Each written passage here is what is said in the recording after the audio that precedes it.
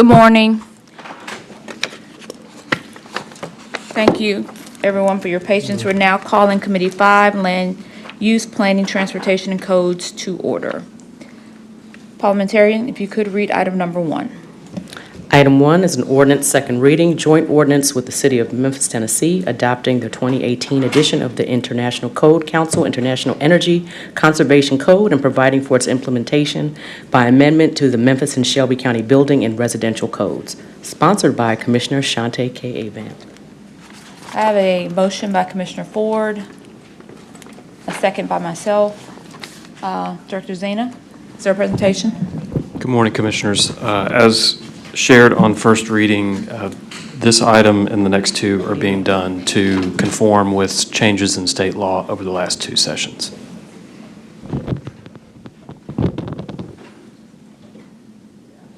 Commissioner Ford.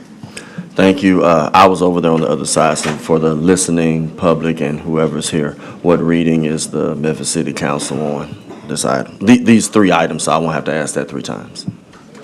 Thank you, Commissioner. All 3 items were approved on second reading by the City Council last evening.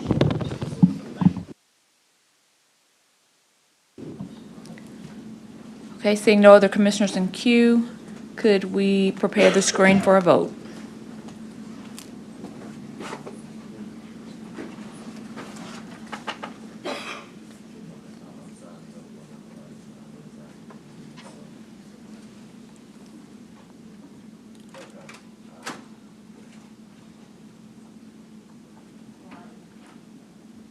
Okay, could we tally the vote?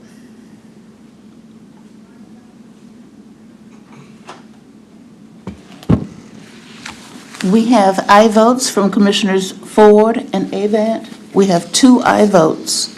Okay, this item goes down with a favorable recommendation. Parliamentarian, if you could read item 2.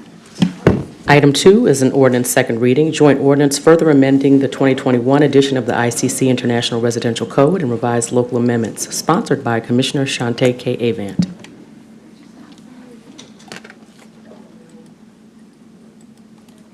Okay, I have a motion by Commissioner Ford, a second by Commissioner Sugarman. Director Zena?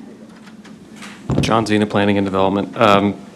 Same reason here. This item and the one after it are actually connected. This is being done to conform with a change in the state law in the past session related to 3 to 6 unit residential buildings, as well. This particular item has to do with 3 to 6 residential buildings, moving those back to the International Building Code, which is item number 3.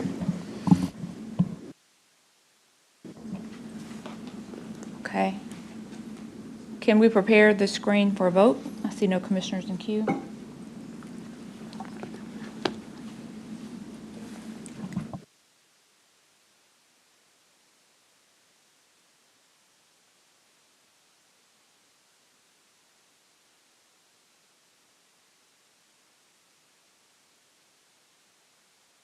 Please tally the vote.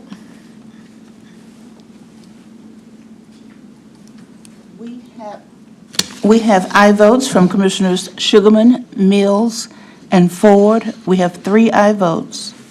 I'm sorry, correction. We have aye votes from Commissioners Sugarman, Mills, Ford, and Avant. We have 4 aye votes. That item goes down with a favorable recommendation. Parliamentarian, if you could read item 3. Item 3 is an ordinance, second reading, joint ordinance further amending the 2021 edition of the ICC International Building Code and previous local amendments, including certain appendices, sponsored by Commissioner Shante K. Avant. Can I get a motion? I have a motion by Commissioner Sugarman, a second by Commissioner Mills. Director Zena? John Zena, Planning and Development. And this final item brings the 3 to 6 unit residential buildings back into the International Building Code and permits local amendments as authorized by state law relative to fire separation and sprinkler. It also adopts a state law change that was made in the 2024 session regarding staircases and multi-story multifamily buildings. Commissioner Sugarman? Thank you, Chair. And so we've had a conversation about sprinkler systems and things like that. So can you first get some clarity on the international code? And then how will this impact constituents who are concerned about the sprinkler system, or does this not impact them as well? John Zena, Planning and Development. This particular change would not affect the constituents that you're referring to, Commissioner Sugarman, and for the other commissioners, these are group home arrangements where there are conflicting provisions in the residential code, building code, and the fire code related to sprinkler that we've been able to work through an administrative solution to solve. But this change in particular has to do with 3 and 4 unit buildings. There's a state law change in 2024 that would allow for increased fire separation between units in 3 to 4 unit buildings, triplexes and quadplexes, in order to avoid the sprinkler requirement. Okay, next question. Will the people who already have triplexes and quadruplexes and things like that be grandfathered in, or will this is an expense that will incur? That's my concern as well. John Zena, Planning and Development. So this would be for new construction, and if there was a conversion, then they could come under the new provisions. But the change in that state law actually reduces cost as opposed to increases cost, because it allows for a project to avoid the sprinkler requirement by increasing the separation. In other words, rather than a 1-hour fire separation wall, they'll have to do a 2-hour fire separation wall. So you're increasing the safety through that measure as opposed to the sprinkler requirement. Thank you. And Director Zena, I did also have a question at a HOA meeting that I was attending out in one of my districts. A question came up about whether or not duplexes could be considered single-family units, and so I did not have the answer to that question. John Zena, Planning and Development. So for the purpose of the building code, and actually duplexes are going to be regulated out of the residential code, which is the last item we heard. The residential code addresses single family, 2-family, and townhouse. But for the purposes of the building code, they're defined as 2-family. In the zoning code, the Unified Development Code, the way that duplexes are characterized is single-family attached to family. So it's really just semantics, but the code does make a distinction between, the zoning code, does make a distinction between single-family detached, which is the conventional single-family home that I think we all think of, and the 2-family attached, 2 units attached to one another. So there is a distinction, and the zoning code treats them distinct for the purposes of allowing what can be allowed where, determining what can be allowed where. So if a new development says that they're building single-family homes, if they were building duplexes, that would have to be notated Yes. with the single-family detached, attached. Attached, yes. And of course, it would have to be allowed by the zoning code in the area where they're building. Okay. Thank you. Seeing no other lights, if we could prepare the screen for a vote.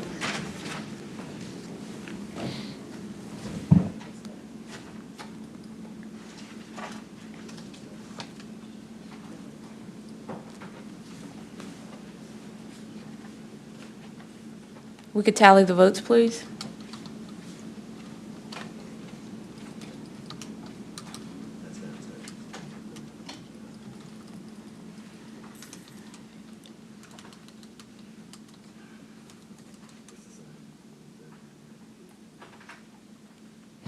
We have aye votes from Commissioners Sugarman, Mills, Ford, and Avant. I'm sorry, Sugarman, Mills, Ford, Wright, and Avant. We have 5 aye votes.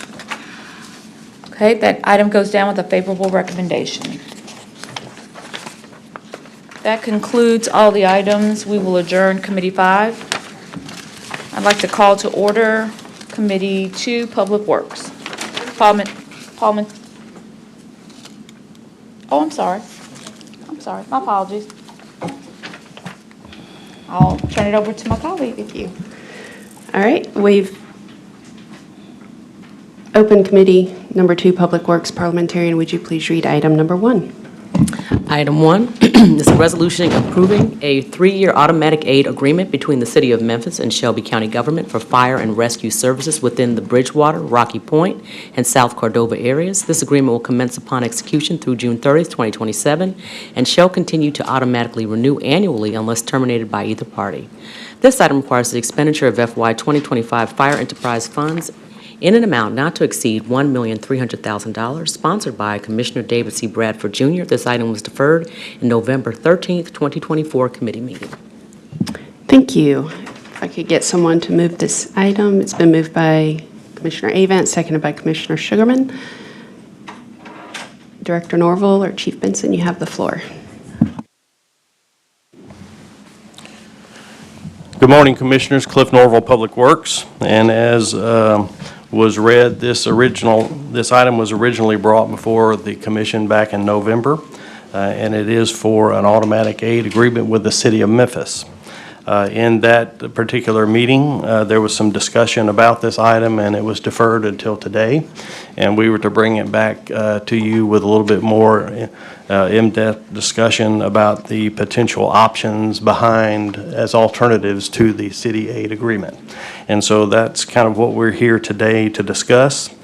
But please let me give you a little bit of context before we begin. I've got a slide presentation and we'll go through several options here, and you can see the things that we have as potential solutions to this. But in terms of context, when the city decided to de-annex these areas, Rocky Point, Cordova South, Southwind, and Windike, Mayor's administration through the fire department put together a response to that de-annexation. It was going to require some changes to the Shelby County Fire Department. But first and foremost, our examination at that point in time, and that was back in 2019 and 2020, early 2020, when we were begin to analyze our response. The decision, our best choice was always to contract with the City of Memphis because they already had facilities in these areas and serving them for many, many years. But unfortunately, at the time, the City of Memphis administration was not receptive to entering into an agreement like this. And so we were forced to come up with a different response. And that response was to increase our complement in the Shelby County Fire Department. And so we increased the number of personnel. We purchased additional apparatus to respond. And we began plans to construct 2 new fire stations. But first and foremost, those 2 fire stations have not been constructed yet, and that's part of our reason for this discussion today. But I want to, if there was ever any question about whether or not the fire department has been responsive since the de-annexation occurred, let me put that question to rest right now. We set up a temporary station, and we're going to look at that in just a second, to serve the Rocky Point and South Cordova areas. And we also have actually squeezed 2 fire companies into a firehouse designed for 1 fire company to serve the Southwind and Windike area. So we currently have increased our personnel complement, have purchased the fire apparatus to respond, and we have been operating at full capacity since that time. But we are now to the point where we need to revisit this particular agreement with the City of Memphis. An administration has changed at the City of Memphis. We renewed some discussions, and they seem to be much more receptive to this. And so that's the reason for this resolution. But with that, let me begin going to the next slide, Ms. Marie, if you would. We were tasked at the November meeting to begin looking at different options at our disposal for serving specifically the Rocky Point, Cordova South, and Bridgewater areas. And so as this was our thought process that we went through 5 years ago, and we have revisited it at the present time because we had this new revelation regarding the city of Memphis. But option one, as I mentioned before, we opened up a temporary site which we are leasing, and it's on the north side of Shelby Farms, and that is what we are referring to as the temporary Station 65. And so the good thing about it is that if you would please go to the second slide, or the next slide, you see it right here on the map, and you see the areas of Bridgewater, Rocky Point, and Cordova South on the map. If you were to draw a line from the furthest point of Bridgewater to the furthest point of South Cordova, this temporary 65 is somewhat on that line. So it is in between. And we knew it was going to be temporary. And there's very few temporary situations that you can find to lease in that particular Germantown corridor area. And so that is a positive, and it allowed us some time to begin to explore our options.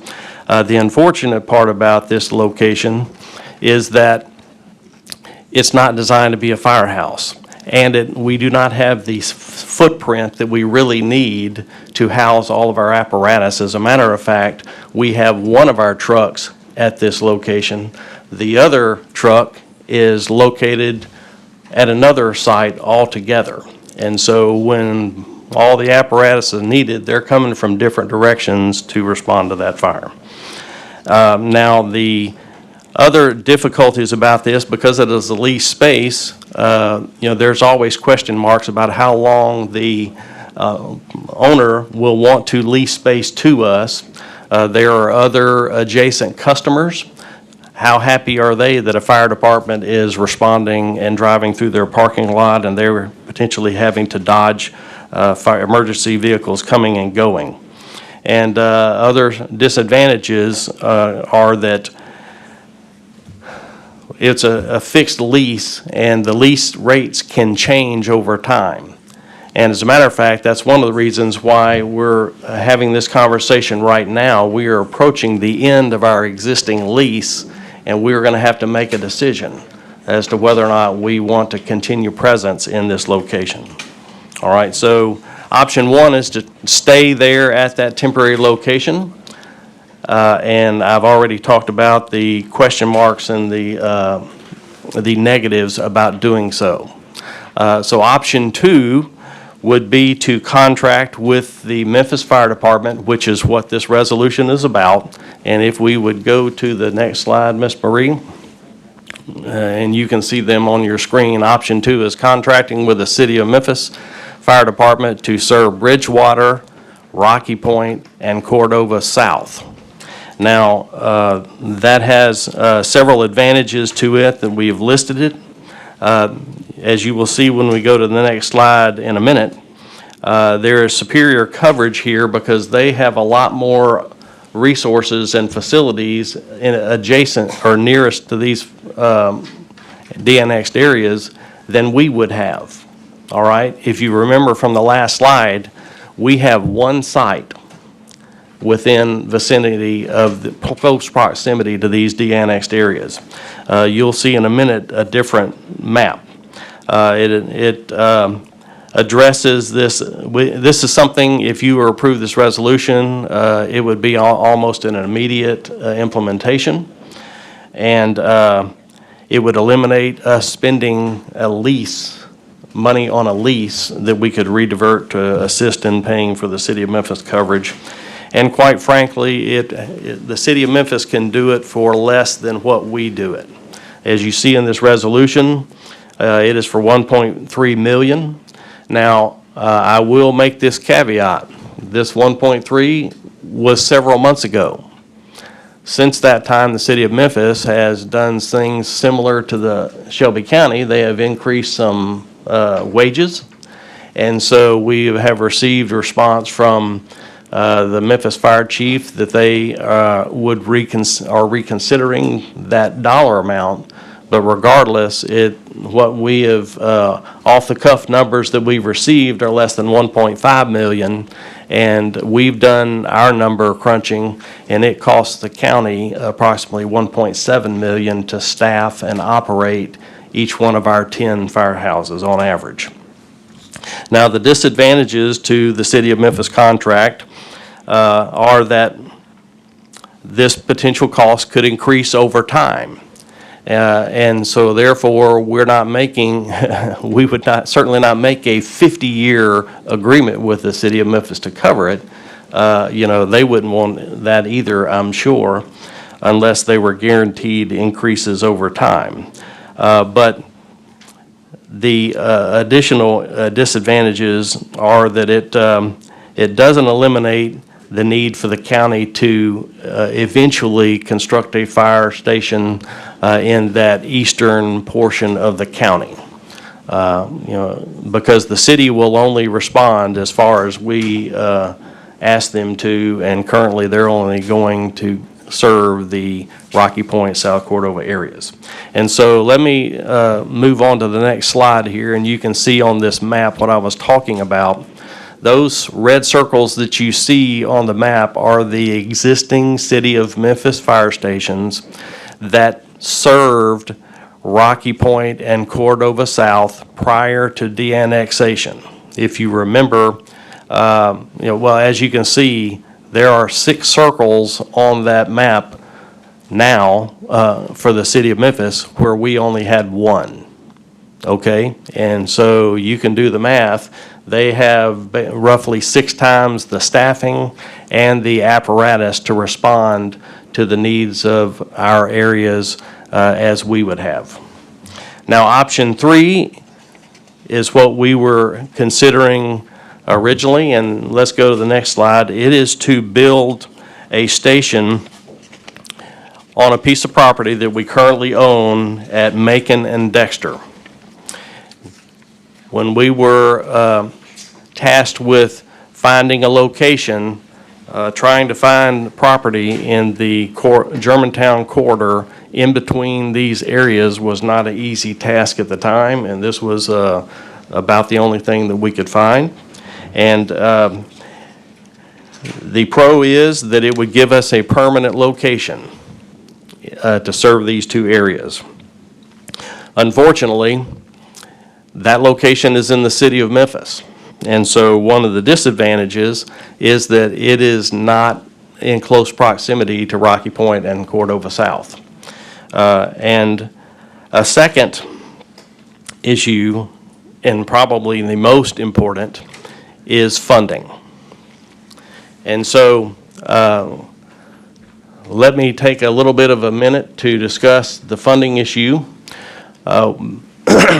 Back in 2020, when we were making the decision as to what to do, we put together a budget of what it would take to hire 41 new firefighters, buy the appropriate apparatus to outfit 2 new fire stations, and the construction costs of stations.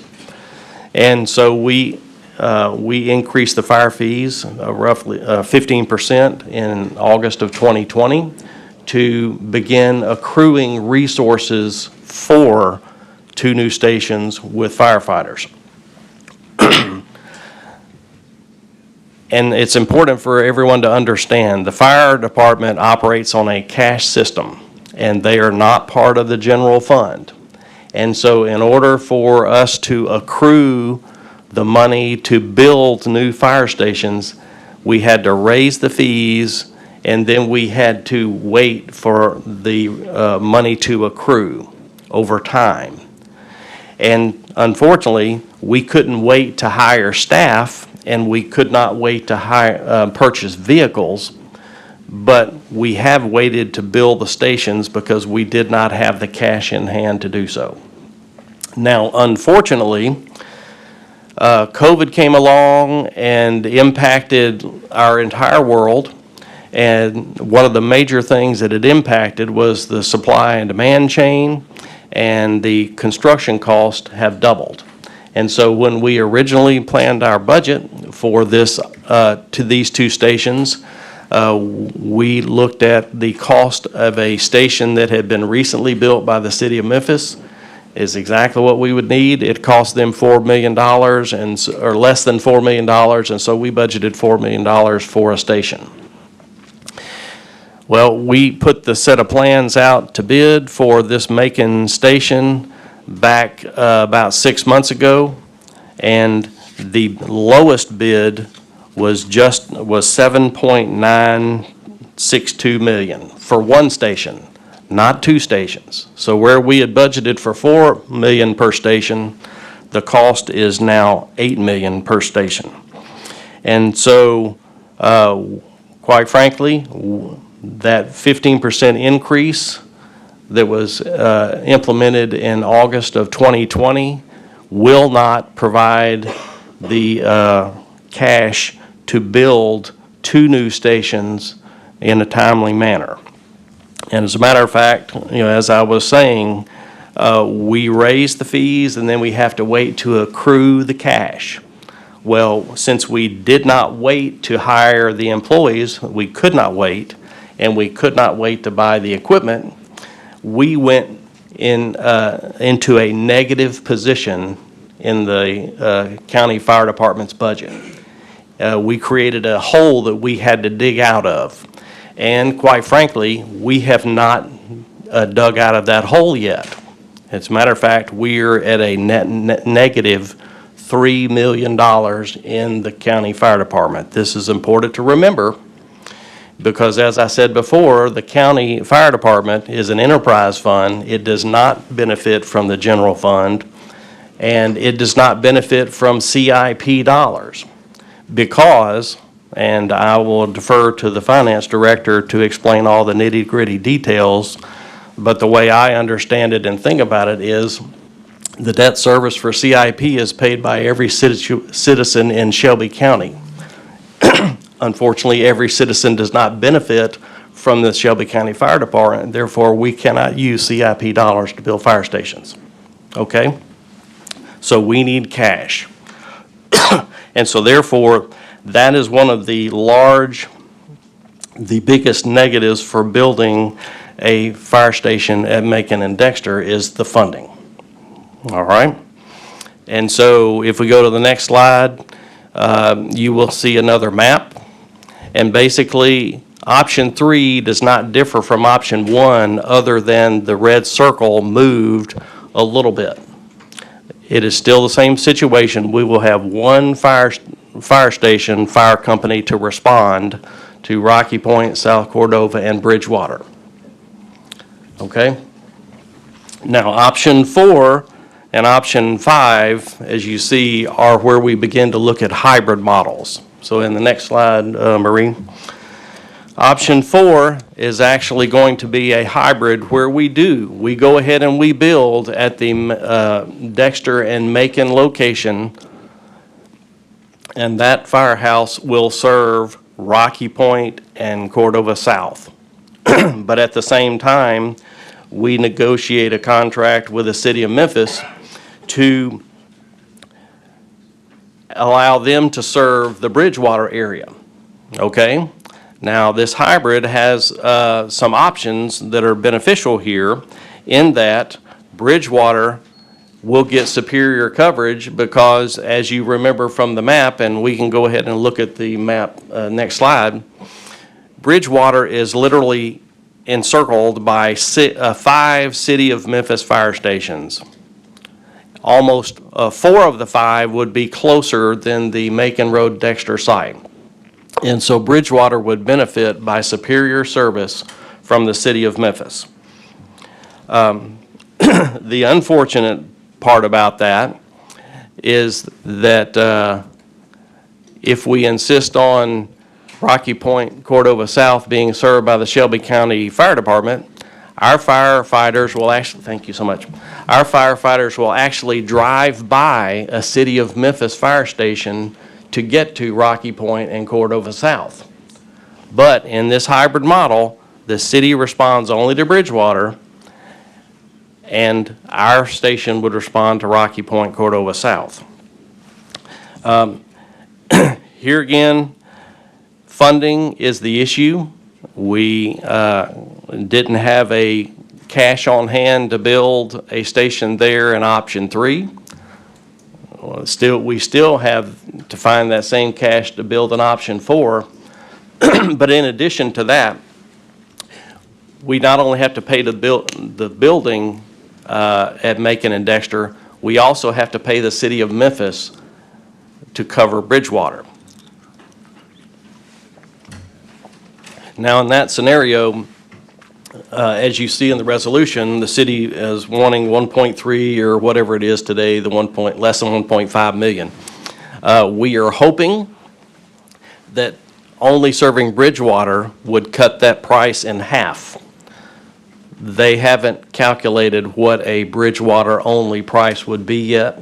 We're hoping it would be something in the neighborhood of $750,000 to cover Bridgewater per year. So, option 4 has the expense of building a station plus the city of Memphis coverage. But this does give us permanency, another permanent site in East Shelby County, which is an advantage to having that at that location. The unfortunate side of that is that it's not necessarily in close proximity to Rocky Point and Cordova South, nor is it's even further away from any development along east of Cordova South as you look at the map. And so let's look at option 5, the next slide. And option 5 is actually another hybrid. And option 5 involves abandoning the Macon Road Dexter site, contracting with Memphis to serve Bridgewater, and looking for a new site which is in the vicinity of Rocky Point, South Cordova areas. Maybe, to give you a couple of streets, maybe in somewhere near the intersection of Houston Levee and Walnut Grove. And so that is what option 5 will be. Now, if we were to have to compromise and select a hybrid, this is probably the best of the 2 hybrids because it places a station in much more close proximity to the service area of Rocky Point, Cordova South, and it would certainly posture it much closer if there was additional development to the east of Cordova South. But here again, the disadvantage, the major disadvantage is funding. And basically, it's the same scenario as option 4. We have to come up with a cost of building the station, plus we pay the city of Memphis for coverage in Bridgewater. All right, and the next slide is this map showing you basically what option 5 is. We still have the red circles to cover Bridgewater, and that black clouded area there is basically that intersection near Walnut Grove and Houston Levee. And we would be looking for property in that area to build a new station.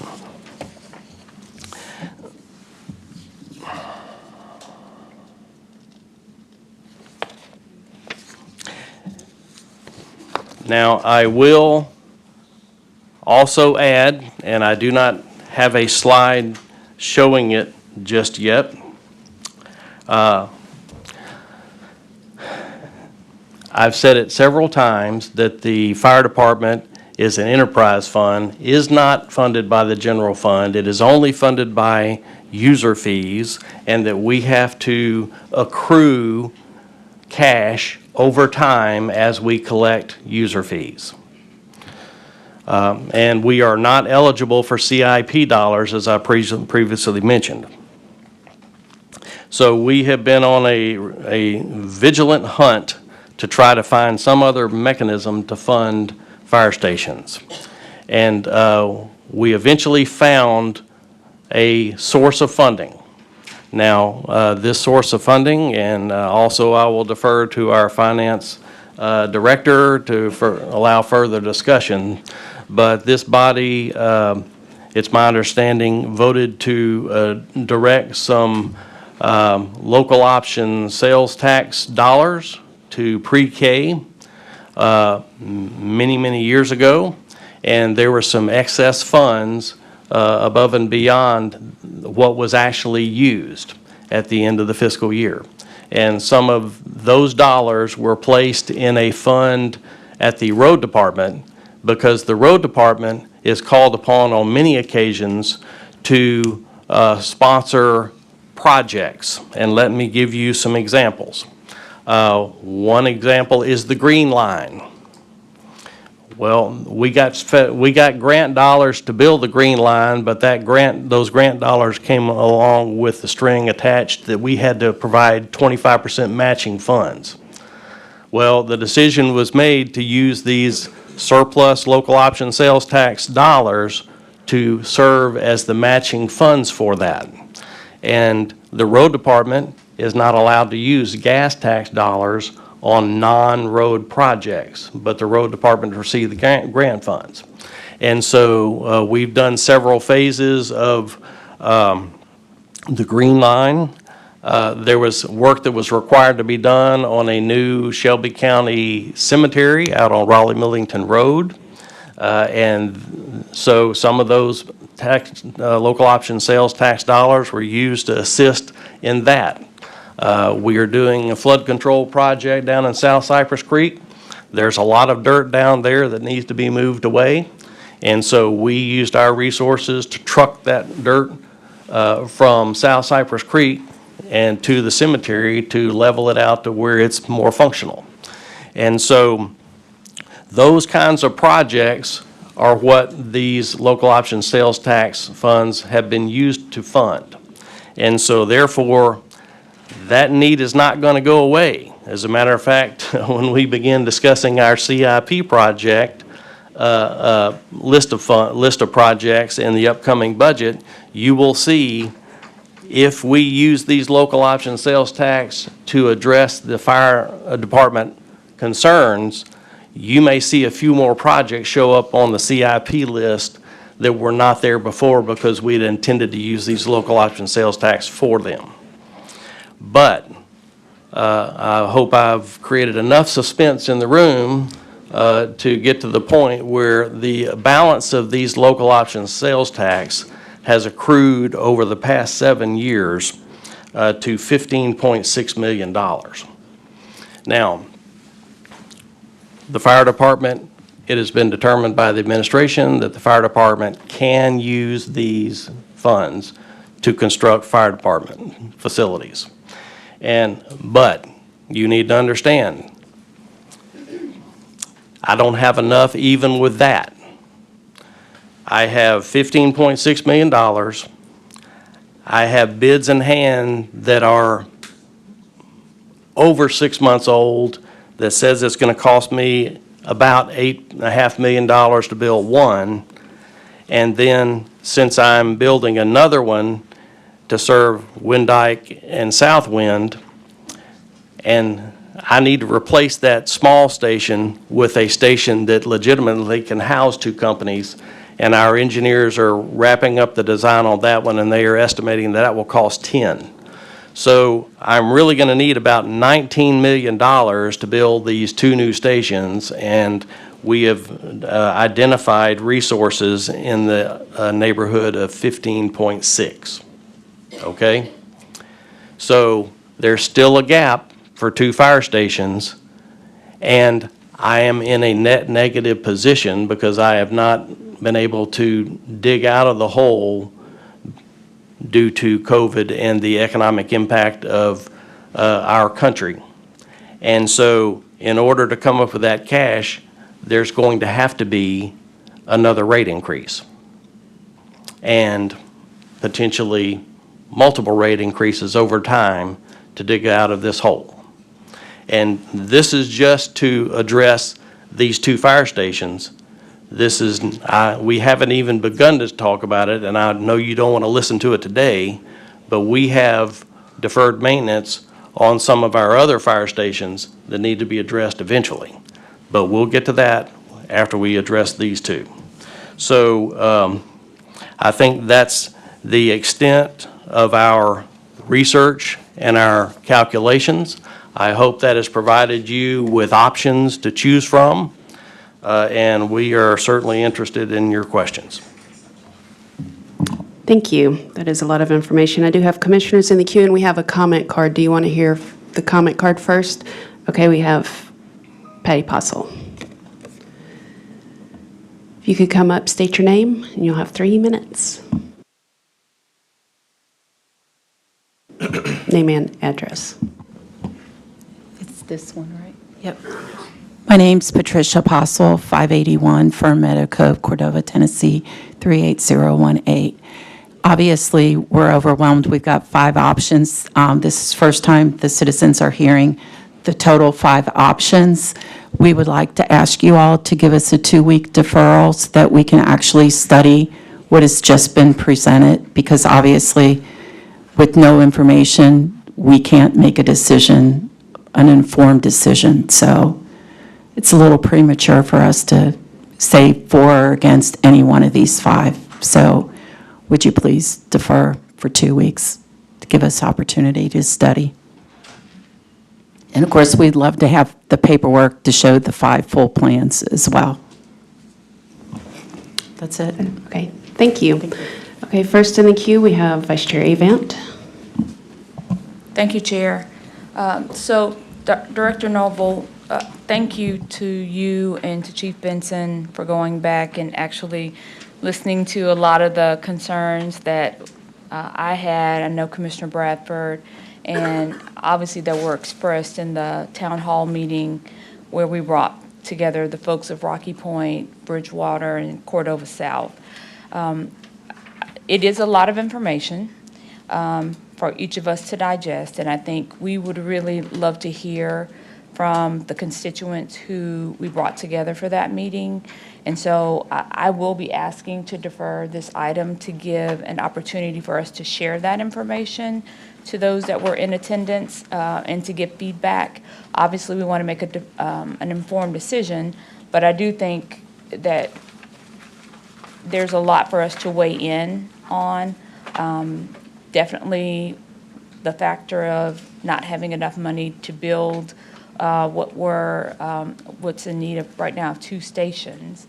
I know that the one that is the most pressing, obviously, is the Cordova station, because we have the lease that is set to expire in June, as well as land that we've already purchased, which I'm assuming we would just sell in order to go towards the cost of a new station if we were to use option 5.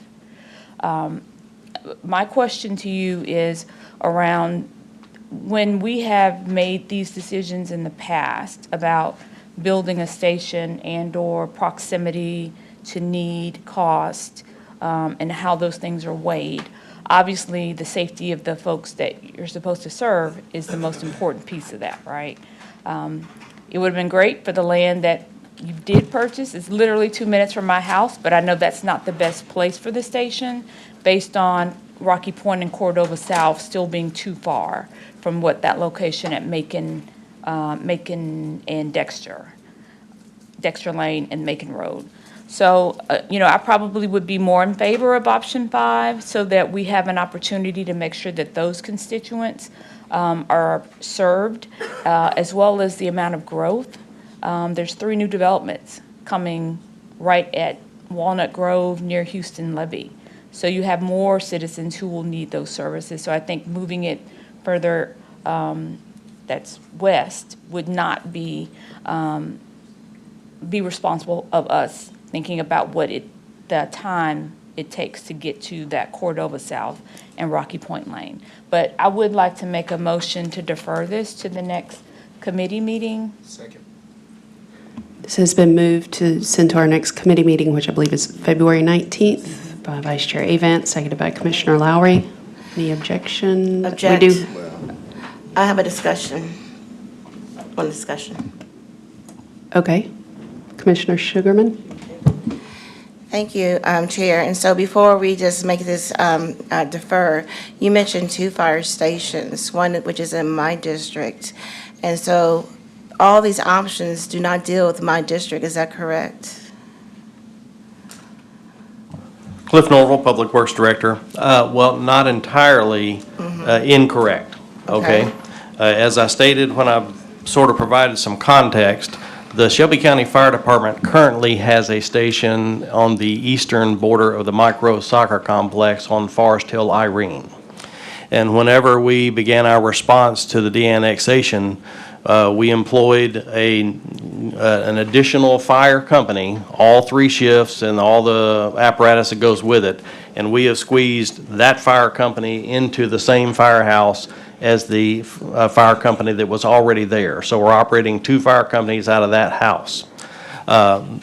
And our plan to build the second station is going to be actually on the southwest corner of the micro soccer complex, and I think the address would actually be on Shelby Drive.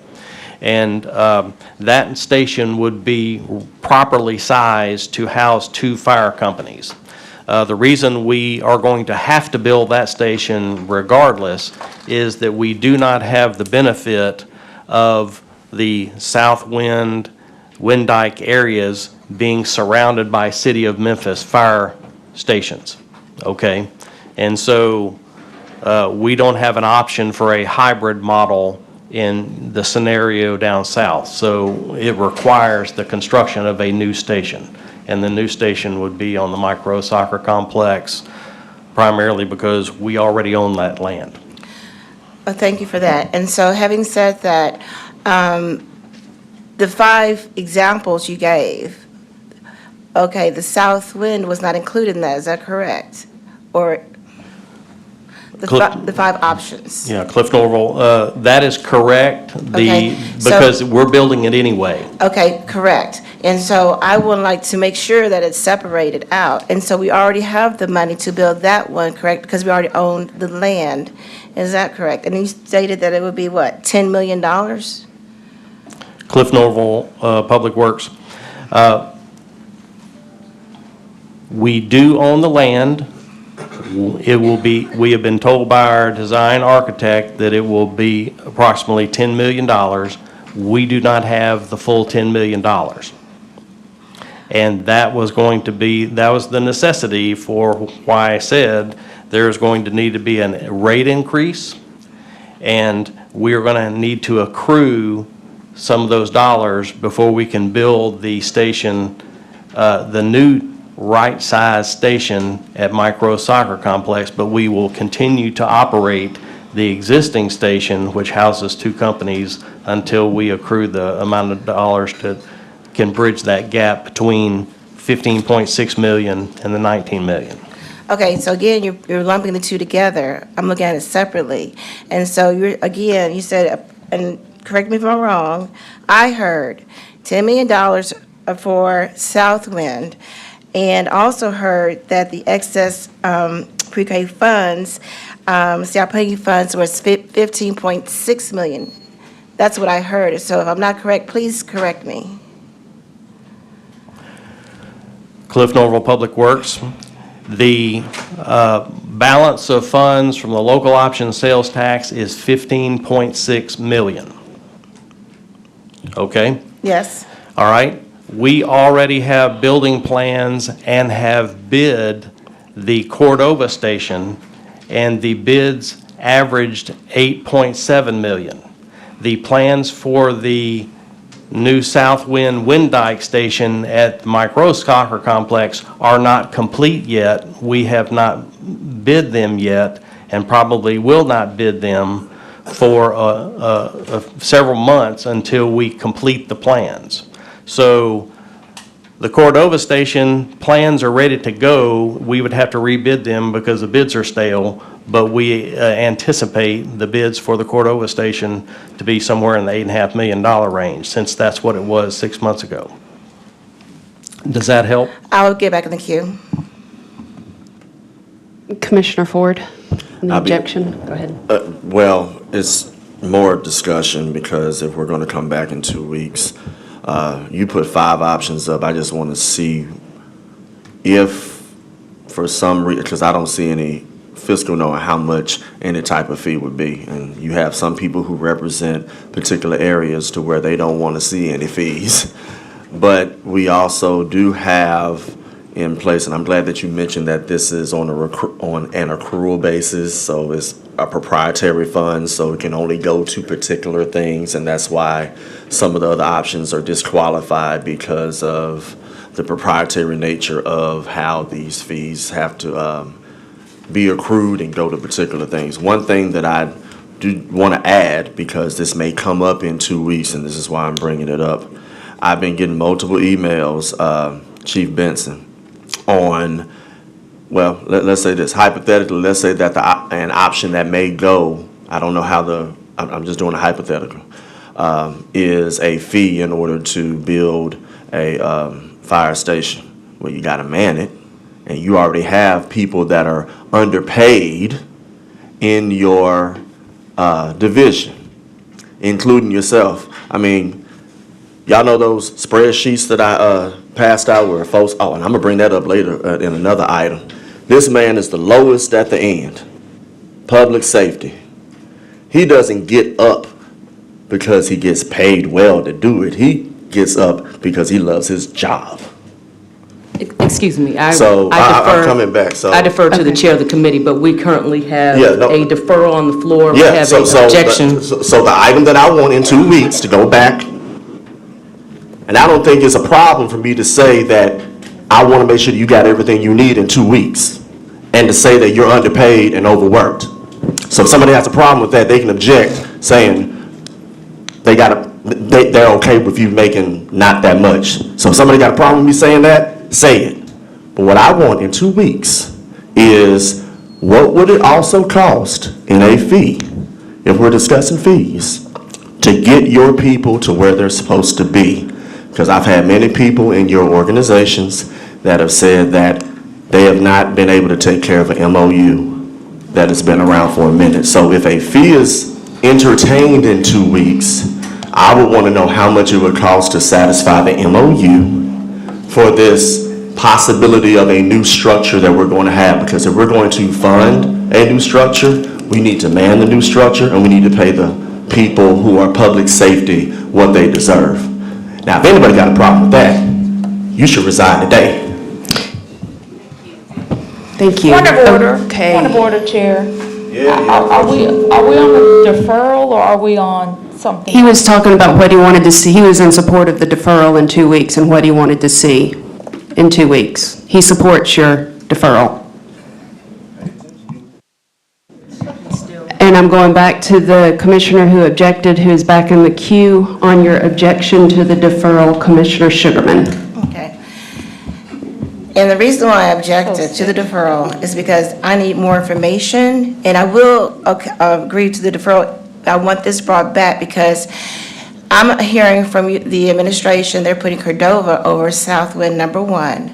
My district, Hickory Hill District, has been, underserved as far as resources for years, okay? So when you come back, I want to hear the amount, the fire fees will go up, inclusive of both station and this exclusive of the Cordova one.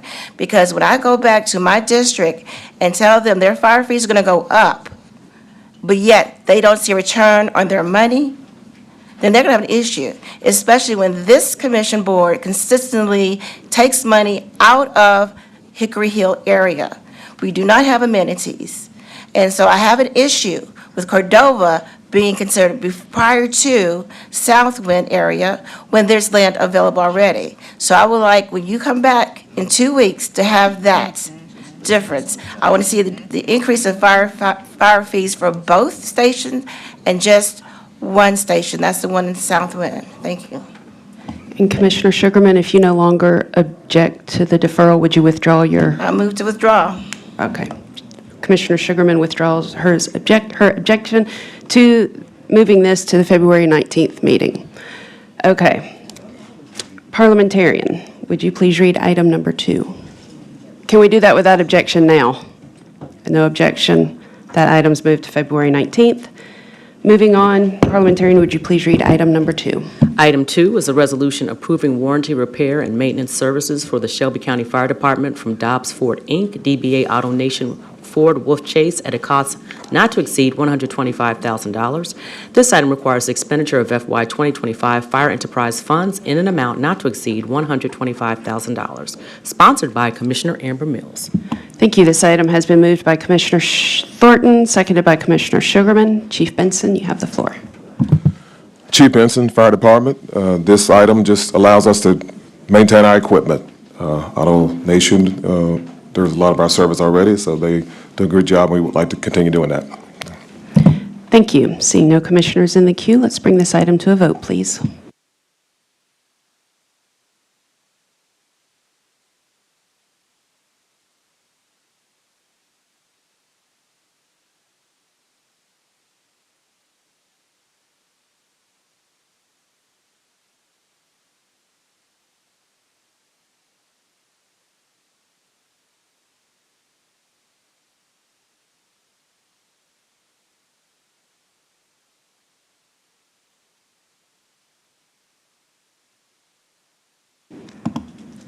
If everyone has voted, let's tally the votes, please.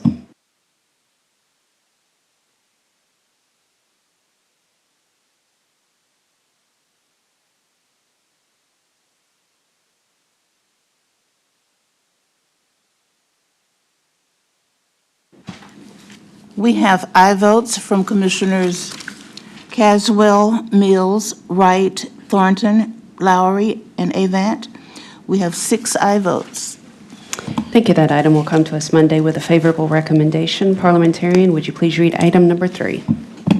Item 3 is a resolution approving an agreement between Shelby County Government and AHA Mechanical Contractors, LLC, to provide all chiller maintenance for 15 chillers located at 201 Poplar Jail and Courthouse, 271 Poplar Annex, 280 Washington Kitchen, 160 North Main, 140 Adams, 157 Poplar, 1060 Madison, 637 Poplar, and 7200 East Shelby Drive. This contract will commence upon execution and continue through June 30th, 2025, in an amount not to exceed $185,500, with the option to renew for 2 additional one-year periods, with first-year renewal period not to exceed an amount of $185,500, and the second-year renewal period in the amount not to exceed $213,325. This item requires expenditure of fiscal year 2025 general funds in an amount not to exceed $185,500. Sponsored by Commissioner David C. Bradford, Jr. Thank you. That item has been moved by Commissioner Thornton, second by Commissioner Wright. Name and title, and you have the floor, ma'am. Thank you, Chairman. Nicole Austin, Administrative Support Services. This particular item, as is stated in the caption, is for a service contract for regular routine maintenance of our chiller equipment to ensure operational efficiency in our downtown facilities. We have worked with the Office of Purchasing and the Office of EOC to follow the guidelines. This item was presented before the MWBE Goal Setting Committee, in which there was a 20% goal set. AHA, the vendor selected, will meet the goal at 100% as it is a woman-owned business. We are just seeking approval of this item. Thank you. We have one commissioner in the queue, Commissioner Thornton. Thank you, Chair. Is someone, Director Pearson, can you come and answer some questions?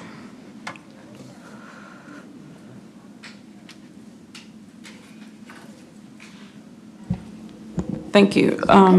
In looking at this one, there were 46 vendors that were solicited. Can you report back to me some type of analysis of the local vendors who were unsuccessful in submitting a bid proposal?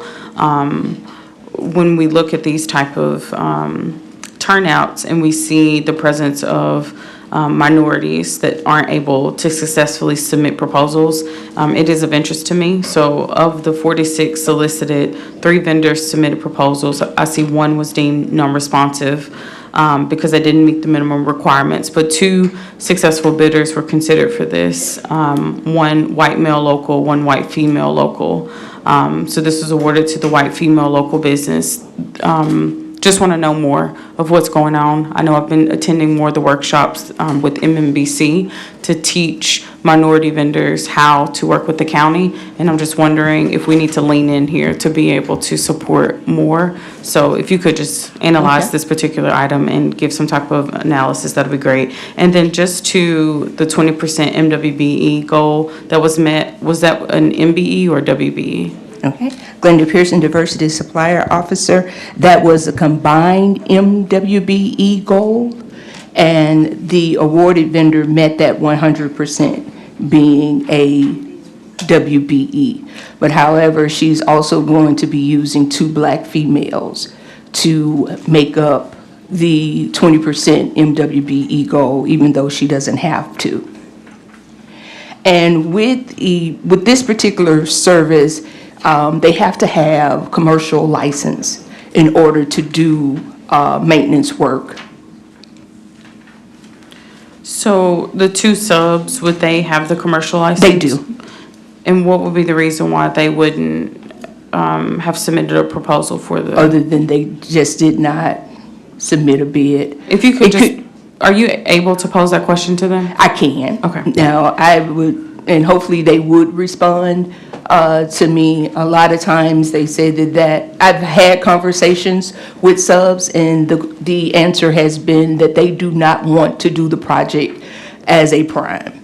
They Yeah. would rather do it And as a so sub. I know this comes a lot from EOC, so as I probe on this, let's put an asterisk by that. Yes, but I Because would- that narrative, it can't get out there that minorities don't want to be primes. We cannot fortify that message, because when you unpack that, what's actually true is that there are many different risks that minorities have to take, that they are hesitant to have to risk. Also, there are barriers that minorities are facing. So let's be very clear when it comes to why we're not seeing minorities show up with primes.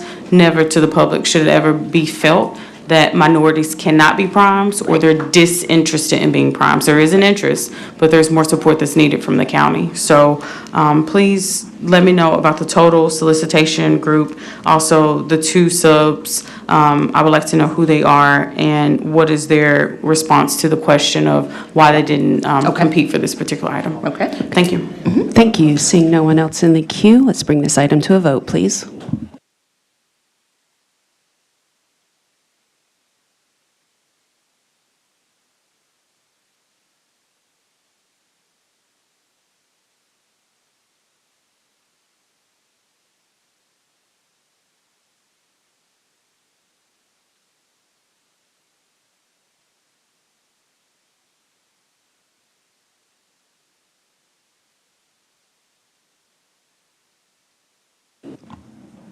And let's tally the votes, please.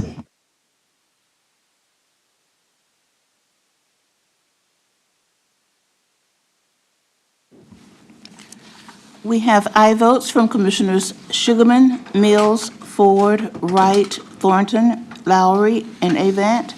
We have 8 aye votes. That item will come to us Monday with a favorable recommendation, and that will conclude Committee Number 2, Public Works. Thanks. Let's call to order Committee Number 7, Economic Development and Tourism. Parliamentarian, will you please read item number 1? Item 1 is a discussion to last approximately 15 minutes. EDGE Annual Compliance Report and Update. Dr. Joanne Massey, President CEO, presenting. All right, thank you. Good morning. Did I get it right? Good morning. Good morning, everyone. Joanne Massey, President and CEO of EDGE. Do I get my address? Oh, here, I can't remember. Okay. Place of business address is fine. Okay, EDGE, 100 Peabody Place, zip code 38103. Glad to be here with you all today. I have a brief presentation, and then by our bylaws, we're required to provide the annual compliance report to the City Council and the County Commission.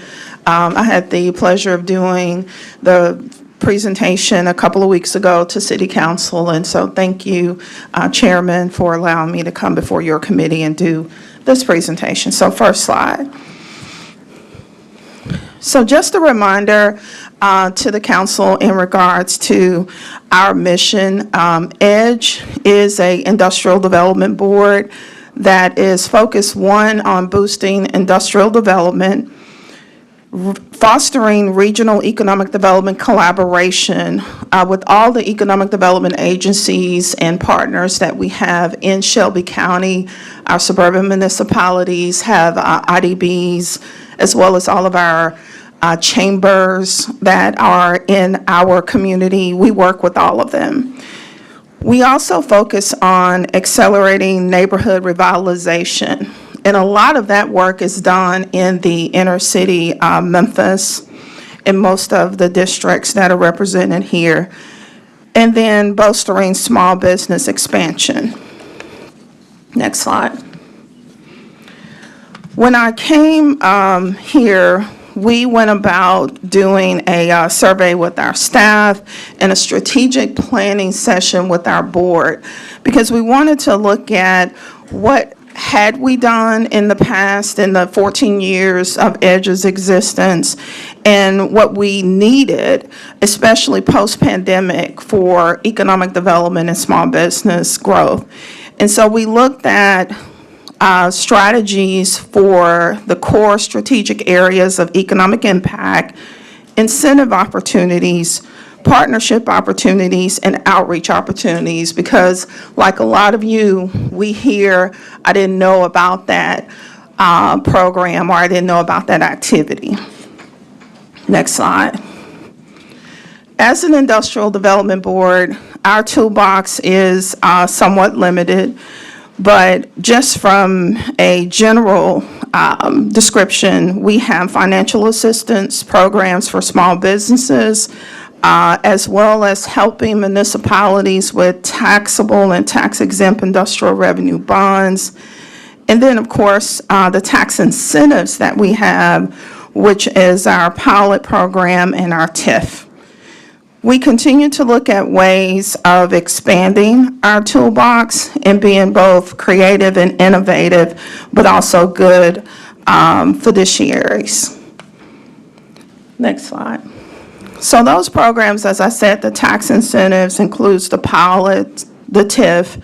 We also run the Foreign Trade Zone 77, which in the last year, we've seen a lot of activity, which is good for our community and business. Financing, such as the industrial revenue bonds, the Inner City Economic Development Loan Program that I'll talk more about. We are a conduit for the Tennessee Economic and Community Development grants that are provided to companies, and also our C-PACER. We also run the port operations for the Port of Memphis and Shelby County, our small business technical assistance programming, which is in partnership with SBA, the Tennessee Small Business Development Center, which is out of Southwest, and then, of course, a lot of our other partners that offer that service, and then research. A lot of you as commissioners, we've worked with and talked with, and I'm looking forward to doing more to help you identify opportunities where EDGE can benefit your district. Next slide. We do this work with a lens on equity because of our community's makeup and because of the needs of our community. We're always looking at, one, how can we leverage what is existing and then compound that by offerings made from financial institutions, community development organizations, philanthropic foundations, and then other technical assistance providers. But we do that again with a lens of equity, but also ensuring that there's the opportunity to diversify the risk that those agencies take when they do, especially, lend to not just projects in our community, but also small businesses. Next slide. So whenever someone asks, what does EDGE do? I talk about the impact. I talk about the impact on jobs, income for our citizens. the opportunity of how we impact the bottom line for the tax base. Again, you all have heard the formula in regards to the incentives and how we provide tax abatement, but I want to just remind the commission of how that tax abatement that we're providing is based on a cost-benefit ratio. And we are always guarding that with ensuring that the community gets more than what's being put out or being abated. And we can really look around and see what's happening with the new companies that are coming here, the infrastructure investment that's happening. And again, where the focus really is on how we can help inside of our neighborhoods. The MWBE and the local small business firms, helping them. We've, gosh, I can't even say quadrupled anymore because we went from 3 ICE loans lent in 2022 to in '24, we ended with 18. And even though that may not seem like a lot to some people, but to a small business owner who can use $25,000, that's forgivable for their business to improve their facade or improve their the inside of their restaurant is really a big impact. And some of those examples you'll see here in my slide, but I'll call out one in particular, and I see Commissioner Brooks is not here, but Memphis Toast in North Memphis off Jackson. There was nothing there. And they went in, and now they have started to receive national attention for their restaurant, and other businesses are looking to move in there. And then, of course, sustainable, healthy communities. We always look at the environmental. So the next 2 slides, I won't go over. You have them in front of you, but just our traditional EDGE projects and then non-traditional projects. Our funding and action, we really took a chance and wanted to spur development in our downtown, because in economic development, it's always says, so goes downtown, so goes the rest of the community. And we're looking at this from a regional aspect. So these projects were really important from a regional aspect. Next slide. So I just touched on the ICE loan program, but again, really something that has made a great impact, because when you see the people and you see the people that they are hiring, it really does show that we're making some moves here.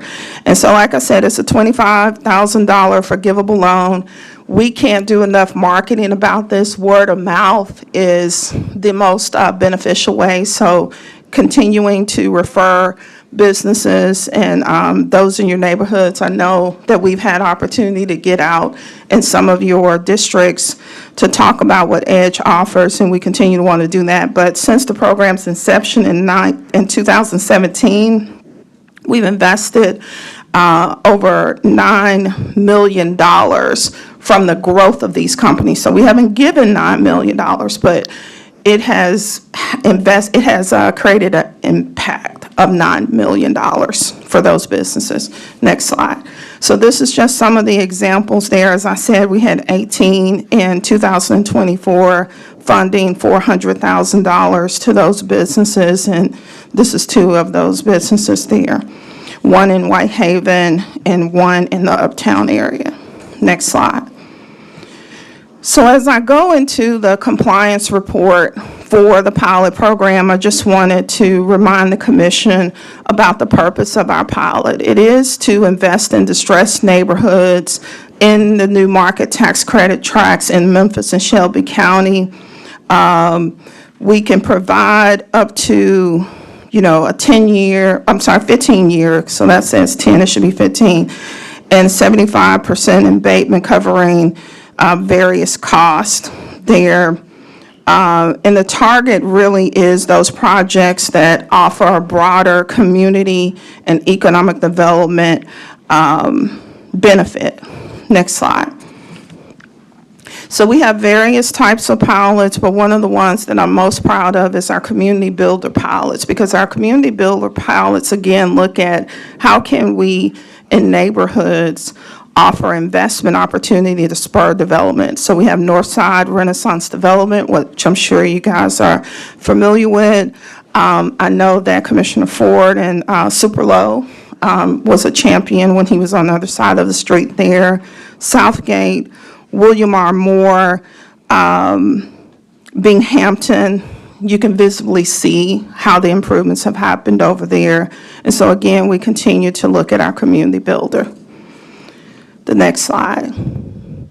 With all of this work that we've done in the last 2 years, I was honored to go to Baltimore, I guess about September, October or so. We were identified and honored by the Council of Development Finance Agencies as the 2024 Outstanding Local Finance Agency of the Year. There in the picture, you see the State of Tennessee Economic and Community Development Director and other representatives that came up to receive that honor with us. But we're just getting started with the work. We're not done, but the most important outcome is how are our citizens being impacted? How are they benefiting? So awards are nice, but we want to help give people jobs and family sustainable jobs. So that takes me into the very last part of my presentation, and I'll try to go through it rather quickly. Next slide. So what you see here in this chart is the performance of each and every active pilot that we have with EDGE.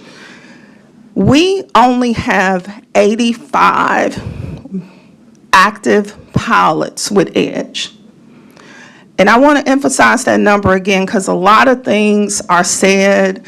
We're not always here to debate is not the right word, but we're not always here to guide misinformation. But we have 85 pilots with EDGE. What happens and what you see on the rolls and what is being counted is each and every lease of that pilot. So there's the personal property lease and there's the real property lease. Some pilots don't have real property abatement, but most have personal property. And so each year, that personal property of the pilot term, they put personal property. Personal property is computers and desks and, equipment that they're using. So that's being counted, but it's being counted in an exaggerated way.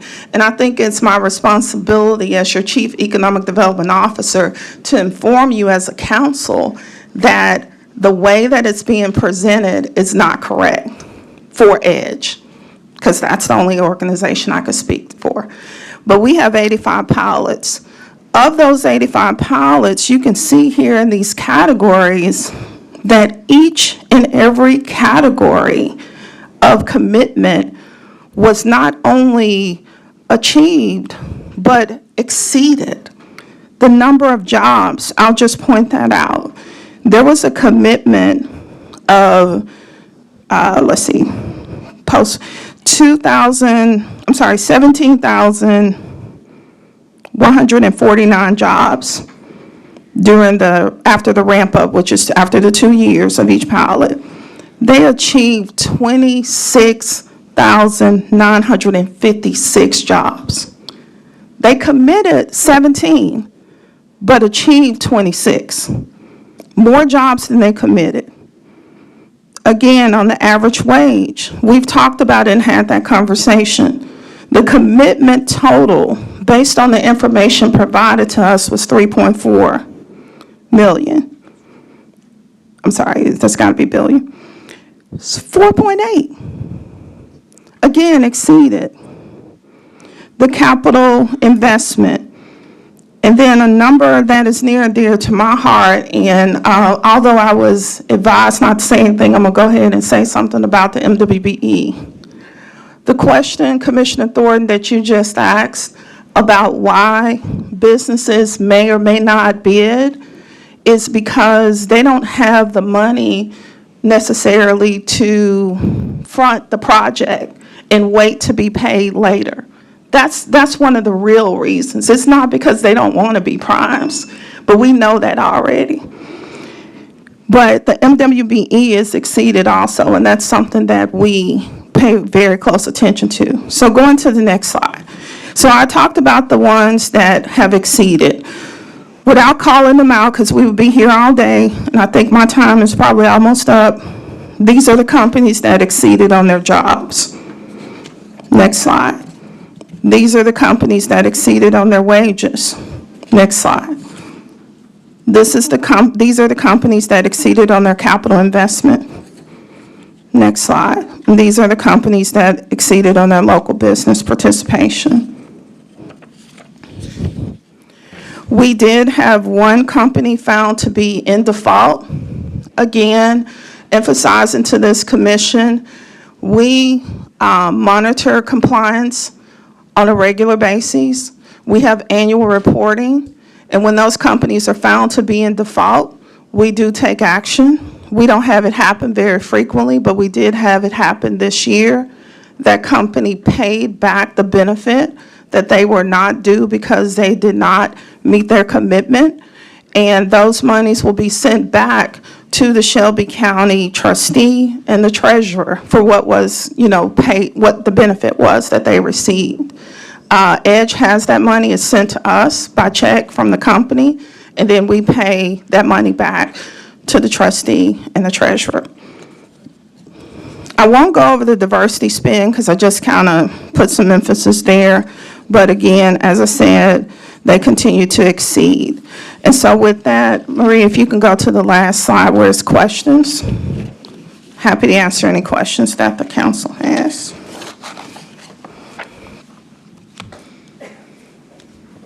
All right, thank you so much. We've got a couple of commissioners in the queue here. Commissioner Ford.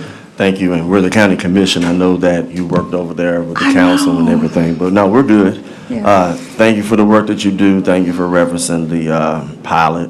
It was a $6.8 million pilot, and it was needed because that grocery store was over there 56 years, and they decided to leave. They took the pharmacy with them and the clinic. Thank goodness for Regional 1 and working with Edge and a few others, we were able to get it back in 5 months, every single one of those things. I appreciate your next to last slide where you said that some of the money is going to have to come back. So I'm most likely going to be seeing you again in 2 weeks, so I'm just going to let you know. And like I said, I do appreciate the work that you do.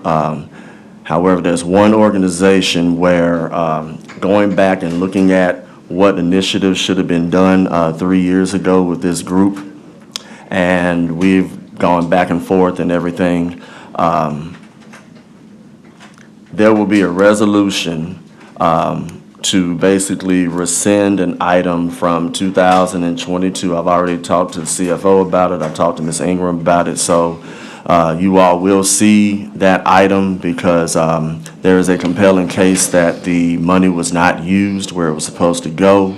Now, this organization would like to come back and change what their programmatic initiatives are, et cetera, they would have the full right to come back, but they would have to completely change where the what their goals and initiatives were. With all due respect, I have not seen an organization that would take 2.5 to 3 years to spend a small amount of money for the purposes of not getting the job done. And there's a lot of disarray over there right now. So I think that there needs to be a hard reset to where I will be asking for a clawback. And I talked to Ms.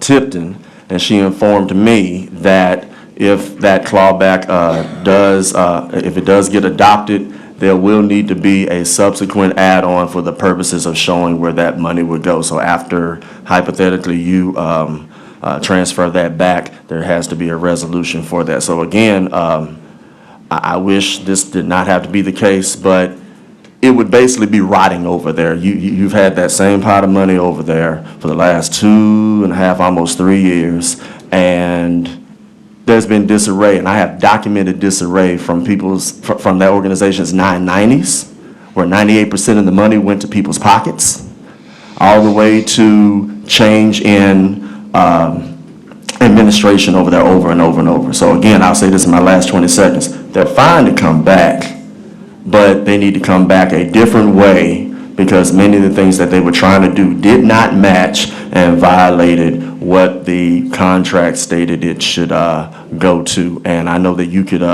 probably give that timeline too. So just letting commissioners know that item will be coming on the 19th. Thank you.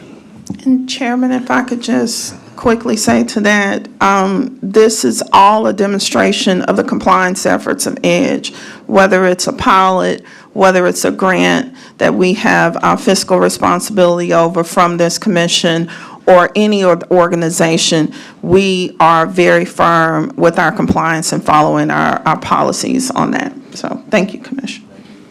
Thank you, Commissioner Caswell. Thank you, Chair. Thank you, Madam President. My question is to the Raleigh Center project. I know I don't see that on here active. I've been in several meetings with Councilwoman Logan, some other developers talking about that. Is that an EDGE pilot program project? It's an EDGE TIF, Commissioner, and we have continued to, at least in my tenure for sure, continue to work with the developer in the city who supports that project, HCD, and in fact, just recently met with them.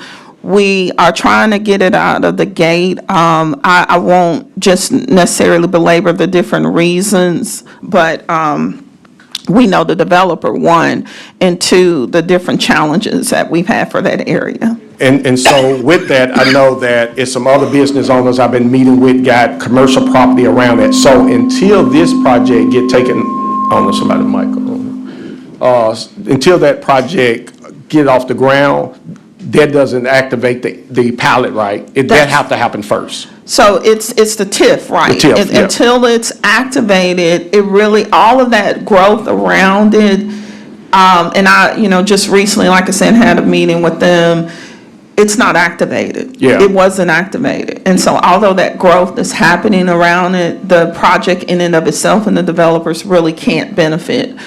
As I mentioned, we try to be creative and innovative, so I'm trying to find ways to help them, and we really dig in to try to help, and that's what we're trying to do. But again, it wasn't activated 2 years ago, so we're at a point of trying to figure it out. And then just one last, I don't know if you all took a look at that Jackson and Wales area around Nutbush, the Memphis flea market. A lot of my Hispanic community, they do a lot of business in there. I've been working with the owner of that property. She just, again, not knowing how to navigate through government system, but I believe this can be a great opportunity with all of that 16 acres of land, all of those businesses that are back there, to be able to really engage that community to do something there. So I'll be reaching out to see how we can marry you all together to see if something can happen for that Nutbush community. Thank you, Absolutely, President. Commissioner, thank you.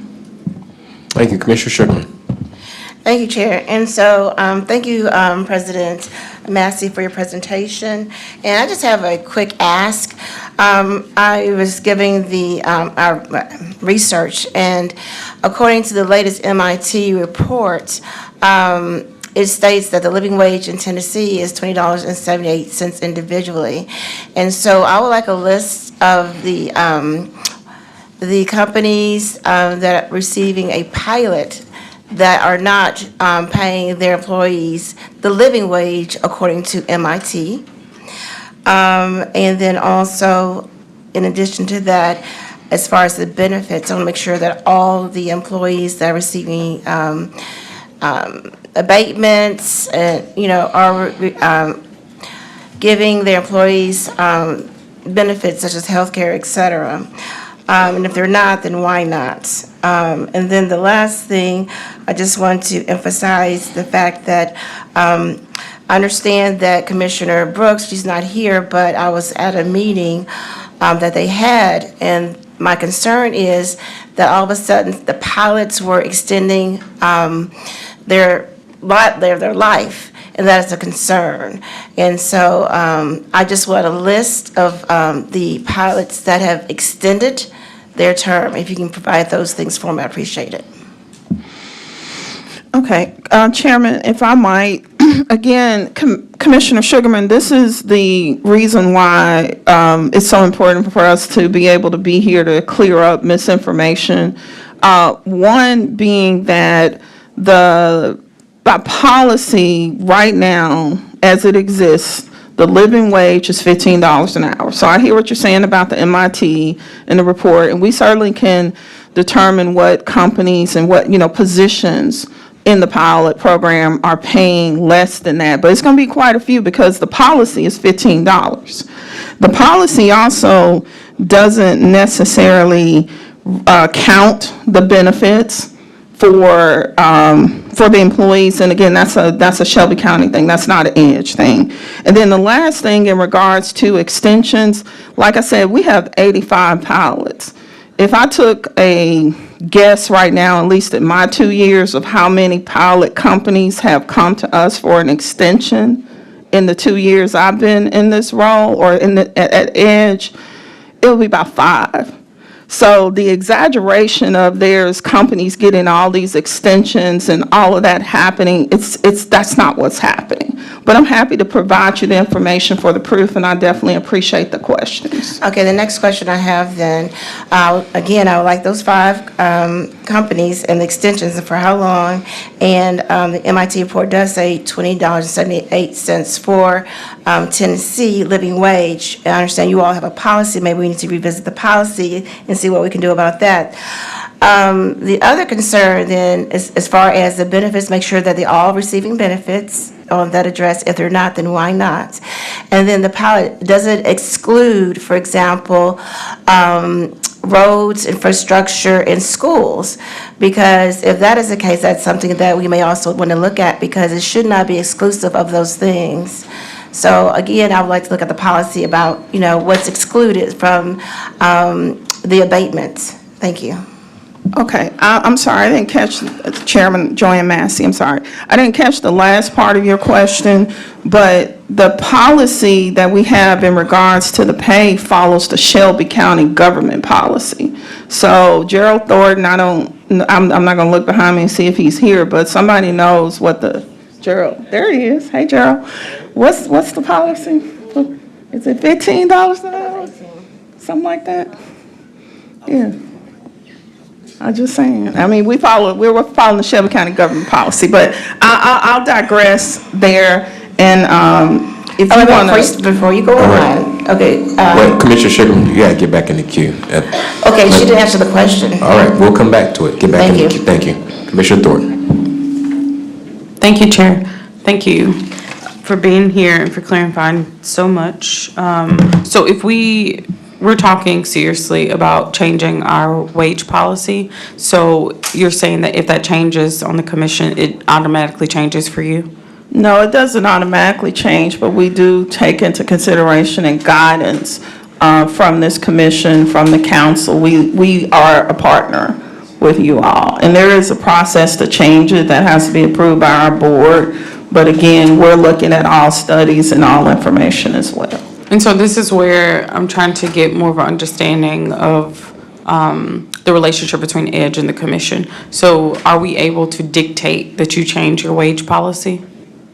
Not to my knowledge. So it would just be a decision made by your board? Right.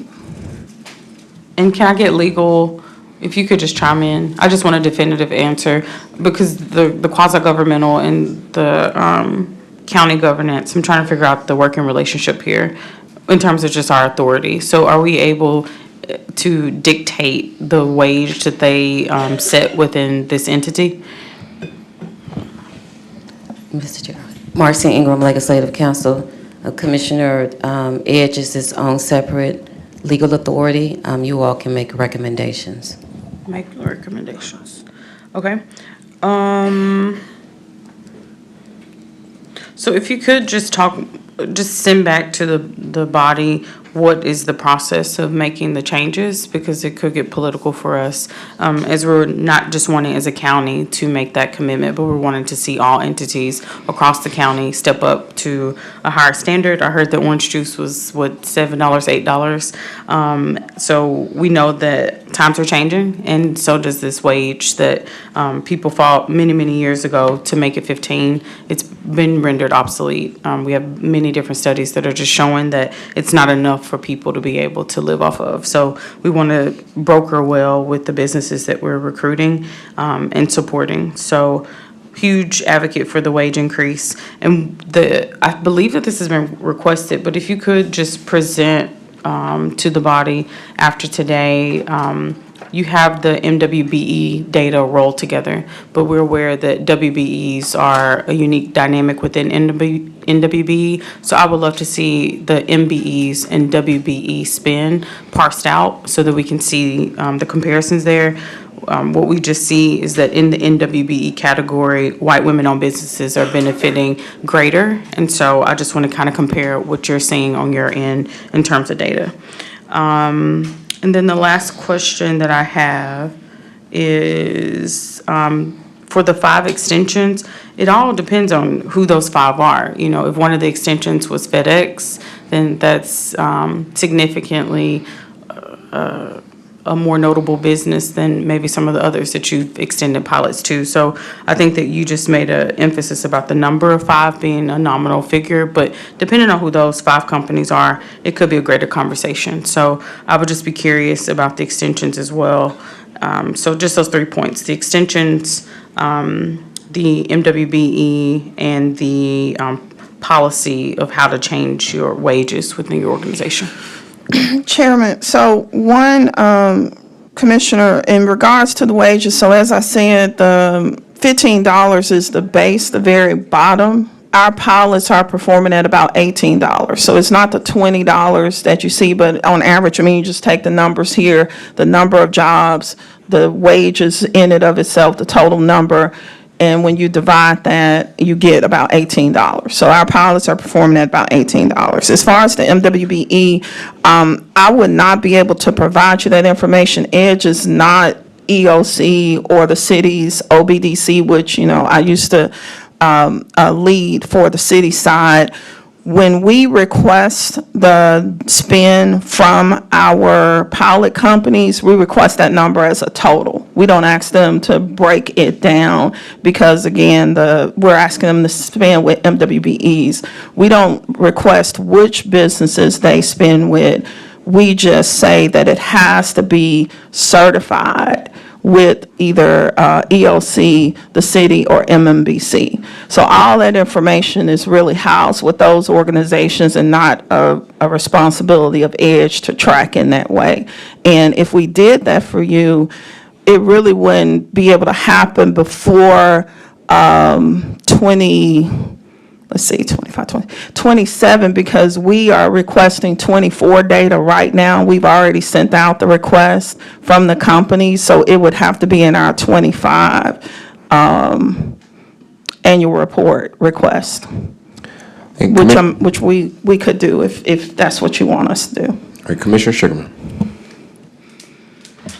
Thank you again, Chair. And so I just want to point out again what I'm requesting, President Massey.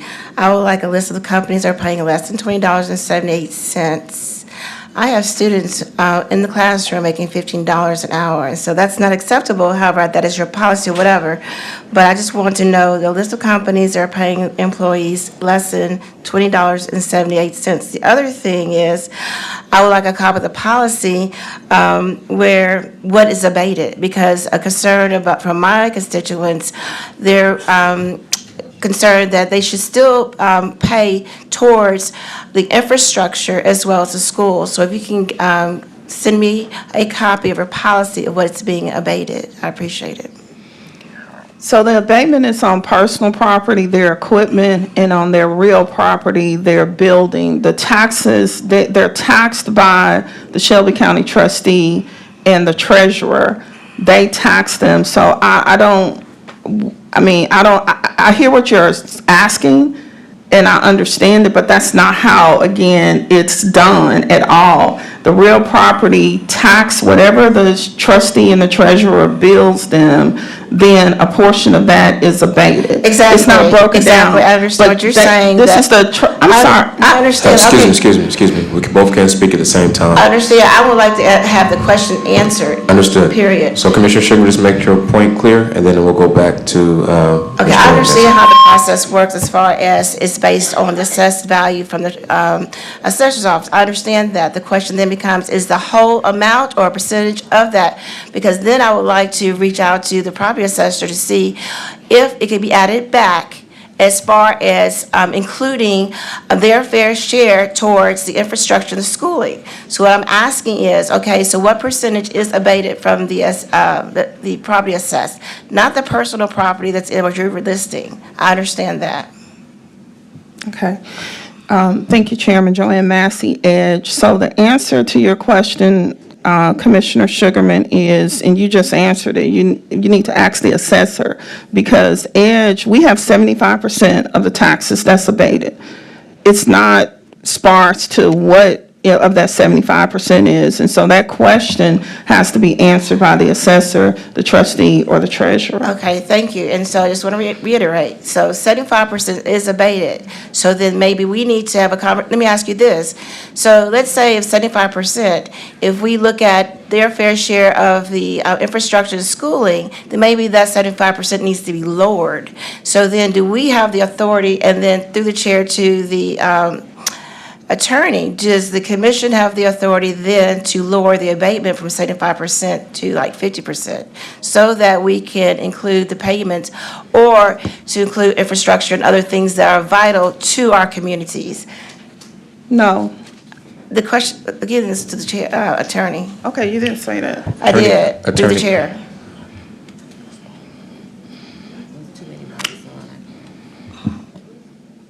Marcy Ingram, Legislative Council. Commissioner Sugarman, I would have to research that, but to the extent that there are existing contracts, you would not be able to change the terms of the existing contracts, even if you are able to, at a later date, change the abatement. all right, thank you. Commissioner Thornton. Thank you, Chair. So I would like to formally request the data. I know that you said it'll take some time. I hope that it times up with my term, because I heard you say 2027.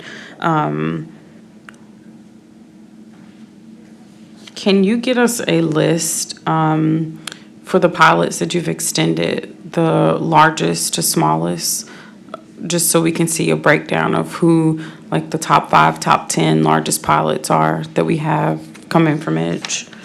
Chairman, I'm sorry, Joanne Massey, Edge.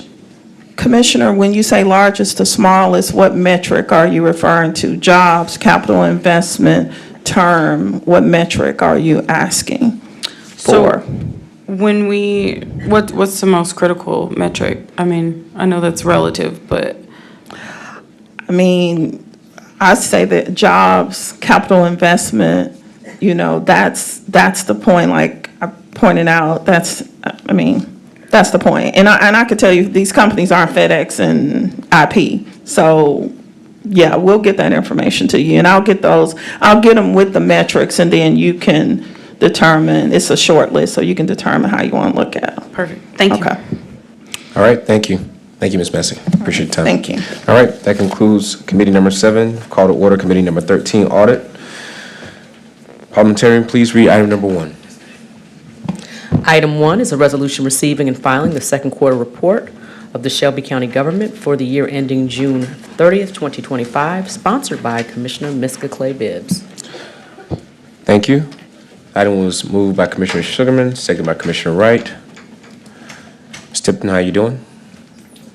Good morning. Fine. Audrey Tipton, Director of Administration and Finance. You should have before you the second quarter financials for Shelby County Government. If you'll go to the next slide. And right there, yeah. So as far as our property tax collections, I have Q1 up there. I just saw that. Should be Q2. As far as Q2 is concerned, it's pretty flat as compared year over year. The allocation collections come out to 377.5 for this fiscal year, and last year it was also at 377.5. The difference was in our delinquent taxes as well as the current taxes based on the allocation of the penny. You can go to the next slide. This slide is one that just shows the breakdown between our three components, general fund, debt service fund, and the education fund. You can see that we are collecting more in general fund based on the allocation of the penny, and the education fund is lower because we did move the penny around. Next slide. Here is the general fund operating statement for the first 6 months. Right now, our revenue is at $215 million as projected. As we've always said, we collect the bulk of our revenue starting in January. So you can expect to see that number start to go up as we get further into the year. Overall expenditures were at $242.4 million, and that is higher than previous year, and that's primarily due to our increased personnel costs as well as increased operating and maintenance due to inflation. You can go to the next slide. Here's a slide that our Deputy Director Sean Baum distributes to each one of the commissioners that shows the expenditures, year actual versus budget for the year. And you can see here that we are at $246.5 million overall general fund expenditures. And this slide is really good because it gives you a breakdown by each department and elected official on how their expenditures are trending. Our next slide. This is for our personnel costs. As far as budget, it's 165.8 versus 331 in our budget. We're halfway through the year, so this is consistent in what we expected for the year. You'll see the 6% increase take effect in January. Next slide. Here is a graph that shows our fund balance is still unaudited. Right now, our fund balance as of December is at $80.6 million. If you look in the December column, you'll see that that's about how it's trended over the last 5 years. It is lower this year, though, because we are using more of our revenue than we were in the previous years. Our next slide is our cash balance. Our cash is starting to tick back up. It gets extremely low around this last quarter due to how our property tax collections come in. Right now, we're at $75 million in cash. Next slide. This is our education fund. We are on target for paying out the $427 million that is allocated to all of our municipal school districts and Shelby County schools. Next slide. Here's pre-K. Same here. I think Director Norville mentioned this is funded through our local sales tax. And right now, we've collected $3.7 million in local sales tax, but we do anticipate that we'll have enough to cover the $10.5 million that was budgeted for our pre-K fund. And you can see the breakdown is First State, Port Elite, and Next Memphis. Our next slide is our debt service fund, which is where we pay our Debt service, the allocation of the penny here, we're at $50.3 million, and property taxes, overall taxes are at $60 million. We've paid out our debt service expenditures of $25.6 million. And our other local taxes, that increase, of course, is due to the wheel tax that is being allocated to debt service. And our next slide, which is just a snapshot of all the funds, revenue expenditures, and what their fund balance is as of December 31st, 2024. There's a summary on the last page of all of the activity for the quarter. And do you have any questions?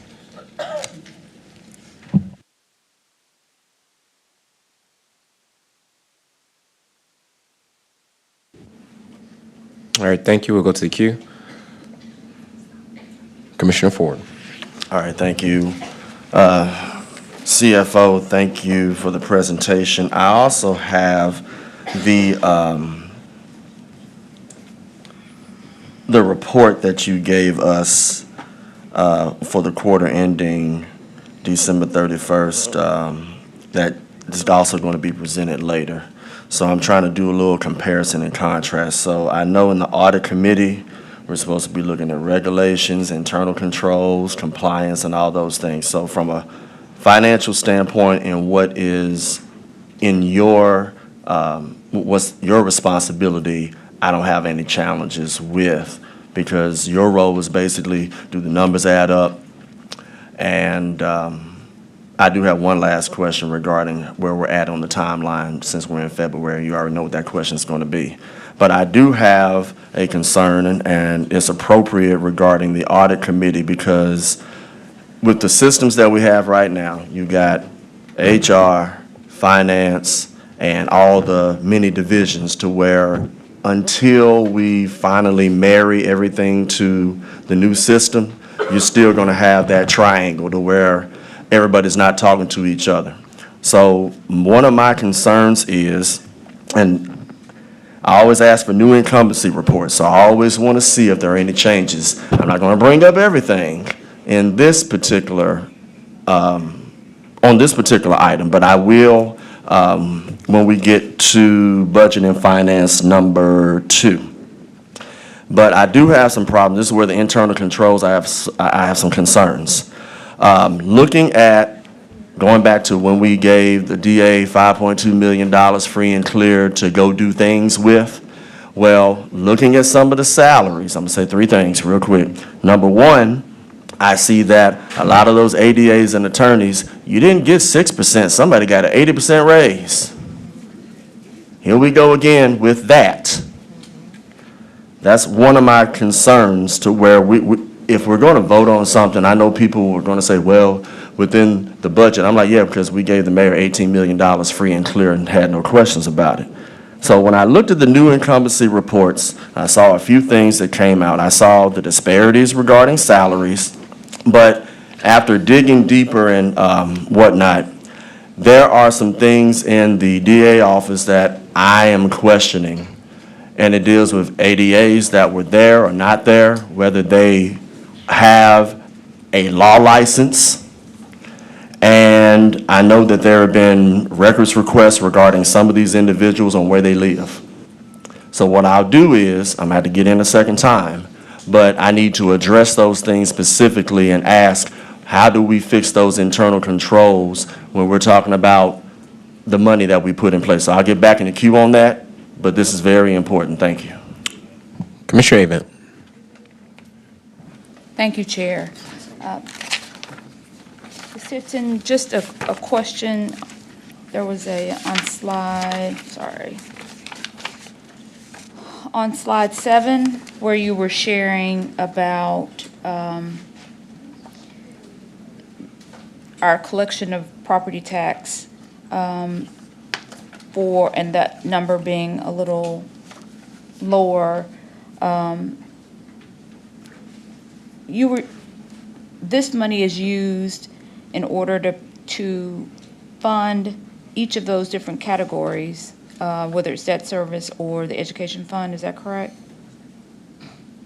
Audrey Tipton, Director of Administration and Finance. I'm sorry, were you on slide 7 or? 7.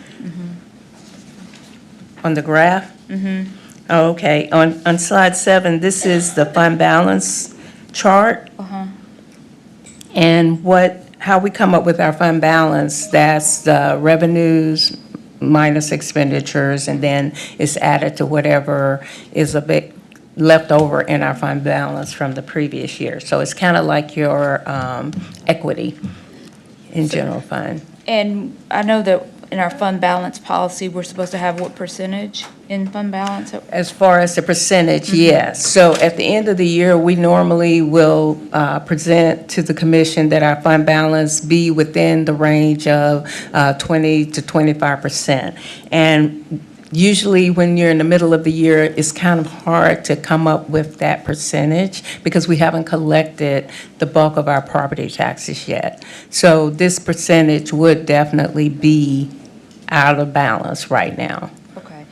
I'm sorry, and now I can read my writing on what I was asking. You said that we had used more of fund balance this year, and so just wanted to, if you could just share again what the use of the fund balance was for. My apologies. Okay, no problem. Audrey Tipton, Director of Administration and Finance. When I was mentioning we've used more of fund balance, it's because our expenditures have been higher this year as compared to last year, because our salaries that we paid out this year were higher than they were last year, and also our O&M expenses are higher than they were last year because of inflation, and timing too plays a role in that.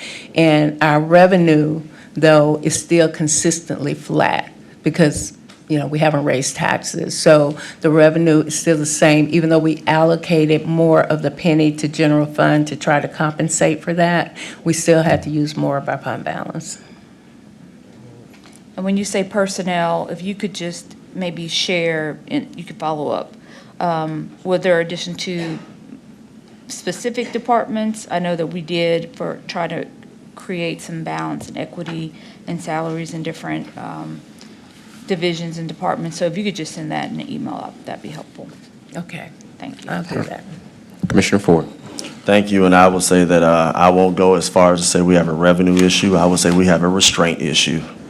I just mentioned that this body, on more than one occasion, came significantly out of the fund balance for the purposes of salaries, which are recurring. The rainy day fund, the reserves, is not recurring.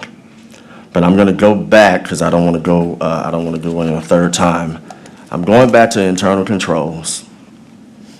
I'm going back to the DA's office. I keep seeing these salaries do all type of things, and I'm already on record saying that a particular demographic, or might be a friend of the program, these numbers are all over the place to where, and this is me again, fighting for the employees, so forgive me.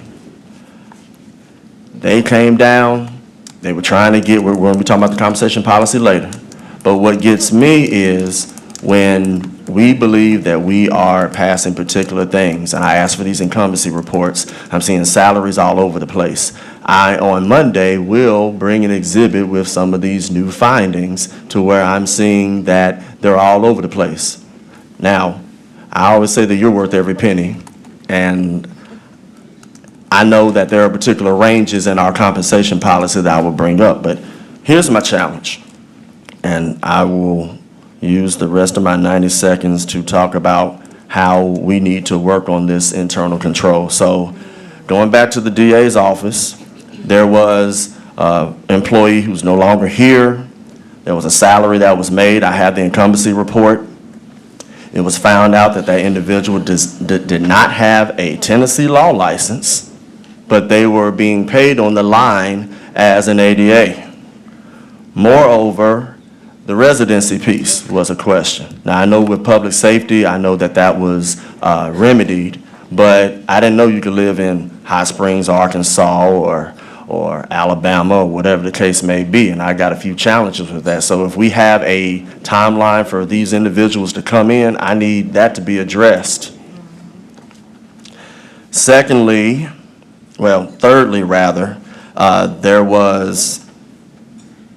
a few spreadsheets that I saw to where even though this person did qualify with their law license, they also did not live in the jurisdiction to where it would basically take them about 2.5, 3 hours to get here for work. And they were not a law enforcement officer. So my question is, because I can show these documents, we need to get to the bottom of any type of, and this is where it's appropriate in audit, any mismanagement or abuse of these financial resources that this body passed, so that we can probably take care of that in-house. Now, if the state, I know the state and the DA, they're gonna do what they do. But I want us to take care of our internal controls on what we should have done before it went to that particular level. So did you want to comment on that and the timeline that you knew I was going to talk about later? Audrey Tipton, Director of Administration and Finance. As far as our audit that we have done, they do a sampling and to ensure that we are within the guidelines and following our own internal control practices. That has not been brought to my attention, and I'll definitely have to refer that back to our Human Resource Director as far as checking to make sure people are within the limitations that we have. But we'll definitely look at that. Thanks, Commissioner Sugarman. Thank you, Chair. Thank you, Director Tipton, for all your work. I know you're all understaffed and probably need to hire someone to help. Okay, but having said that, we have, as a commission, tried many times to put some type of equitable pay because so many of our employees are not making a living wage. Having said that, at the other spectrum, we have people working outside of their levels, pay levels and grades, or is there any policy that prohibits that? Because when we looked at some of the individuals who are receiving beyond their pay grade, is there any policy in place that prohibits that and maybe something that we might want to consider in the future? Audrey Tipton, Director of Administration and Finance. Director Thornton? Good morning. What was your question again, ma'am? I'm sorry. Yes. Somebody's turned off your microphone. Okay, thank you. And so the question, Director Thornton, a couple questions rather. So when you go, we've had some resolutions as far as individuals getting pay increases, and it extended their salaries beyond their grade level. Is there anything in policy, HR policy, that prohibits individuals, or not necessarily just individuals, but having salaries go beyond their pay grade? That's the first question.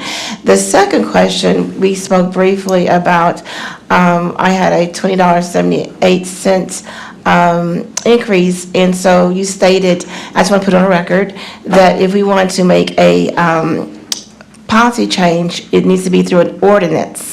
And so my question then becomes, if you could, if you don't have it, right now, what is the current policy for the wage? Is it $15? But you can get back with me if you don't know the exact number. Thank you. Good morning, Gerald Thornton, Director of Human Resources.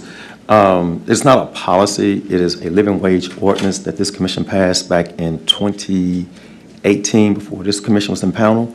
That's the last time you all actually looked at it, which you all set the $15 an hour standard rate, which was actually above the national average at the time. Currently, we pay our temporary employees $18 an hour. So although the living wage ordinance says $15 an hour, but we have increased it to $18 an hour. To get back to your first question, we're actually looking at the comp policy and comp studies, because typically when I'm hearing that we are outside of the standards and things like that, myself and my team, as well as the current comp review team that we've contracted with, are looking at the fact that we have professionals like attorneys and others, physicians and alike, that we cannot put those individuals within the compensation study. So although it may look or seem as though they're outside of the scope of the policy, technically they're not, especially when it comes to lawyers and professionals such as doctors and HR directors who may be also licensed. So we are going to actually increase that this year. I think Ms. Alicia Lindsay this last week, or was it this week, asked about us raising those salaries, because typically what has happened prior to my arrival, although there may have been pay increases, but the various salaries were not increased accordingly. Like if you look at when we gave the 6% increase January 1, the compensation policy was already approved in July, effective July. So we need to raise all those salaries by 6% accordingly. So sometimes the compensation policy, and I do apologize, is not keeping up with the level of increases that the administration and this board is voting in. All right, thank you. Commissioner Thornton. Thank you, Chair. Director Tipton, can you tell me or follow up in an email how much the defaulted pilot from Edge would be? She said that she was sending that to the trustee, but we didn't get an amount in the previous discussion. Not now, but if you could confirm how much that is. And then I see that there's 6 different divisions that have consumed less than 40% of their budgets. And just wondering, of the 6, it looks like IT, Public Works, Community Services, Jury Commission, Juvenile Court Judge, and EOC. Can you send the past 3 budget cycles and trends that those particular 6 might have in underspend at the end of the fiscal year? So I'm just trying to see any trends that we see in particular offices and divisions that are not spending their budgets year to year. Audrey Tipton, Director of Administration and Finance. Yes, absolutely, but I do want to qualify that.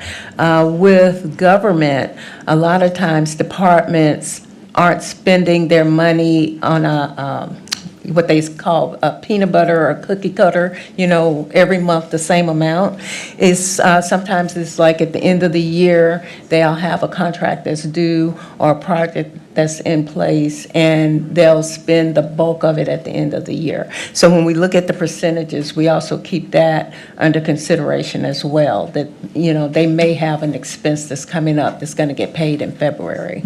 Do they submit any type of expenditure schedules or anything? Well, every month, our finance team, our finance department, they review our financials. And it is up to the department to ensure that, they have expended their funds accordingly. And as we continue to try to work on a purchase order basis, which approves your expense before you even spend it, we'll be more in line with them spending it accordingly. But the finance department, the accountants, they do review the financials each month, and sometimes we call and see what certain things are. So at the end of the fiscal year, unspent funds, they go to the general fund? That is correct. For general fund, anything at the end of the year that has not been expended, so say for instance you have $50,000 and you had $60,000 in the budget, then that $10,000 would revert back to the general fund technically, because they haven't spent the money. It just never comes out. Mm-hmm. So what was the unspent amount from fiscal year '24? That would be a part of our year end, and you recall, I think I'll have to look back at the fiscal year. I don't have that in front of me. Okay. And then, let's see. Thank you. Commissioner Sugarman. Thank you, Chair. And so I just had a quick question for Director Thornton, but I see he's out in the hall. Maybe Tipton may know the answer to this question. So when will we receive the salary study? I believe last time we heard it was March or April, and I was wondering where we are with that. Sergeant Tipton, Director of Administration and Finance. I will definitely have to defer to Director Thornton. Commissioner Thornton. Thank you, Chair. Just wanted to know, just trying to see trends for unspent funds. So for the fiscal year end, if you could provide that data, that would be helpful. And if there are any of the divisions that have consistently underspent, then if you could just flag those in your follow-up. Thank you. Point of information. And Director Tipton, also, I would like that as well, that information for the past 5 years. Thank you. All right, seeing no other commissioners in the queue, let's take this to a vote.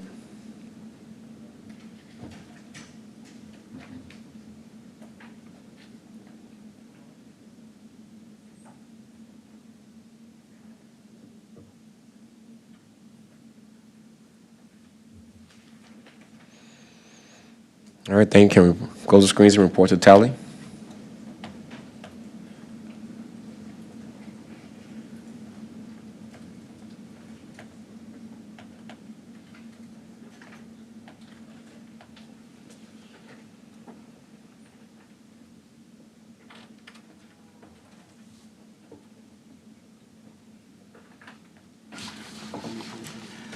We have aye votes from Commissioners Caswell, Sugarman, Wright, Thornton, Lowry, Avant, and Chairman Whaley.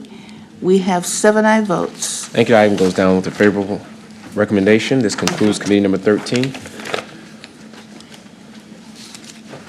I'd like to open now committee number 1, Budget and Finance. Parliamentarian, please read item number 1. Item 1 is a resolution amending the FY 2025 operating budget and accepting state grant funds in the amount of $100,000 from the Tennessee Department of Economic and Community Development to further efforts to secure broadband infrastructure and access to the community in Shelby County, Tennessee through the Broadband Ready Communities Grant Program and approving a contract with Innovate Memphis in the amount not to exceed $94,000 in accordance with the grant for the term from execution through June 30, 2025, and with the option to renew for one additional one-year period. This item requires the acceptance and expenditure of FY 2025 grant funds in the amount of $100,000. Sponsored by Commissioner Miska Clay Bibbs, this item was referred back to committee in January 27, 2025 commission meeting. Thank you. The item was moved by Commissioner Whaley, Chairman Whaley, seconded by Commissioner Thornton. How you doing? Hannah McCarthy, Mayor's Office of Innovation and Strategic Communications. Good morning. Thank you, Vice Chair Lowry, and as always, grateful to be here today. I'd just like to briefly touch on a few points that were raised on Monday. In terms of scope, as of 2023, there were 16,000 households in Shelby County that didn't have access to devices to access broadband connectivity. This grant and the plan that we've outlined with Innovate Memphis has the potential to close that gap by 10% by distributing 1,600 tablets to those households. That is a huge impact coming from a relatively small grant. And I know this commission has a history of approving small grants that go on to fund incredible programs and provide huge opportunities. Again, 10% is no small feat. Especially when we're talking about an issue that has become a necessity today, like broadband. One other question that came up on Monday was around the urgency. This grant originated from federal ARPA dollars that are being passed through the state. With the uncertain nature of federal funding for programs like these at the moment, it's all the more urgent that we make use of these funds now. And finally, again, this grant was identified and applied for by mayoral fellows at the time. Rashad Cobb was in our office, and I just want to shout him out again and say thank you for applying for this. It's free money that we are looking to put to good use, and with that being said, I encourage you to vote yes on this today. All right, thank you, Commissioner Thornton. Thank you, Chair, and thank you for the follow-up. So with the 16,000 no access households, how are you coming to that figure, and where are those households located? That data was provided to me by Director Lotz from Innovate Memphis, Hannah McCarthy, Mayor's Office of Innovation.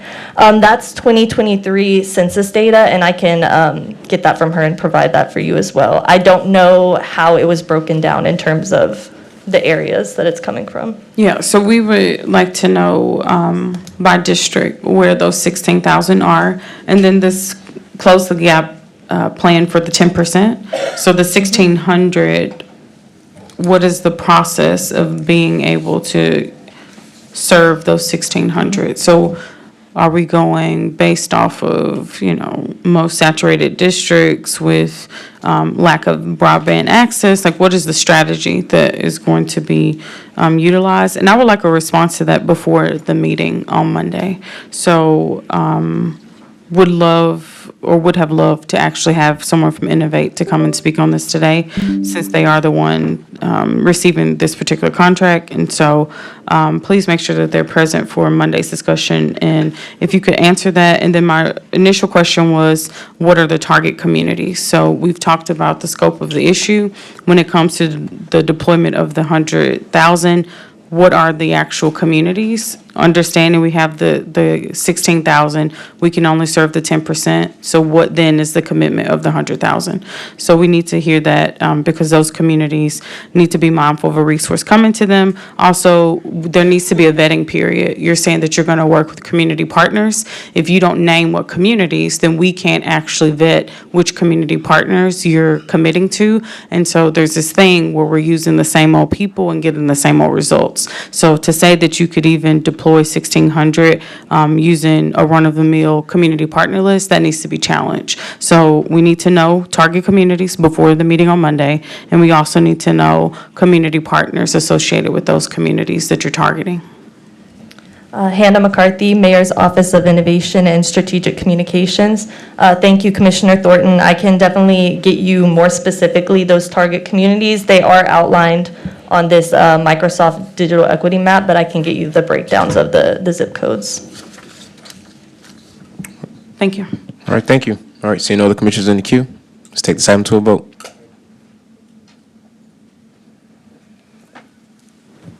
If I may, Chair, I would like to make a motion to send this down without recommendation. That's fine. That's fine. There's a motion on the floor. Is there a second? There's a second by Commissioner Ford. Can we do that without objection? Seeing none, so move. Parliamentarian, please read item number 2.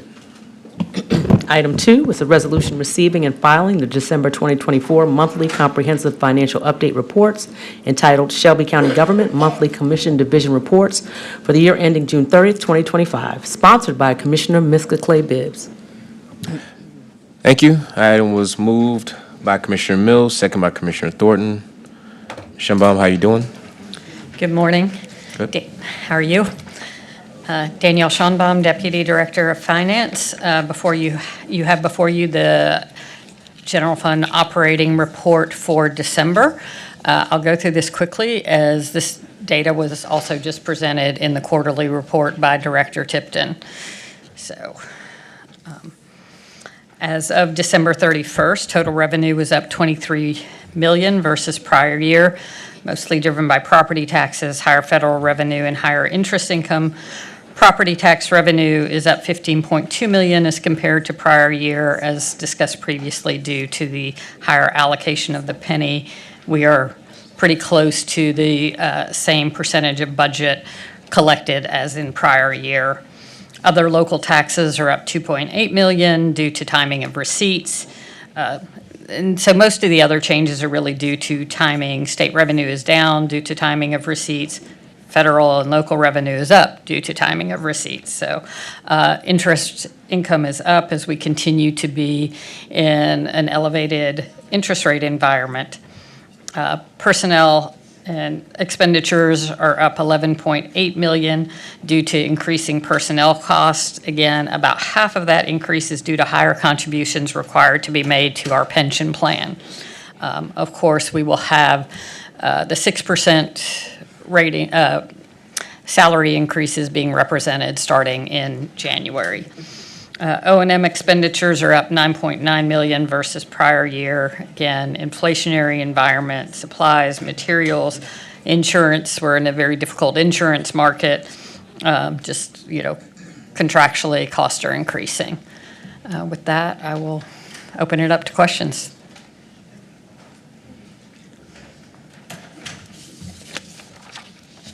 Thank you. Let's go to the queue. Commissioner Ford. Thank you, Ms. Schaumbaum. Good morning. Is it still morning? I think it is, yep, for another hour and 2 minutes. Since you brought up January 6%, that was the case for most, but not all. And I'm not talking about the ones where it was 11%, et cetera, et cetera. You know, when Ms. Tipton was sitting right there, I brought up that there were some other items that were, that didn't come in front of us, but there were some people that got raises all over the place. So can we go back a couple slides? What are we doing in order to make sure, because of these things that keep transpiring, that we are staying within that line under expenditures and transfers to personnel costs? Because I'm assuming that the trends that you all look at, if somebody's getting a 50, 60, 70, 80% raise, you would think that would skew. Now, if it was just an anomaly, that's one thing, but I have found several cases and made multiple spreadsheets to where I could calculate easily how much of an increase these sporadic raises are for these appointeds and everybody else. So what do you have from an internal control standpoint where we are able to stay within a particular percent of our budget? Because it appears, and when we start talking about the compensation policy, I'm going to bring up the other part of what I want to say since it's out of the scope of this. But what are we doing that is within your scope, Ms. Schaumbaum, to ensure that the personnel costs that we have for this year, because of all these sporadic raises that people are getting, we are not going over and then something else may have to get cut that may not necessarily come in front of us? I'm done. Danielle Schombaum, Deputy Director of Finance. So all expenses have to be within budget in order to be paid. We don't pay expenses outside of budget. And so there has to be a line item transfer done within the budget if the budget wasn't adequate, which the department would present to budget. If there are additional general funds that have to be allocated, if something's outside the scope, department would have to come down, as did the DA last year, for approval. All right, so I'm gonna stop you right there. The mayor's office got $18 million free and clear. They don't have to go through that process that you were just about to articulate. So is that being tracked by your office? Because they don't have to go through the same rules that everybody else, like these electeds that are here and their employees have to endure. So, hello, Ms. Tipton, Madam CFO. You know I was gonna bring up that 18 million. I'm gonna bring that up every single time. So if she wants to answer that, I don't have anything else. I'm gonna vote yes on this, but it's important that these questions are given the right answers. Audrey Tipton, Director of Administration and Finance. I just wanted to clear one thing up. The mayor's administration did not receive $18 million free and clear. What we did was we moved the inmate medical expenditure from the health into central ops, which falls within the mayor's administration. So it was just a shift. It was a shift from health department to central operations. And as to the salaries, we do look at the budget when we pay the salaries, and we pay them all within budget. That's pretty much to the extent of what we could do and answer as far as those questions are concerned. All right, thank you. Commissioner Ford. So when I say free and clear, I was talking about how this body, there were a couple of people that asked questions, but there was very little to no questions from this body about what transpired. So I'm not saying that you did whatever free and clear. However, it does trigger a new maintenance of effort, regardless of what you say that the money is going from A to G or B to Y or whatever. So that one, we can jointly agree on, so that when the next budget comes around, that 18 million, unless your boss gives permission for it to be lowered, which I sincerely doubt he will, is locked in. So we can at least agree on that with the maintenance of effort, but I just wanted to clarify that. So you weren't wrong, but I just wanted to clarify why I said what I said. And we can always go back to the tape and see the people that were quiet about what happened. Thank you. All right, thank you. All right, so you know this is in the queue. Let's take this to a vote.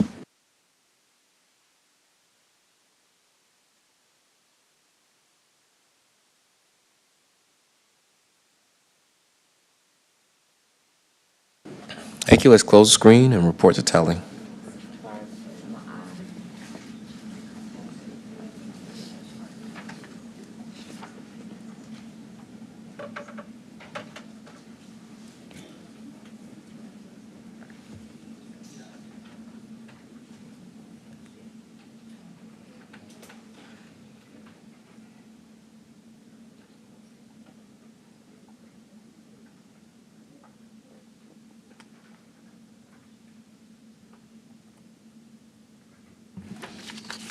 We have aye votes from Commissioners Caswell, Sugarman, Ford, Wright, Thornton, Lowry, Avant, and Chairman Whaley.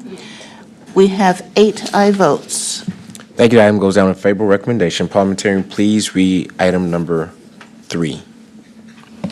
Item 3 is a resolution amending fiscal year 2025 operating budget to reallocate $4,500,000 from the Tort Liability Fund to the Shelby County Sheriff Office General Fund. This item requires a reallocation of funds in a total amount of $4,500,000 from the Tort Liability Fund to the Sheriff General Operating Budget, sponsored by Commissioner Amber Mills. This item does not meet requirements of permanent rules, so once it's properly before us, if the committee chair would entertain a motion to suspend the rules. All right, thank you. This has been moved by Commissioner Sugarman, second by Commissioner Ford. Is there a motion to suspend the rules to hear this? I move to suspend the rule for the purposes of seeing this, but it's the wrong item that's on the screen.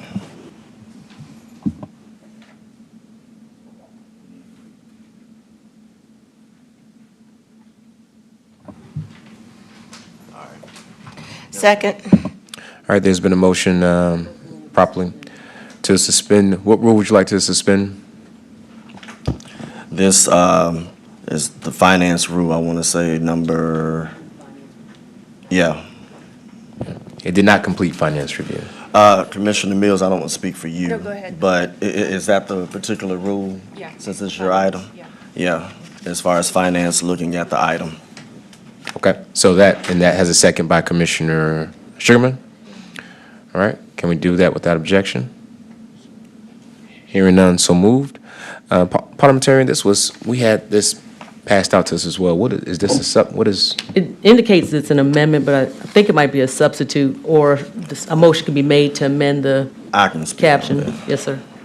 All right, we'll go to the queue here. Well, this is not my item, even though I support it, but since the sponsor is not here, I'm going to assume that she'll want the CAO for the sheriff to speak first.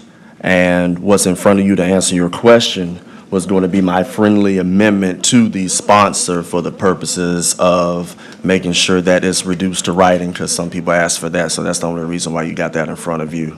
So if we can, through the chair, if the CAO wanted to speak first, and I'll get in the queue to speak on my support of this item. Well, do you want the item as amended before us so that we can speak on it? Do you want to introduce the amendment, please? Okay, so to make it easy, what I'll do is, in front of you, commissioners, and the reason why I'm bringing it like this is because I don't want to trigger any attorney-client things that may transpire if we, depending on how we go with what we have in front of us. So the only thing that's being changed is tort liability fund to restricted fund balance, because what we did in August, that transfer would go to a restricted fund balance for the purposes of making sure that we're following our GASB and GAP principles. On August 26th, we passed a cleanup amendment to our FY24 budget. Hey, CFO, how you doing? For the purposes of that, and that's probably going to be an exhibit when we start getting into the conversation. All right, so you're making a motion? Yes, so moved. I did this as an All right, amendment. that's been moved. Second, can we do that without objection? Hearing none, so move. See, Lisa, how you doing? Good morning. Alicia Lindsay, Chief Administrative Officer, Shelby County Sheriff's Office. The item before you is basically to help the Sheriff's Office recover from funds that we've spent on repairing the jail. So year-to-date, we've spent or encumbered $14 million. We received $5 million from CIP, $5 million from ARPA, and then we increased our salary restriction to increase our O&M by the $4.5 million. And this resolution will make us whole because our salary restriction is now $48.4 million, and we're at a risk of exceeding our personnel budget. So that's the purpose of this resolution. Thank you. Okay, we'll go to the queue here. Commissioner Ford. All right, thank you. Let's make some things abundantly clear, and I'm glad the CFO was here because I know we're about to have a robust conversation about this particular item. The Sheriff's Office returned $18.5 million to the general fund balance before June 30th, 2024 concluded. A significant portion of these funds were used in the cleanup resolution that was adopted 2 months after the fiscal year ended, and they were put in a restricted fund balance where they should have been. I hope they were, because it got to come down here to be unrestricted, which is what we're doing today. The original use for these funds has changed. That's why I asked for the amendments to this so that, again, we wouldn't discuss why the use has changed. As such, the decent thing to do, since $18.5 million of the sheriff's money was used to basically balance the budget, is to return some of that funding back to the sheriff's office. This body and the administration has created a little bit of disarray in this office. I wrote down 44 million, but I forgot, we passed a resolution to give the sheriff 4.5 over here, 5 over here, and 5 over here. So part of that money had to come from the sheriff again. So I'm assuming 44 plus the 4.5 brings up the 48, almost $50 million salary restriction that Ms. Lindsay is talking about. That's almost 30% of their budget as a salary restriction. Before this new group came on, it was only at 9%. The days of balancing the budget off the backs of public safety, and I know people don't like the phrase, but I'm going to say it anyway, defunding the police needs to end. I'm ready to refund the police with the approval of this resolution. However, to prevent triggering a possible attorney-client moment, that amendment that I did had to happen, but to make sure that it's clean, I'm going to make one more motion before my time is up, because that language regarding tort fund is also in the body of the resolution. So as I look at this and I look at our permanent rules, and I see finance here, I want to make sure we go back to the permanent rules where it basically states, section 6F, that for the finance department, for them to basically give us the sole purpose of funds verification, accounting terms, and or account numbers. Sometimes we get the advice saying, no, you can't do that. That's not in our permanent rules. Or we don't get the answers to particular questions. That's not in our permanent rules. As a matter of fact, there's a permanent rule saying that the chair shall get the information for us. I appreciate this chair following that rule better than what's happened in the past. But since things have transpired that we do not necessarily need that money for that particular fund, I want to make sure that we can have this opportunity. But my last motion, because I know my time is up, is for that tort liability fund language in the body to also be changed to restricted fund balance. That's my motion. There's a motion on the floor. Is there a second? Second. Seconded by Commissioner Mills. Can we do that without objection? Hearing none, so move. CFO Tipton. Thank you. Audrey Tipton, Director of Administration and Finance. There's a lot to unpack here in this resolution. From my understanding, what you're requesting is that we reduce the fund balance that we have currently in our tort fund. The way the audit works is that at the end of the year, we're required to identify any potential liability that could come to the county as far as any litigation or anything like that. We're required to identify that, and then we put an amount on that and accrue for it in the fiscal year.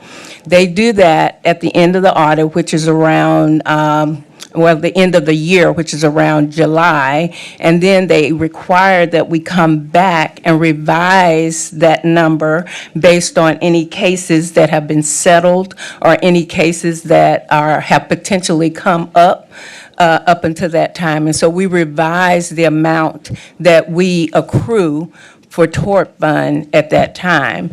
And we are doing the audit now, which we have already done that. We request those letters and identifications around around November.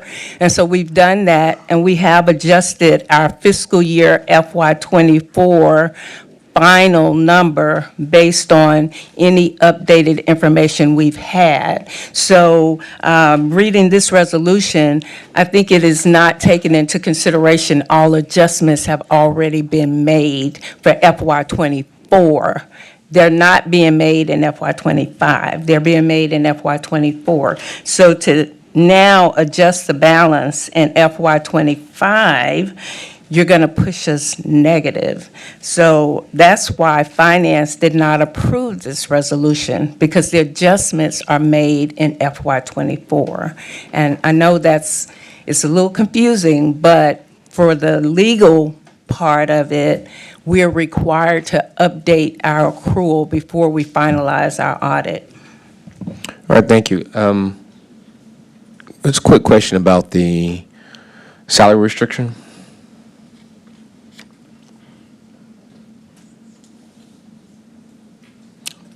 Ms. Tipson? It's all right. So let's go back to that. What was the salary restriction as approved in the budget, and then what is it now? Has that number changed for the Sheriff's Office? Alicia Lindsay, Chief Administrative Officer, Shelby County Sheriff's Office.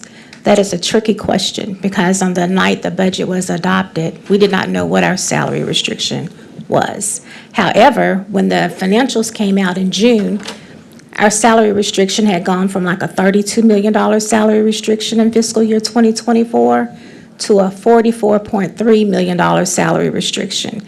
Then we came back before this body because we needed $4.5 million to take care of repairs in the jail. So we increased our salary restriction by that $4.5 million to provide funding in O&M. Who increased it? Well, this body did. Yeah, okay, I just want to make sure we talk about the we. Yes. All right. Michael Thompson, Director of Budget and Fiscal Planning. The question was about salary restriction. The FY25 adopted salary restriction for the Sheriff's Department was approximately $44 million. Based upon the needs of the county and during the adoption of the budget, there was some considerations in there from what the trustee and the Sheriff Department were returned. Of course, that was before the actual end of the fiscal year. So based upon the needs of the county and adopting a budget, their salary restriction was set at $44 million. Okay, I'll go to the queue for I ask another question. Chairman Whaley? Thank you, Chairman. A couple questions. One is, if this is approved, does this impact the maintenance of effort?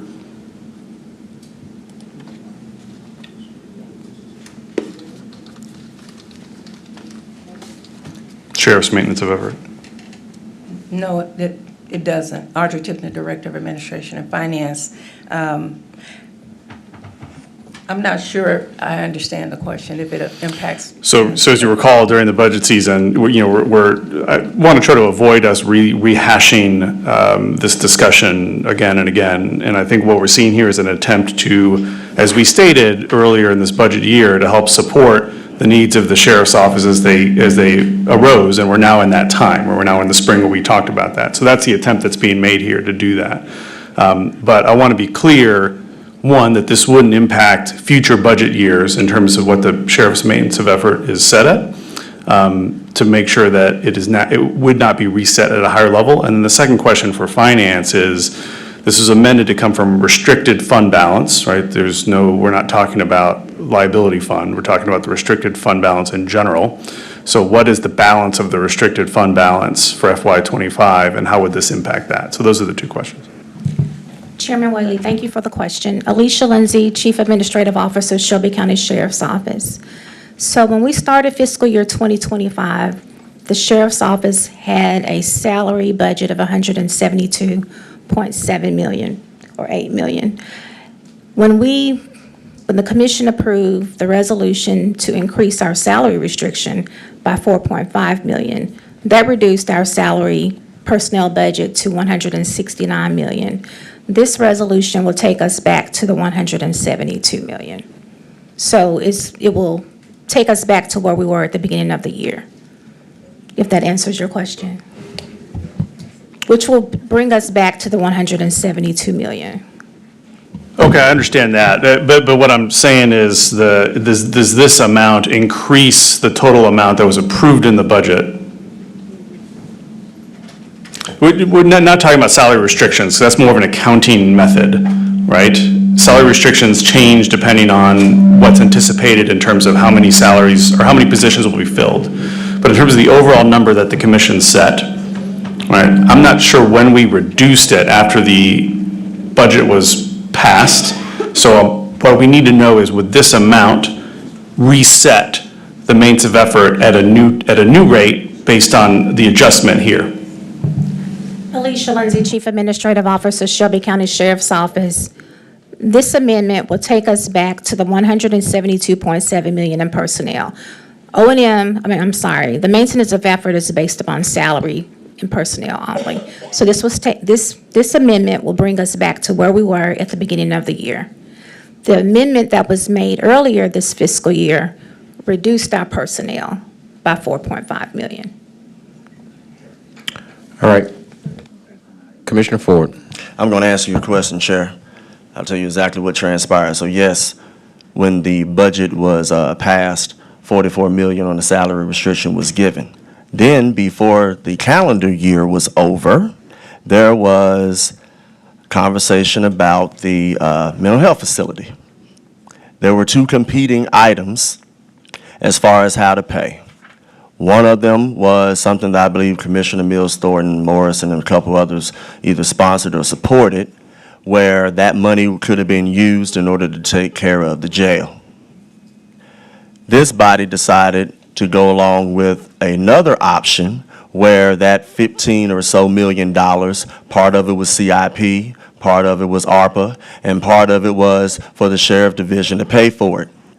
That $4.5 million out of that 15 was what this body ended up passing in lieu of using ARPA instead regarding the jail. As such, Chair Whaley, that $4.5 million had to be put in the form of a salary restriction. So when you add that to the existing 44, it takes us to the $48 million. So this does not change the maintenance of effort.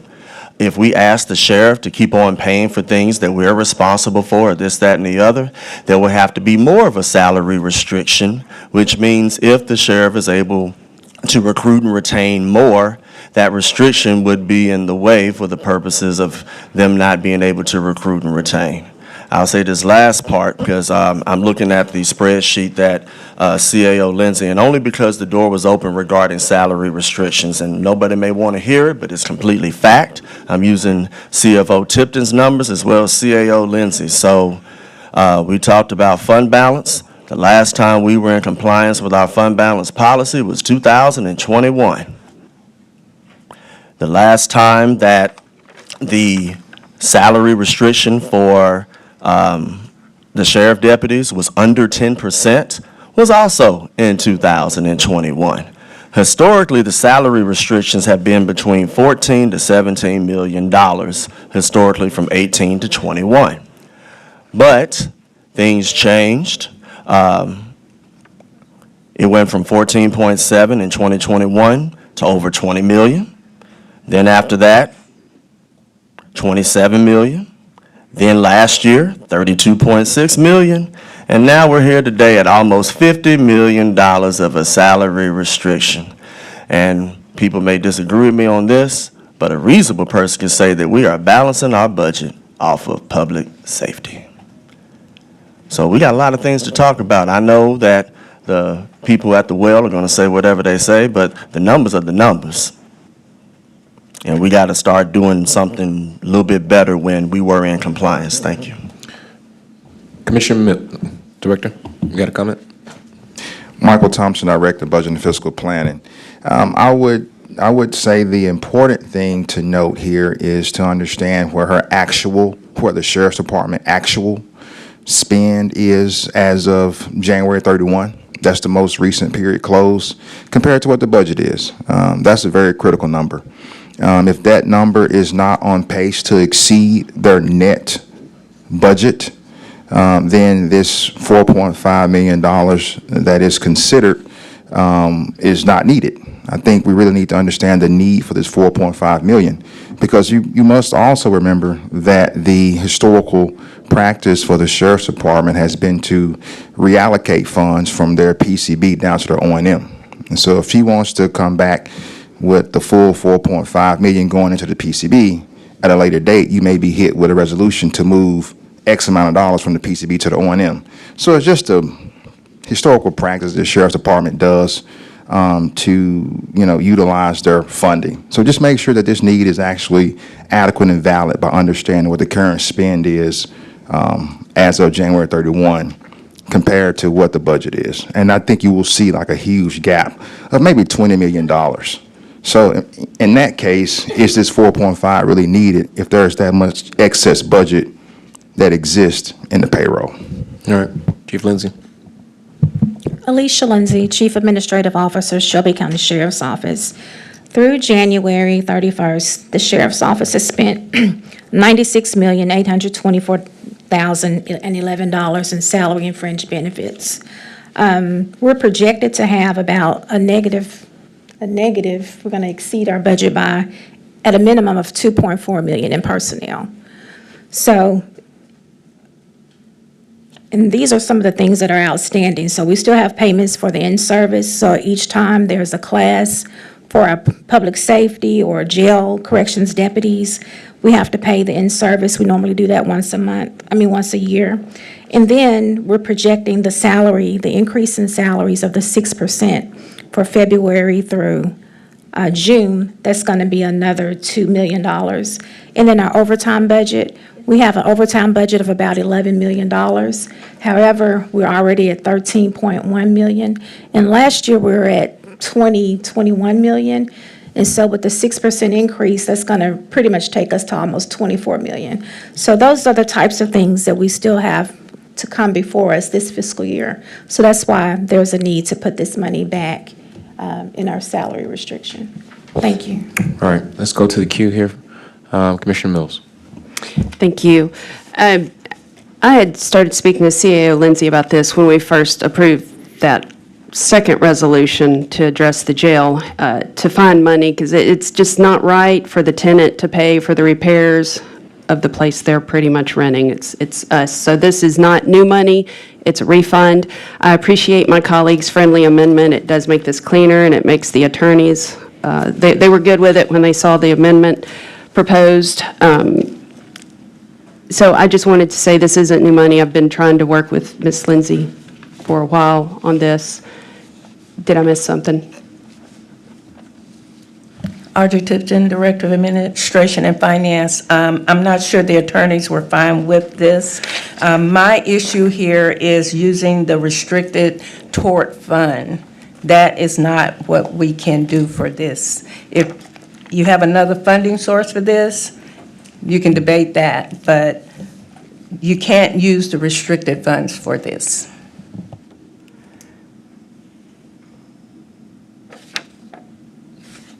Commissioner Mills. Okay. Because of the audit Audrey Tipton, Director of Administration and Finance, correct. Because we receive an estimate of the liability costs for tort. And that's what we record, and the auditors review that, they approve it. They have, in the past, told us you need to raise it or you need to lower it. So that number is set. So to decrease it now would be in violation. Okay, but it's okay to decrease public safety and the law enforcement and all If that is to the cover the choice. cost? What do you mean it's a choice? I don't make that call. Okay, could you make a call to fully fund the sheriff's department so we don't have to look in the cushions other places? But you know where all the money is. We don't have a line item budget to look in the budget. We've got globs of money that we don't know exactly where it goes. That's why we rely on finance. Audrey Tipton, Director of Administration and Finance. We distribute a monthly financial report that shows the budget versus actuals each month. I look at the budget book that we get. So that's what I go by. Thank you. Thank you, Commissioner Caswell. Thank you, Chair. Again, I got in this queue because I know that the other resolution during the time talking about the mental health jail was a resolution that was brought in part. I sponsored and supported that resolution. One, to support with the jail, what you all was asking for at the Sheriff Department. At the same time, looking at the past 4 and 5 years of operation and management and dollars that were being returned back to the body, to the general funds. To that question, when we look at I think it's around $35 million, I think, operation and management that you get each year. If someone can help me on that. So when we talk about, I see in here, it talks about the emergency repairs of the jail. And again, I want to support this because I told the sheriff, and I think the chair just alluded to it too, we see the need, we want to be able to support. Some can say whether we defund, every resolution I saw, whether it's new guns for the sheriff department, we've been supportive of those items. We know that the jail need its repairs, know that there's a lot going on there. I want to know the best pathway that we get there as well. As I think the budget chair just shared about, when we talk about where do we see we are at spending, is it that the question become, is it something in operation and management that may not be getting spent this year that can be used for something like this, then coming from, according to the chief financial officer, out of this particular fund? So if you can help me, CAO, to just know where we're going when we talk about operation and management and repairs that need to be done. And I hear you in saying that also your officers got to be on pace to still be paid before the end of the year, or you running out of money. Go ahead. Alicia Lindsay, Chief Administrative Officer, Shelby County Sheriff's Office. There's feedback. So our operations and maintenance budget increased by that $4.5 million to cover for repairs in the jail. And so that brought us to about a $39.6 million. To date, we've spent $15.5 million, and we have $12.8 million encumbered. So of the budget, of our O&M budget, we've encumbered 72, either encumbered or expended 72%. And we do have $11,197,000 remaining, but most of those things have already have items assigned to it. So you will see additional resolutions come before you. There's still bids and other things. So we're on target to spend all of this $11.1 million that we have remaining. And just one last question. I know that you all had a goal, I believe, of about 150 new recruits. Are you on pace to meet that goal in hiring those new recruits? Alicia Lindsay, Chief Administrative Officer, Shelby County Sheriff's Office. Yes, Commissioner Caswell. We've hired 150 corrections deputies this calendar year. And we have a class starting in May for, I think, law enforcement, and another class in June for corrections deputies. Thank you, Chair.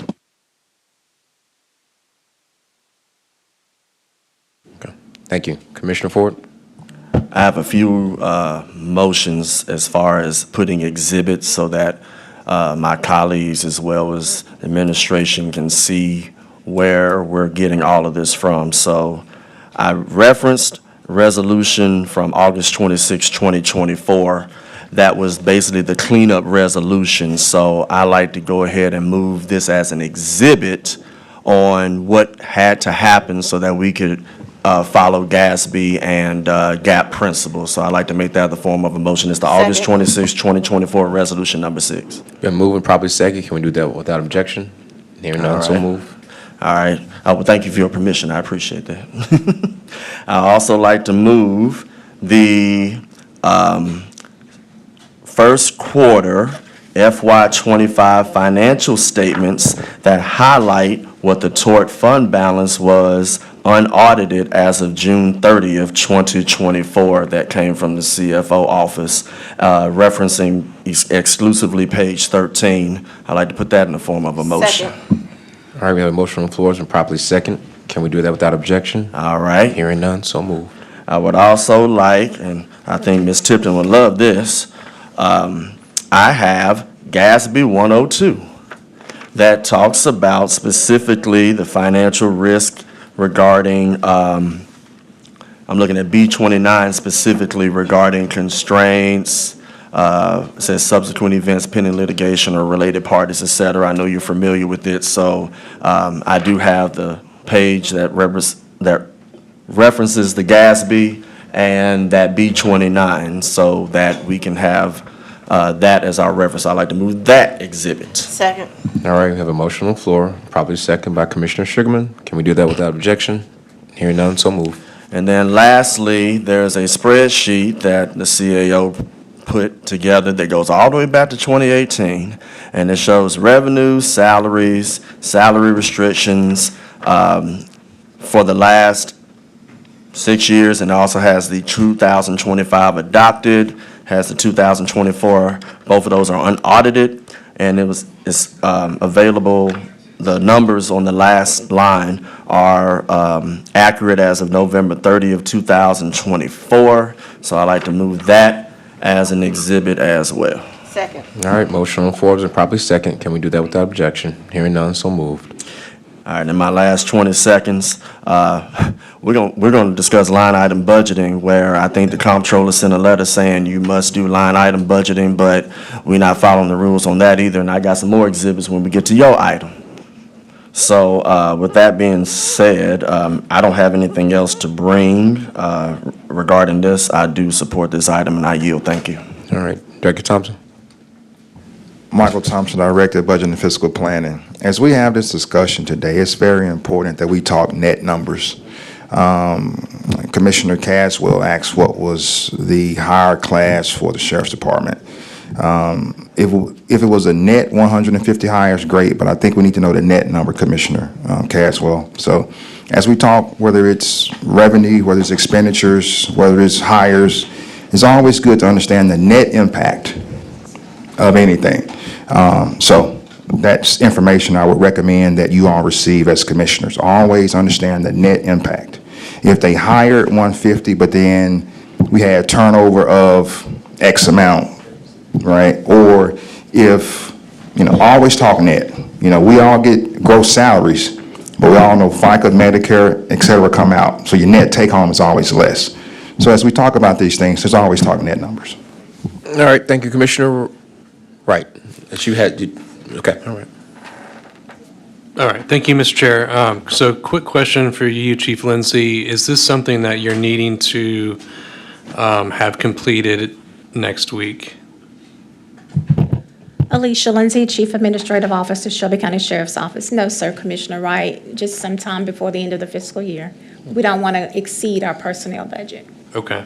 So I think with that being said, what I was going to recommend was as a request to you, Chief Tipton, and to Director Thompson to come up with at least one or two suggestions for the sponsors of how, so if you're saying that this fund cannot be amended, to give us some options. And if it doesn't need to be done Monday, then I would move to request that you do that in the meantime and to refer this to the next committee. Second. All right, so the motion to refer to the next committee, second by Commissioner Sugarman. Can we do that without objection? Hearing none, so moved. All right, thank you. Thank you all. Thank you. All right, parliamentarian, please read item number 4. Item 4 is a resolution initiating the request for qualifications RFQ process to engage a firm employing certified public accountants in order to perform a forensic financial audit of the Memphis Shelby County Schools MSCS financials. This item requires an expenditure of commission contingency funds in an amount not to exceed $50,000. Sponsored by Commissioner Dr. Edmund Ford Jr., Commissioner Amber Mills, Commissioner Brittany Thornton, and Commissioner Brandon Morrison. This item also does not meet requirements of permanent rules, so once it's properly before us, I'd ask that the committee chair entertain a motion to suspend the rules, the applicable rule. All right, thank you. This has been moved by Commissioner Sugarman, second by Commissioner Ford. Can I have a motion to I like to entertain move suspending the rules? Yeah, I like to move to suspend the rule for the purposes of that rule. Basically, we needed an account number. We have the account number, so that would be the first amendment to this item so that it will be in compliance with all the permanent rules. So I'd like to move accordingly. Second. So we have a motion to suspend the rules. That was second by Commissioner Thornton. Can we do that without objection? Hearing none, so moved. Now we can introduce Commissioner Ford. You want to introduce an amendment? I will. I have other co-sponsors, but sponsors rather, but I'll go ahead and start. And before the narrative, and thank you, before the narrative begins as if this is something that was triggered because of what transpired a few weeks ago, if you go back and look and reference in February 2020, there was an initial attempt for a special audit by myself due to questionable practices and lack of accountability on maintenance of effort funding for Memphis Shelby County Schools. That item was withdrawn because Memphis Shelby County Schools pledged at that time that there would be more reporting and transparency. During that time, Memphis Shelby County Schools has had 4 different superintendents, 2 interim appointments, a multitude of CFOs, and the list and instability can go on and on. Tennessee Code requires that the Finance Committee examine the accounts of Memphis Shelby County Schools quarterly or at any time there's an appearance of misuse of funds. That's Tennessee Code 49-2-101 sub 3. State law also gives this county commission authorization to conduct any independent audit of a county school board. When I was budget chair, I requested that all the school systems report, and they did. Arlington, Bartlett, Collierville, Lakeland, Germantown, and Millington, I asked them for their financials as well, because if we still give them money, they should have the same courtesy, and they should have the same rules as well, and they complied. We are now at a different place with this school system, and it is time to revisit what should have transpired 5 years ago. People are asking to take real action and not just talk to get into the newspaper or on TV. Moreover, this forensic audit process should be relevant and independent to acquire unbiased findings. I'm going to say this part. You know, it's interesting, a lot of people that were quiet until some things transpired. But the arrogance that I have seen by some on this body as well as the administration further illustrates that those who are responsible for significant funding to the school system, I'm making my point on why we should support this, should take whatever means necessary to ensure that the funding that is going to the system is going to appropriate educational initiatives. For some elected officials to basically ask the state, who gives over $800 million to MSCS, to just take pause when the school board has lost the confidence of constituents and the majority of this body is unconscionable. Moreover, some of those same people want the county commission, who gives $427 million annually, to just shut up and vote. They just want us to give the $427 million, vote on the budget, and that's it. The state and this body give about 70% of the money, and now they want to ask questions. My last sentence. The way of doing business over the last 5 years has not worked, and we tried it that way, and it's time to go another route. I yield. All right, Commissioner Sugarman. Thank you so much, Chair. And so to my constituents, yes, I've been receiving your emails, text messages, etc. Yes, I received your policies when you were accusing some of us for overreach, but we were doing our due diligence. I hear you loud and clear. Your voices will not be sent to the side of the road because I'm hearing you. You want transparency and accountability. Moreover, it was demonstrated by the School Board 6 decision to renew the 10-year charter for City University School of Independence despite the enrollment of only 14 students and staff recommendations against renewal raises concerns for this commissioner. So yes, I do support this forensic audit. We need an audit, so we need to see where the money is being spent and why. Because again, we're spending taxpayers' money. Now, having said all of that, I have a question for, I guess, to Gloucester, as far as processes and procedures, okay? Because my other concern is that this administration drags its feet. So I want to see what is the most expedient process in securing a forensic audit firm, because I do not want it to be said that we are dragging our feet for whatever reasons. I understand that if we use single source vendor, that may be the most expedient way, but can you address the concerns of this commissioner about the most expedient way to get a forensic firm in place? It's James Gloucester, Administrator of the Purchasing. As far as the purchasing policies and procedures go, there is a process to use single source, but in purchasing, we don't focus on the faster way to get things done. We just make sure we follow the policies and procedures. But single source is within the rules and regulations and process and procedures to encumber some funds, if that's the process that's approved. Once you send in the single source form and justification form, we'll vet all the information and we'll approve it or not approve it. Thank you for that information, so that if we, for example, put in a request and give rationale why we would like a single source, that is something we can do. Is that correct? James Gloucester, Administrator of Purchasing, correct. Now, as long as we're following the process, again, Director, would that need to be put in this resolution or something that we can do after that? When can we put that request in? James Gloucester, Administrator of Purchasing. I'm not 100% sure about if it needs to be put in resolution or not, but we can talk ASAP about the process, and you can send in a justification form, and I'll review it for approval. Thank you. All right, thank you, Commissioner Avent. Thank you, Chair. I also want to be, just share some thoughts around when we create these types of resolutions, the purpose, the intent, if it is to make sure that we are being transparent about all aspects of how city, county, and our local school boards work. This particular resolution doesn't really line up with what I think has been the record of, an audited financial for that district over the last 5 years. They've had a clean audit. They've had exemplar reporting and federal monitoring for all federal programs.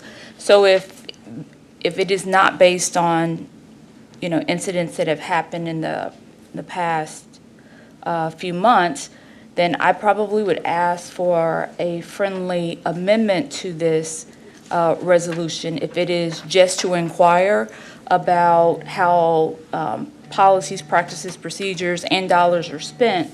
I would like to make a friendly amendment that we also perform a forensic financial audit on all of the municipal school districts as well. I think that it is important for us to show not only objectivity in these issues, not personalize these issues, and if this is for the purpose of us just making sure that all monitoring is in place, then I think it is only right that we do that for all the school districts that actually receive money from this body. So I'd like to make a friendly amendment that if we are to do this, we should include all municipal districts. All right, there's been a motion on the floor, properly seconded by Commissioner Thornton. Can we do that without objection? Okay, hold on one second, yes. I'll come off. Thank you, Mr. Chair. Marcy Ingram, Legislative Council.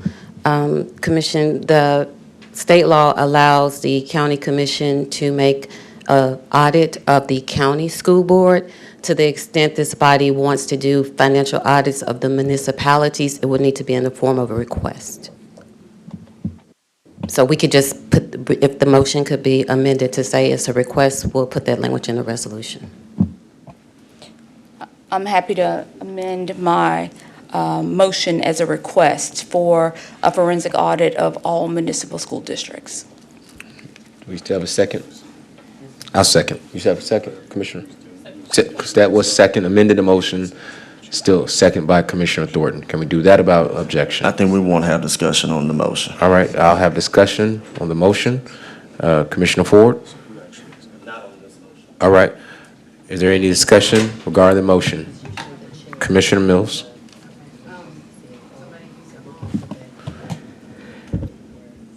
Why not do that as a separate resolution, to put them separate? Because I do see them as separate, because we do, to Attorney Ingram's point, it is a little different because they answer to the municipal governments, and we are who the county school answers to, or not answer to, but the funding source.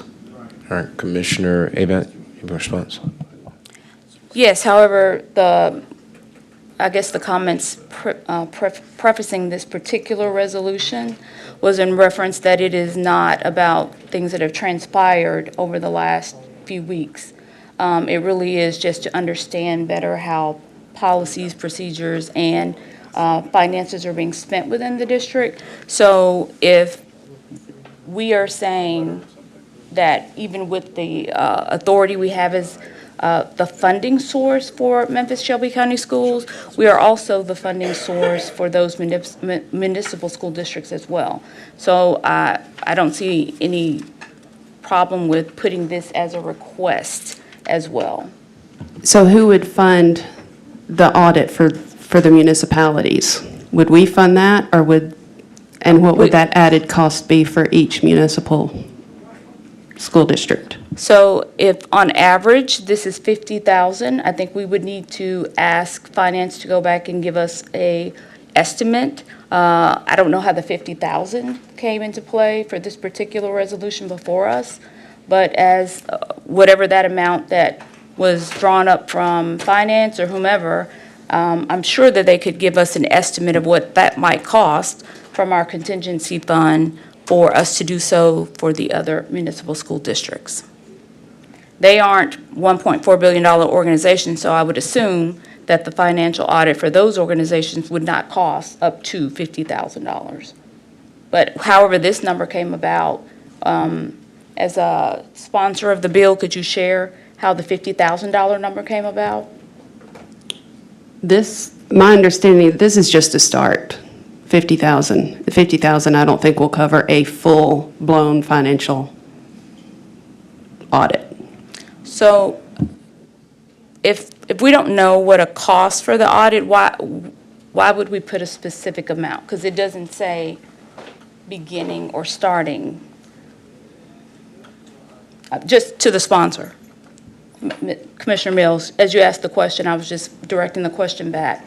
As a sponsor, how did you get to the $50,000 number if you don't think that this is actually how To much? start, if we find something, then the comptroller steps in and we don't have to do any more. All right, thank you. So we have a motion on the floor, it's been properly second. Is there any more discussion? Because I'm going to go to Yes. comment cards from that. So the queue's already been built here. Commissioner Sugarman, is your comment on the motion? Motion. Commissioner Sugarman. Okay, again, to Commissioner, I guess the chair rather, through the chair, First of all, I'd like to know the balance in the contingency fund right now, as well as the professional services right now, because as you know, I've been asking for a monthly statements for the commission, which I have not been receiving. And so I would like to know how much we have in those accounts. The other question I have as far as having them bifurcated, I really think that it needs to be separate because we do have the authority over the Memphis Shelby County Schools and the Comptroller's Office, as well as CTA's other avenues of supporting a forensic audit, which is extremely expensive, and that is under our purview as opposed to the munis, whereas they have their separate school board system, et cetera. We can only be a request. So I see one as a requirement and one as a request, and I want to get them convoluted. All right, thank you. Commissioner Wright? Yeah, thank you, Mr. Chair. Along that same line, I guess my question maybe to the parliamentarian would be, we're making the request of who? I think we need to know that if we're amending the language, the language speaks to starting a request for proposals for an audit, but the request, if it's a request, then that would be something additional, I assume, that we're making to the municipalities, not to the auditor. Is that correct? Marcy Ingram, Legislative Counsel. Yes, Commissioner, it would be a request to the municipality school boards. So I think I would say that, Mr. Chair, to the motioner, can we clarify that motion? Can we clarify what the motion is? Because it seems to me it needs to be separate. All right. Commissioner Raymond, do you have a comment? Yes, I'm happy to clarify the language that is a request to each municipal school district. And I think with that said, then we don't need to consider a ballooning cost for the county because we're asking those municipalities to perform that audit. And so in that case, the expense would be on them, not on the county. All right. And Commissioner Ford, is there any other on discussion on the motion? Okay, All yeah, right, thank you. Commissioner Ford. Initially, I was not going to say anything, but with the things that have been said, I do not want something that is tight and right, that is laser-like focus, to be poison-pilled with other things that we can only make a request on. Moreover, I think that we should take care of our responsibilities. But I have no issue, because I'm already on record saying that I invited the others to come down. They didn't have to come down, but many of the people that were on this body formerly decided that they wanted the other munis to come down, and it was also in the form of a request. So I would ask my colleagues, let's have these separate. Let's not put too many things together to where if there is a resolution later saying that we request the Arlington, Bartlett, Collierville, Lakeland, Germantown, Millington folks to perform that forensic audit, I have no issue with that being in the form of a separate resolution. It would make me basically say that what I just said a few minutes ago, I'm not flipping the script or anything like that. So I would say let's keep it separate. If there's an add-on that says request that the munis perform one on themselves for the purposes of this whole exercise, I have no issue supporting that item. And there was a question as far as scope, but I'll wait for us to finish this motion first in order to get back on that. That's why I was in the queue initially. So I will be voting no on the amendment, but I will support a separate resolution as far as a request for the others to perform their own forensic audit at their cost. So I'll be voting no on the amendment. Thank you. All right, Chairman Willing, do you have a discussion, your comments regarding the motion? Yes. Yeah, thanks, Chairman Lowry. One thing I do want to make sure we put a pin in is that this is a commission-driven RFQ. So it would be administered by the chief administrator of the county commission. So that there just needs to be some, I think, cleanup language in the resolve clause to make that clear. But because of that, I think one option here to Vice Chair Avant's motion is that we can simply add a resolve clause that similarly directs the chief administrator to make a request of the municipal school districts to perform an audit and leave it at that. That way it doesn't hinder or slow down the RFQ process for the main item. Because if we were to do it all in one, we'd have to wait on responses, figure out a cost, and the auditors, we wouldn't be able to engage with them on a contract because we wouldn't know the cost and scope of the contract. So I think there's an opportunity to keep it for the most part as it is, but add that language within a resolve clause in this item to direct the CAO of the county commission to make those requests of the additional districts without hindering the execution of a contract to do the forensic audit on MSES. Point of information. Point of information. Commissioner Sugarman. So I want to be clear. So you're not saying that we're going to be responsible for paying for the individual munis forensic audit. Is that correct? Okay. The second question is then, again, what is the balance in both accounts, the contingency fund as well as professional services? And if you don't know that today, I would like to have that by Monday. All right, thank you. We're going to we'll stay on the motion here. All right. Commissioner Thornton, your comments regarding the motion? Are your comments regarding the motion? My comments are regarding the main resolution. All right. All right, so now we have a motion on the floor and properly second. Here's an objection. In order to get an actual vote, if I need to object, this needs to go to a vote. So if I have to do that, I object so we can actually vote on that. Yes, there needs to be an objection then. So there's been objection. All right, so now we are voting on the motion to amend. That is adding language to the resolution as of a request for the municipality school boards to perform an audit as well. Point of information. Commissioner Caswell. Based on what Chairman Whaley just said, is that what we're voting on, that be it resolved the request? Well, let's make sure that's properly in place too. So that will have to come from the motioner as well to accept that. Yes, I am for there to be another, be it for the resolve in this motion for our CAO to request a forensic audit from the municipal school district. All right, Commissioner Caswell, that satisfy? Yes, sir. All right. All right, let's take this item to a vote. The motion to a vote.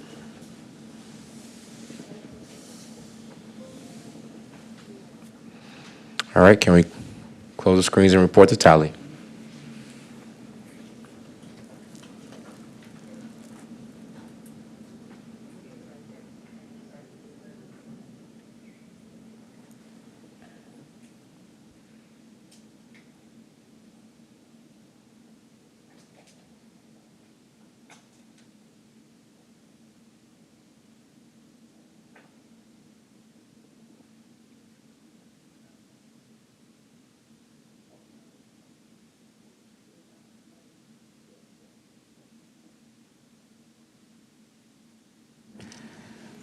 We have aye votes from Commissioners Caswell, Wright, Thornton, Lowry, Avant, and Chairman Whaley.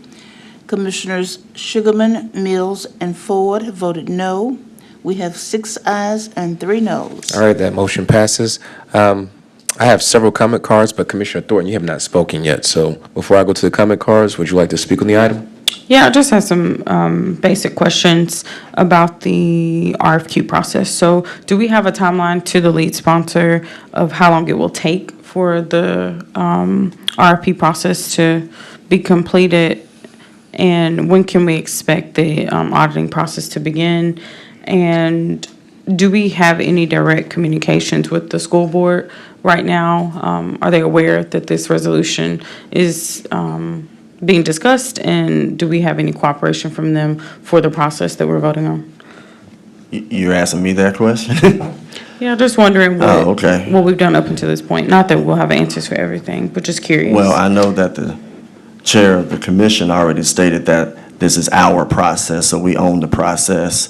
And you're asking, have we reached out? Did they reach out to us when we found out on our phones, when we were voting on a particular item? I don't even want to go there. But the chair has stated that this is a commission-driven process, so I'm assuming that it's going to go as fast as how the chair will let it go as far as this RFQ process. So basically, upon this passing, the ball is in Chair Whaley's court on making sure that he and the CAO take care of the business. It wouldn't be administration. This is completely commission-driven. And if you look at the resolution, we emphasized to make sure that it was independent and above board, that language would be put in, and that it's an RFQ to see who would qualify for the purposes of this commission-driven item. So. And just for clarity, it's commission-driven, but we are looking at the financials for the school board. So we need them to produce the information. So by state law, we can perform the audit, and I think they would be privy to get, I'm gonna give you one example, and I'm gonna go ahead and answer the question that was asked prior to, as far as what are we specifically looking for. It was brought to my attention that contracts need to be looked at, ESSER dollars need to be looked at, custodial services need to be looked at, HVAC needs to be looked at, technology needs to be looked at, as well as any other federal funding that has been given to Memphis Shelby County Schools. So Tennessee Code gives us that authorization. And I would simply say this, let's use the city of Memphis, for example. They had this exercise yesterday. You got Matter that wants another $5 million with a $60 million hole. And they are forensically auditing them right now. So if we have similar questions, comments, and concerns, you don't wait until something actually happens. You try to put the tourniquet on the wound before it gets too late, before you bleed out. And that's exactly what we're trying to do here. So I'm giving Matter as an example. If they can do a forensic audit over there, and some of the things may not have risen to the level of fraud, waste, or abuse, but some have stated that there are some things that could possibly be the case. We're not doing anything different from what the other branch of government is doing. So we have that right to do it. But what I don't believe we have the right to do is like how some would tell LeBron James, shut up and dribble. I refuse, as of today, for somebody to tell me, shut up and give them the $427 million past their budget and say nothing else. Hope I answered your question. All right, Commissioner Thornton? So the timer is set under Ford's name. Is this still my time? It was actually your time. This has been your time, even though you've been back and forth. But however, I will go to you as well. I would like to get to the comment cards for the people in the public as Okay, well. I can wait after the public. Thank you. Thank you. All right. And as I call your name, please state your name and address. You will have 3 minutes, and I apologize up front if I mispronounce your name. The first card I have is it Patricia Passel? Passel.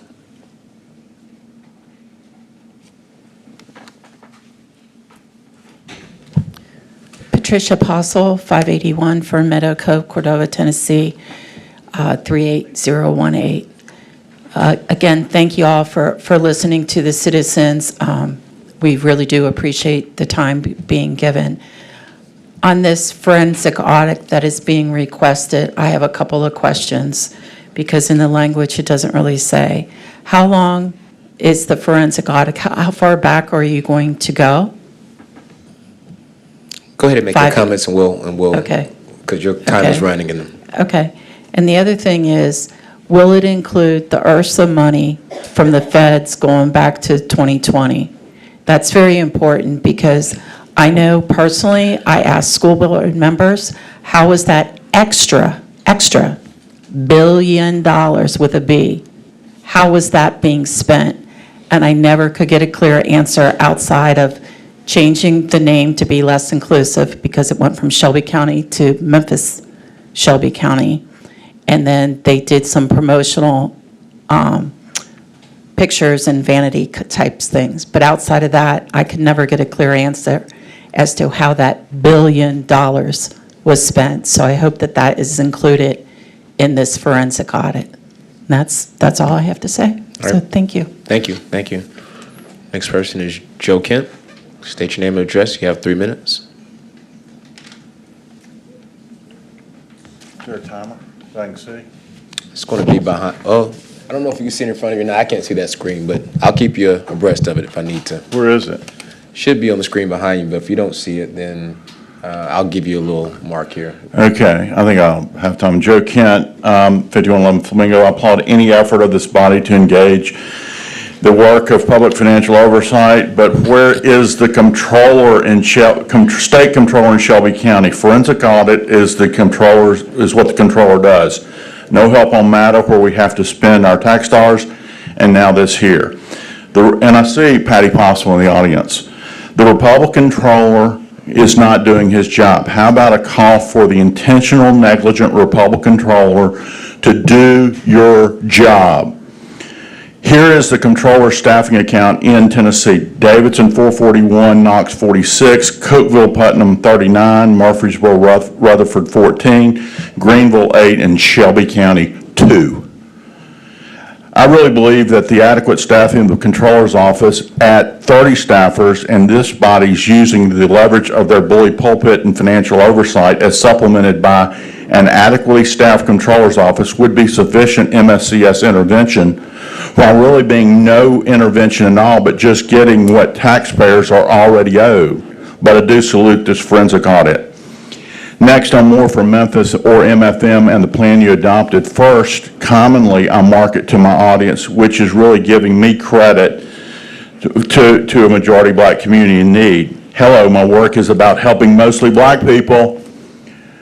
Actually, a community in need should be sufficient without black, which I do not capitalize, but I do acknowledge the majority audience of their recognition and in full disclosure for my own selfish recognition.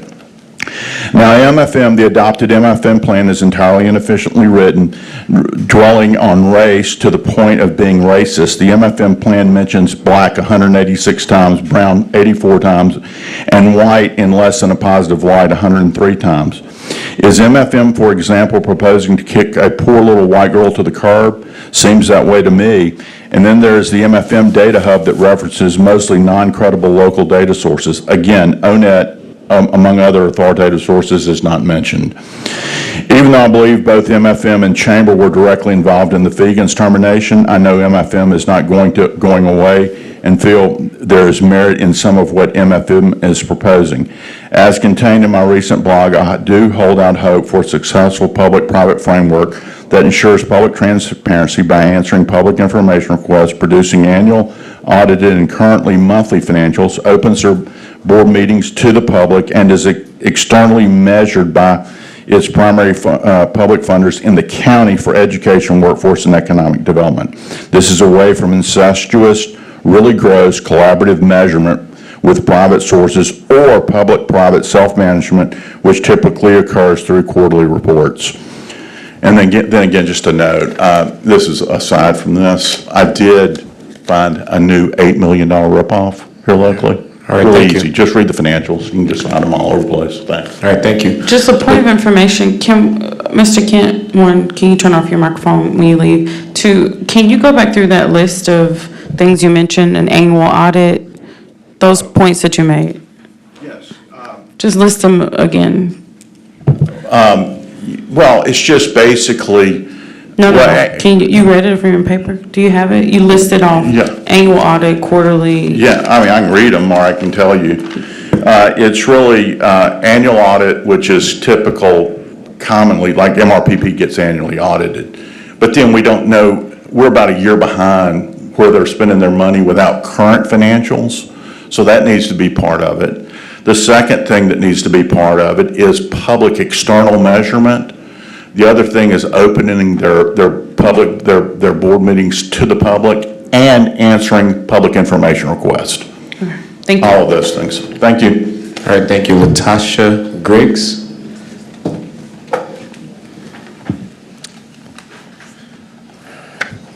State your name and address. You'll have 3 minutes. Hello, my name is Latasha Griggs. My address is 1095 Bama. First of all, I want you all to do an audit. I feel the board needs an audit because there's no way that the board is pimping our children, the light company is pimping us, the city is pimping us. It's too many pimps going on around here. It's too many. One. Two, excuse me. Two, they use the word transparency, accountability, and trust. We can't trust them.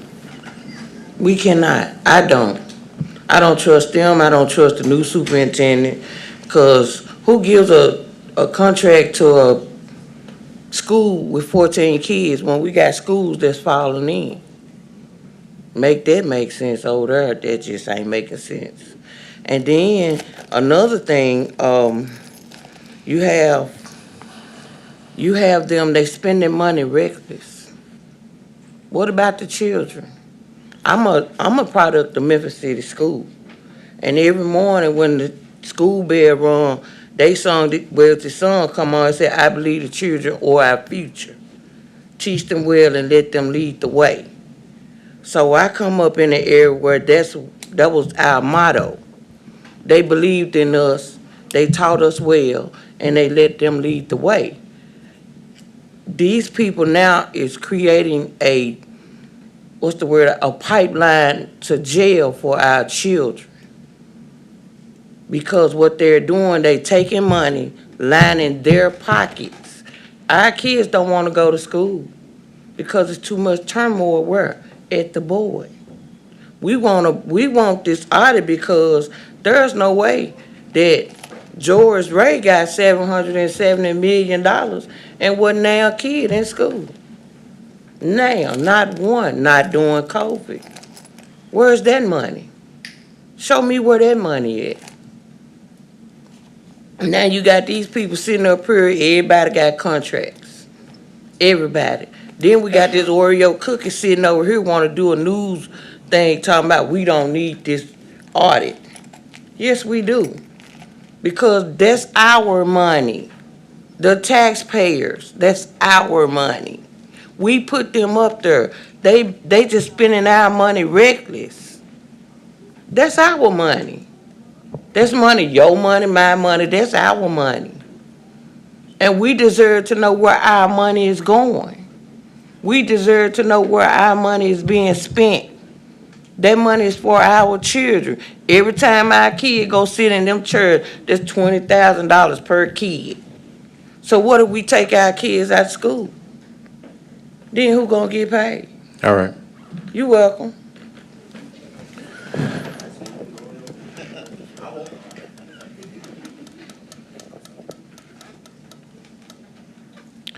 All right, Bishop Charles, is that Lampkin? State your name and address, and you have 3 minutes.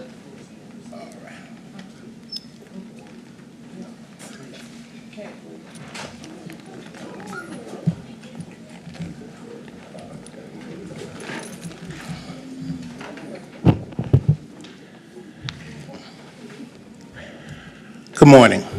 Charles Lampkin, 3711 Austin P. Suite 281665. Thank you for taking the time out to do your job and to just listen to the people. To listen to what we're saying, to listen to your constituents. Nobody's here to preach and batter you and say, hey, this is what you must do, what you have to do, so on and so forth. But listen to your heart. I'm not even going to read this thing here. I'm going to tell you from here. The days of people sitting back and not showing up are over. They are coming out, and they're coming out in droves. And they don't just look like me. We're a great big melting pot. We look like Mick Wright. We look like Brittany. We look like Miss Mills over there. And guess what? We're coming together and we're sitting down and we're having conversations. And we're saying, guess what? If you do not sit down and we can't come into agreement and understand each other and do what is necessary for these children, then we're going to remove you from the position that we elected you into. To sit there and tell a group of educators in South Memphis that we're going to close your charter school because you missed your metric by 30 children, 30, but you were supposed to have a metric of 300, but we're going to close you. And then you're going to approve one that had a metric of 90, but you had 14. And for that large block of money, please make that make sense. I almost fell through the floor, and I'm a big boy, so that would have made a large hole. This is enough. I drove to Nashville yesterday with a delegation of people that didn't look like me. I was the only one that looked like me. And we went there yesterday to say, listen, enough is enough. Let's have an intervention. Let's look at these finances and let's do with these finances what they were appropriated to do. Please, let's come together and let us reason together, and let's do it amicably, and let's do it for what we say we're doing it for these children. Let's all of us come together and be adults. Now, next is really now. It's not Dr. Fagan's term, it's our term. It's our opportunity to come together and reason. So please, ma'am, please, sir, let us do this now. Not yesterday, not tomorrow, right now. Make a conscious choice. Let's come together. All right. Please. Thank you. Thank you. I appreciate you, sir. Commissioner Thornton, back on the main motion. Thank you, Chair. The first public comment asked my questions. I was wondering about the length of the audit, so the 5 years, and wanted to make sure the ESSA dollars were included. So I believe that the sponsor said that the ESSA dollars would be included, correct? Was that? I'll defer to sponsors. Do you know? It is in the resolution. It dates back to 2020. Perfect. All righty, thank you. Thank you. Chairman Whaley. Thank you, Chairman. Just wanted to come back to the point of the RFQ process, just to make a small amendment here in the first now therefore be it resolved clause, to add the language where it says that this body hereby authorizes after the, add county commission's chief administrator, and then after process, so RFQ process, comma, or single source process, comma, and then continues for the forensic audit of the Memphis Shelby County School Board of Education. All right, it's been moved, properly second. Can we do that without objection? I have a question. Commissioner Mills? Can we make sure we get a quality, I mean, we want a quality, not a friend contract or anything like that, and not just to get it done the right way? Okay, thanks. All right, hearing none, can we do that without objection? Hearing none, so moved. Continuing the queue, Commissioner Caswell. Thank you, Chair. I just want to say on record, and I understand that someone made reference and just try to say that I made a reference that I don't want to audit. Never said that, but that's sometimes where people come to be called an Oreo cookie as one person who have done more in this community and then in the black community than I know anyone got receipts for that. So on record, I wanted to be stated because my name was just called as the Oreo cookie that don't want this audit. And so I supported this because I support this because I know it's something that needed to be done. I've said it publicly, and I have done more to put out publicly that this is not a behavior that I do support. So I'm offended by that comment, but I'm gonna let that take its course. But I just want to be, my name was just called on record as the Oreo cookie that did not want this audit. But I support this request. Commissioner Caswell, and I didn't catch that, so apologies. We don't tolerate name calling in these chambers, and that's not permissible by public comment from either side of the aisle here. So please make that note going forward for anyone. Commissioner Aben. Thank you, Chair. I too also support the audit and appreciate colleagues adding language so that we are keeping an air of transparency about all things and in respect to how we're focusing on our children. I do have a question just for the chair, considering that the resolution itself says not to exceed an amount of $50,000, and depending on the complexity of a forensic audit, there's a lot to that, right? Whether it's number of transactions, it's a review of all types of federal programs, it could definitely exceed 50,000. On average, even just for the Brownsville Independent School District that has a budget of $564,000, their forensic audit costs upwards of about $257,000. So I just want to know what is our plan if, what we probably are asking is going to be more than the 50,000. Do we need to amend this? And I guess, again, back to the sponsors of the resolution, how did we come to the $50,000 number so that we are adequately providing a revenue that would get what folks are trying to, really ascertain? And through the chair to the sponsors. All right. Sponsor. I guess you want me to go first, Commissioner Mills. So basically, we know that most likely we're going to have to come back. This would not be the first time that any type of audit, whether it's this elected body or another elected body, would come back for the purposes of making sure that we would have to put in something else. We have in front of us the RFQ, which is the request for qualifications, to make sure that we have a pool that is as proficient, if not exemplary, in order to make sure that the vetting process takes its place. This 50,000 upon this passing would actually be encumbered for the purposes of us starting the process.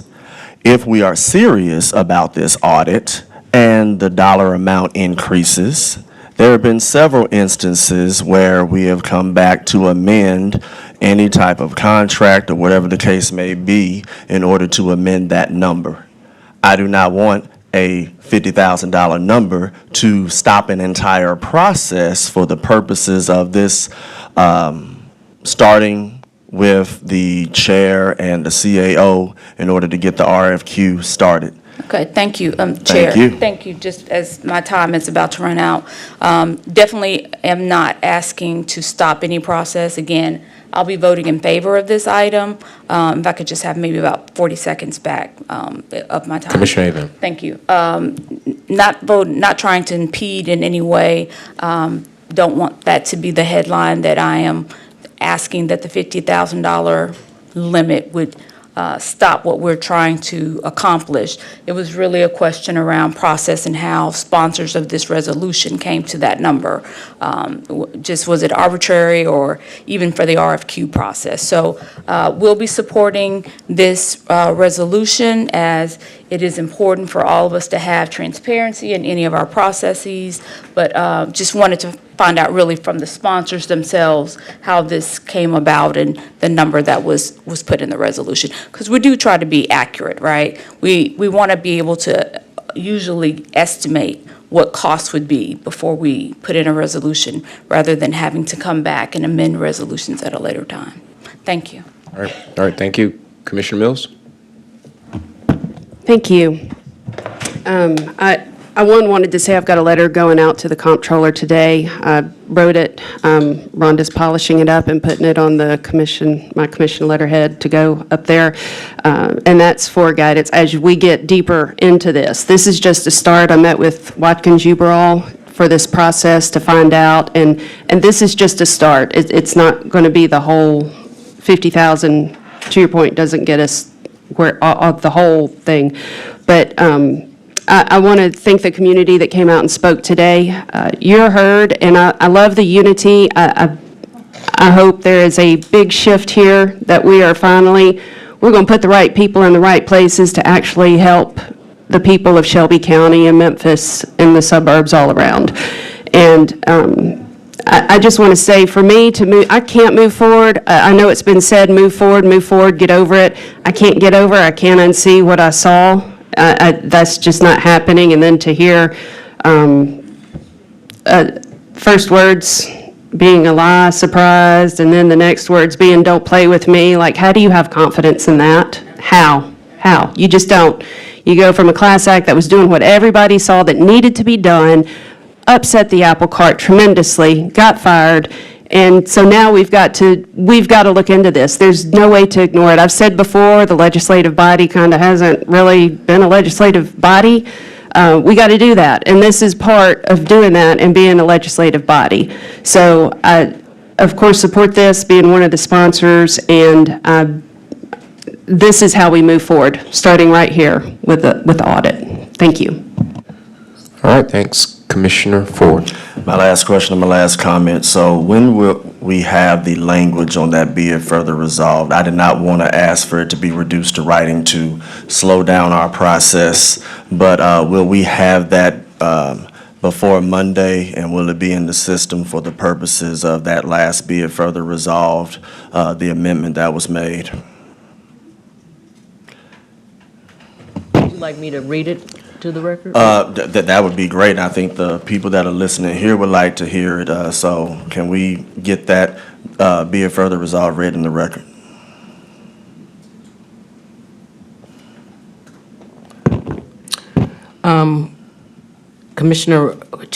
Chairman Whaley's amendment, which was accepted without objection, reads, "Now therefore be it resolved by the Board of County Commissioners of Shelby County, Tennessee, that this body hereby authorizes the County Commission's Chief Administrator to initiate the RFP process, or single source process for the forensic audit of the Shelby County Board of Education, which governs the MSCS financial accounts, and the proposed scope of services shall include an audit of financial records from January 1, 2020 through January 31st, 2025, including but not limited to any and all, 1, service contracts, e.g. professional services or consultant services, and 2, expenditures using federal funds, e.g. Title I funds, elementary and secondary school emergency relief, ESSER funds." No, I was asking about the amended piece regarding the munis. You read that therefore, but I was asking about the amended part. I done lost about a minute and 40. I was asking the amendment that the vice chair made regarding the munis, could that be read? I was asking, could that, yeah, that's the part that I was asking for. I wasn't asking about reading what Marcy and I put together. I'm asking, can it be read in the record? I apologize, I was Yes. on break, so can we I should ask not be penalized legislative on my counsel? 2 minutes for not getting the accurate Agree. answer by the parliamentarian. So can you, for everybody here, for transparency purposes, exclusively read the amended, the amendment that exclusively is a therefore be it resolved regarding the munis only? Or is that you missing? So we don't have it? We gotta have some notes or something. Marcy Ingram, Legislative Council. My notes say that the amendment was the chief administrator, the commission's chief administrator is requested to request from the municipal school districts that they perform a forensic audit of the municipal schools. Will that be ready for us on our screen so that when everybody assembles as 13, we can see that amendment so we won't have to ask for it to be reduced to writing? Because we asked for reduced to writing just in case what you got on your notes and somebody else's intent ain't the same. Respectfully. Marcy Ingram, Legislative Council. Commissioner Ford, I will personally make the amendment to the resolution and have that done today and mail it It's out. in all 13? Correct, yes, sir. Okay. All right. I lost 2 minutes on that. I just got one last thing to say. It took 3 Really quickly, minutes to go get ahead. one answer. Okay. Really quickly. I I was also going to say thank y'all for being here. Don't stop coming. Forget about the folks that say it's over. So please come, because I have no idea how this may change again on Monday. So keep coming, and thank you for being here. And that's all I got. Thank you. All right, Commissioner Sugarman. Thank you, Chair. And so I'm glad you read the last one again, because I hear you mentioning RFP. Chair, I have a question for Attorney Ingram through the chair, because my understanding, when we had conversations, I was going back and forth between RFQ, because that's what the commission wanted as far as the sponsors wanted, and I had a question about the RFP. So then you add the RFP, doesn't that negate the RFQ? Because if that is the case, then I think we need to go back and revisit that. And then I'm glad that the chair mentioned sole source, because my understanding was sole source, and I think purchasing is here, they can correct me if I'm wrong, you get, 3 bids, and so that we can, or whomever, the chair as well as CAO, can select a qualified individual. So if you could answer that question, Attorney Ingram through the chair, as well as Gloucester. Thank you. James Gloucester, Administrator of Purchasing. First off, the RFQ process is strictly for qualifications and not dealing with any pricing. The RFP process is dealing with pricing, and the single source, where a vendor is selected and may be chosen for certain situational circumstances, and that will be submitted for approval, and it'll also be posted for 7 days, where other vendors could come in and submit their bid or quotes for that particular bid or need. And to your also. point, then RFP would take longer, isn't that correct, than single source? Correct, the process. Conversation through the chair about the difference between RFQ and RFP, which I do understand the difference. But the question is that the conversation was you need one or the other. And so if I misunderstood what you're saying, can you please correct it? Marcy Ingram, Legislative Council. Commissioner Sugarman, I may have misunderstood the parliamentarian. It was my understanding that the Chairman's Whaley amendment was for the Commission's CAO to initiate either the RFQ process or single source process, not RFP. The county's policy on professional services, which this type of contract would be, would require a RFQ, not the RFP process. If I stated on the record RFP, I misstated that. So to correct the record in that amendment, I should have stated RFQ. Thank you. Yes, ma'am. So can you read the whole amendment again for the record?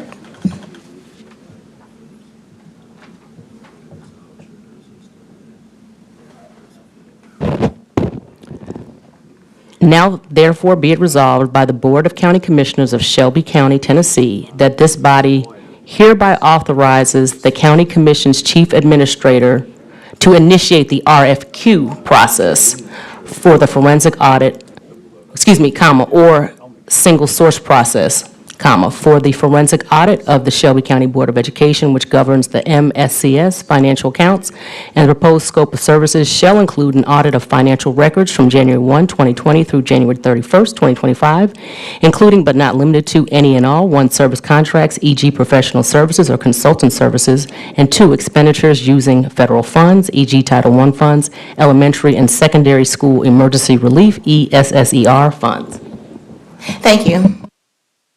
All right, thank you. Commissioner Caswell. Chairman, I appreciate you just, let me take a point of also clarifying something that some have said about getting over and move on. I got to say this again, Brother Charles, Memphis Lift, Community Lift, Memphis Lift, the work that they've been doing for years, I appreciate their advocacy, and again, I appreciate them coming down to the point of me making a post on social media that stated that we need to move forward after a visit I had with the interim superintendent to the fact that a child just died a couple of weeks prior in one of my schools in the district, and went to meet with him about us having a mental health wellness day for our children, who then stated to me the day after their death in that meeting how all of this was taking a toll on them. My work has always been advocating for a verse childhood experience for children, despite your color, despite where you come from, rural or indifference across this state, when other bodies were not even fighting for this at the state level.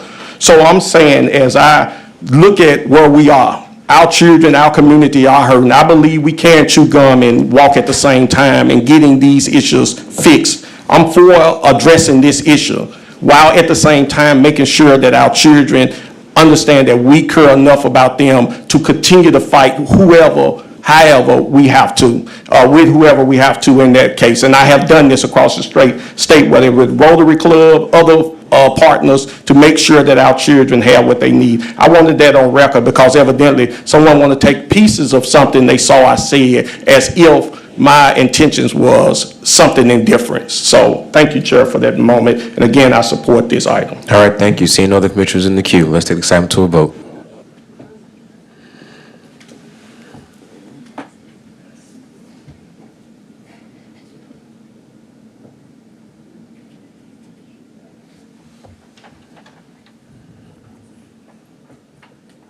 All right, can we close the screens and report the tally?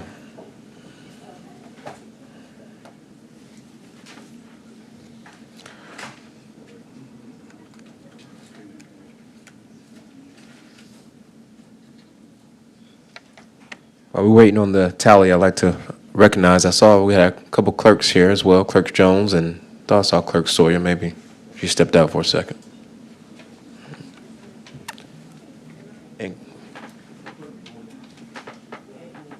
Oh, I don't see Clerk, and Clerk Gordon. How you doing, Clerk Gordon?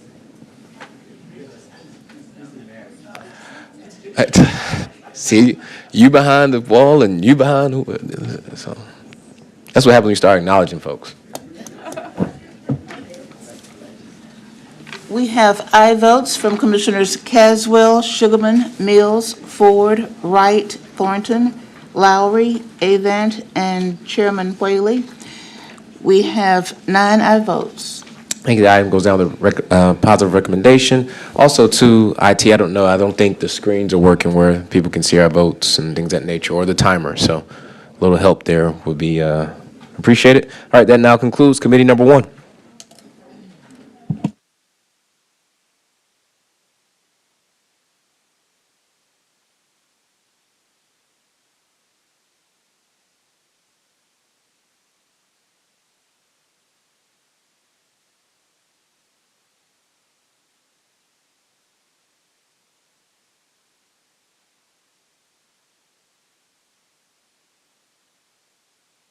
All right, Parliamentarian, can we call item number 1, committee number 3?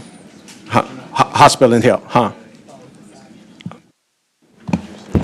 Item 1 is a resolution approving an amendment to one subrecipient grant contract with Shelby County Health Corporation, DBA Regional One Health, for the purpose of increasing the contract amount to $200,000 for a total amount of $200,000, allowing for the continued core medical and supportive services to individuals living with HIV under the Ryan White Part B grant for the period of April 1, 2024 through March 31st, 2025. This item requires the expenditure of FY 2025 federal grant funds in a total amount not to exceed $200,000, sponsored by Commissioner Miska Clay Bibbs.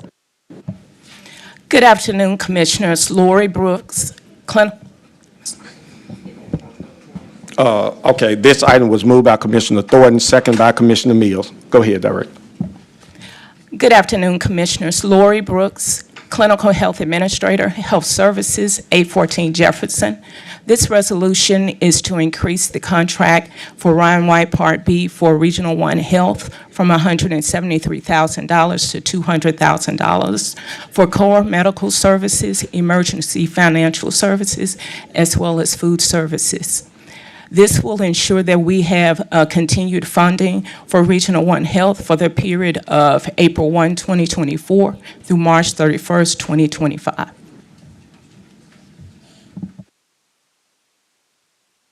Thank you. Commissioner Thornton. Thank you, Chair, and thank you, Director, for being here. Do we ever get any impact reports from these grants after we've expended the funds to know gaps in service or any challenges to be able to serve the target population? Commissioner Thornton, we actually receive monthly reports from our subrecipients as it relates to the funding as well as the services that are provided. So I'm assuming that those monthly reports are going to follow the services that they say that they can render. They wouldn't necessarily talk about the gaps in service. So those, if I'm a sub-grantee, I'm saying this is the work I can do. My monthly report is going to say this is the work that I've done based on what I said I could do. But I'm just wondering who's assessing the larger issue, maybe where there's some saturated, at-risk zip codes that we're not servicing, because these grants, I'm assuming, they don't serve the total issue. So at what point do we learn more about how we need increased funding to serve the total issue? Lori Brooks, Clinical Health Administrator, Health Department, 814 Jefferson. We have a planning council that is responsible for the Ryan White program. The planning council consists of not only the Ryan White staff, but also constituents and stakeholders. In those meetings, they talk about gaps as it relates to the services for the Ryan White contract, as well as services that those recipients might need. And so the discussions within the planning council, can we get access to, are they creating any type of like analysis or summation? What are they saying in the planning council? So Commissioner Thornton, we can give you a copy of the previous needs assessment, as well as we can provide you information as it relates to information that has been provided to the planning council. Okay, when it comes to the issue of HIV awareness or diagnoses in District 10, I would like to know more. So what would you advise that I do to be able to understand how we're servicing this target population? Because I'm aware that I have multiple low-income communities where I'm assuming there's a lot of correlation between this target population and the communities I serve. And I just want to know, like with these grants that we're receiving, which are great, how deep are we going into the issue? Lori Brooks, Health Services, 814 Jefferson. So Commissioner Thornton, we can give you information as it relates to your district and services that we are providing for the constituents in that district. Okay, nice. And then just in closing, I would like to know how many community partners you're using with the Ryan White funds. Can you give me an exhaustive list? So yes, Commissioner, we can provide you with that list of subrecipients for the Ryan White program. Okay, thank you. Thank you, Commissioner. Commissioner Sugarman. Thank you, Chair. And so I have similar questions as well for Hickory Hill. I would like the same information as far as, the recipients and things of that nature, as far as community partners in Hickory Hill. $200,000 is not a lot of money, but there are individuals and organizations in the community that may or may not be on the list who may want to support your efforts. And then I have a question to the parliamentarian through the chair. As far as when the Shelby County Commission gives dollars, okay, whether it's a grant or not, is there a difference, number one? Then number two, because I've had an organization to refuse to give reportings even after we gave them resources. So is that in our rules that they're supposed to be giving us quarterly reporting? Can you answer 1 and 2 for me? Okay, so the question is whether in our rules, whether there should be quarterly reports when there are certain expenditures? Well, whether it's a grant or if it's not a grant. For example, this is a grant situation. So as far as our rules are concerned, are they required to give us like quarterly reporting? Or is there a difference? Because again, I have an organization, well, I'll just say it on record, the Workforce Development Chamber, for example, with WIOA, I've asked them to come before us to give us reporting, and they refused. And so I'm just wondering, how does that work? If you request recorded reporting, is that something that's required? And if they refuse to, what is the recourse that we have as commission? Okay.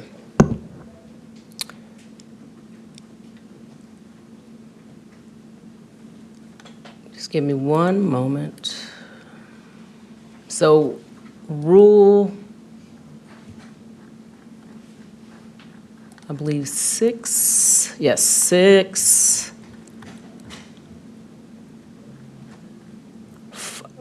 6.4, any item that authorizes an expenditure or amends any such authorization shall include an operative clause setting forth in reasonable detail the exact, no, let's see, wait a minute. That's if they need to prepare the funds, but let me find for the reports.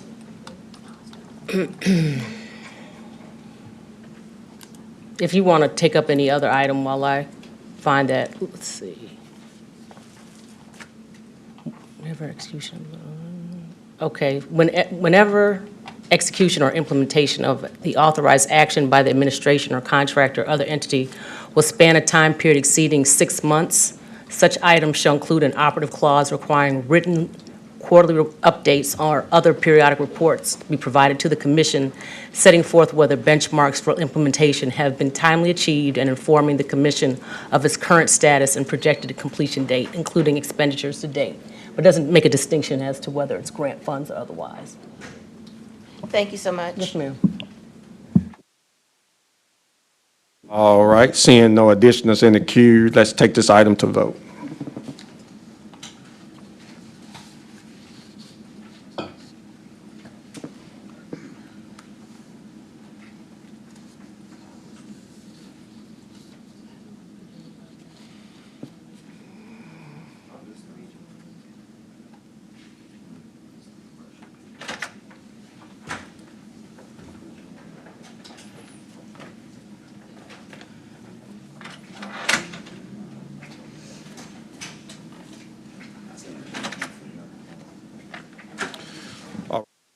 Tally the votes.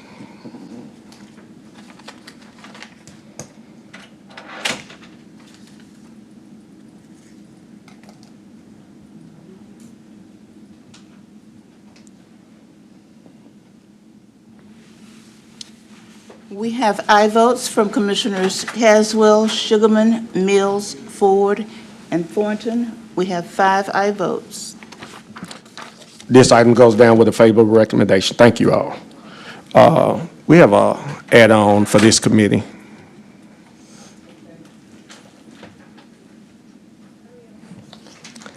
Item 2 is an add-on item. Item 2, is it the one approved?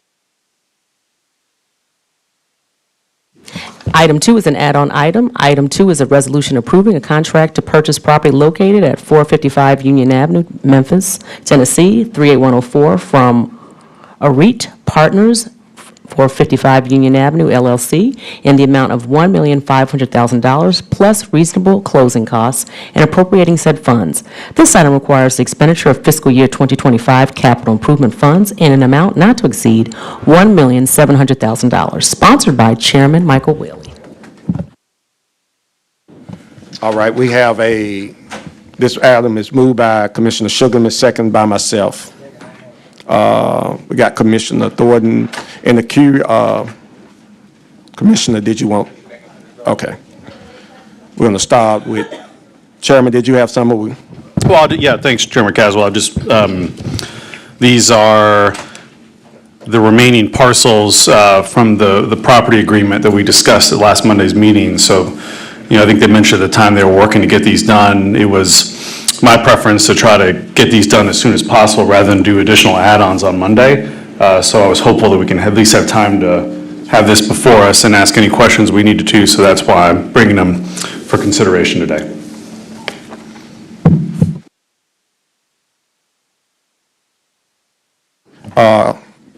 CAO. Good afternoon, Commissioners. This is as Chairman Whaley said, the result of the continuation of the semblance of the properties around 455 Union Avenue to continue the process of the rebuild of Regional One Health. And so we're asking you to approve these resolutions so that we can begin to fulfill the commitment to Shelby County.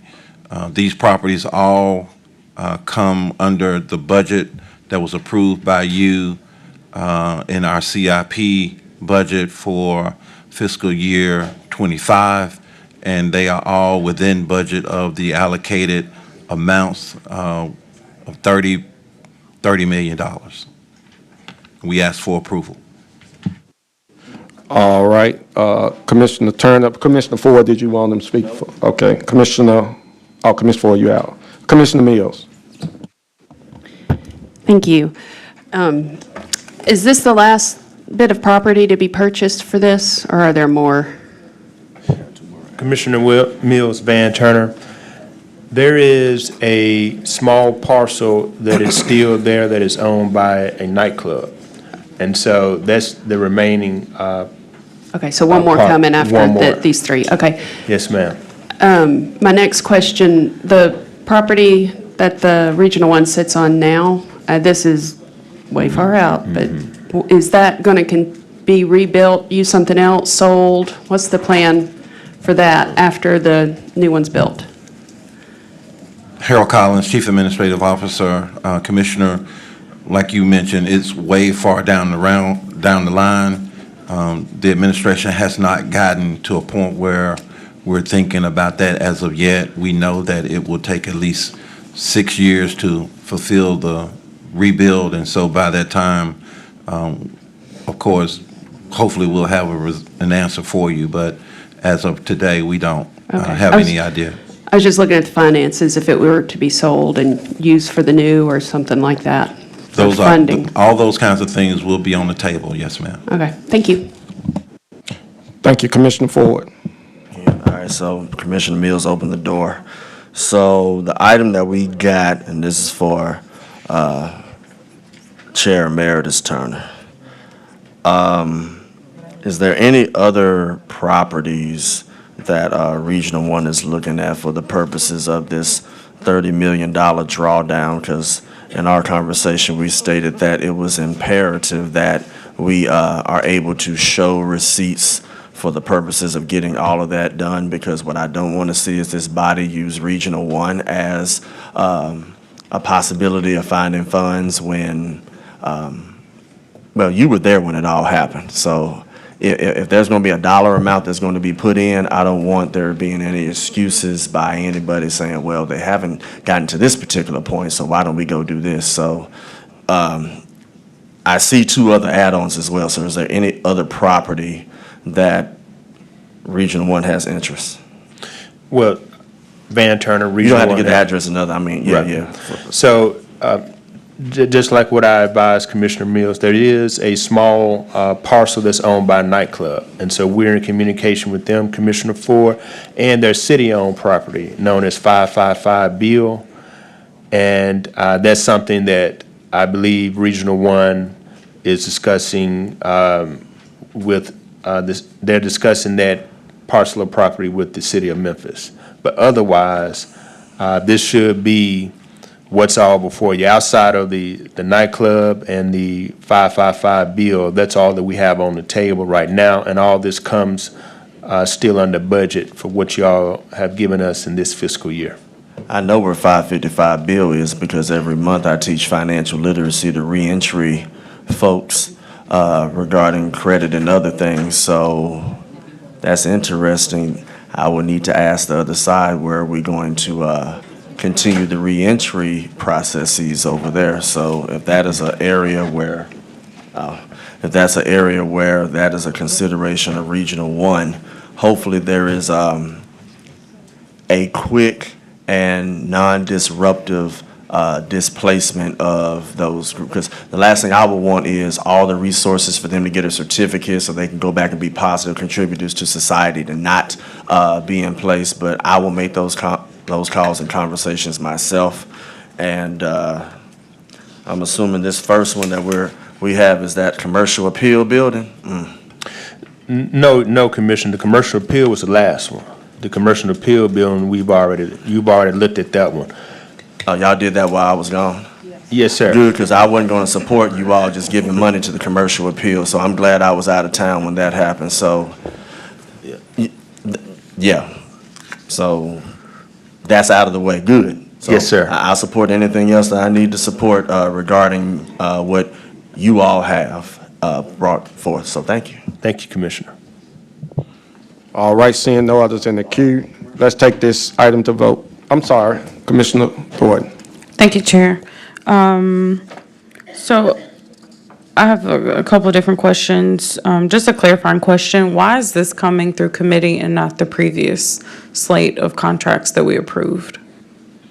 These were still being negotiated. Van Turner, Regional One Health, these, Commissioner Thornton, these were still being negotiated. So we were moving as quickly as possible. We had LOIs, letters of intent, but they hadn't yet been reduced to the purchase sale agreements.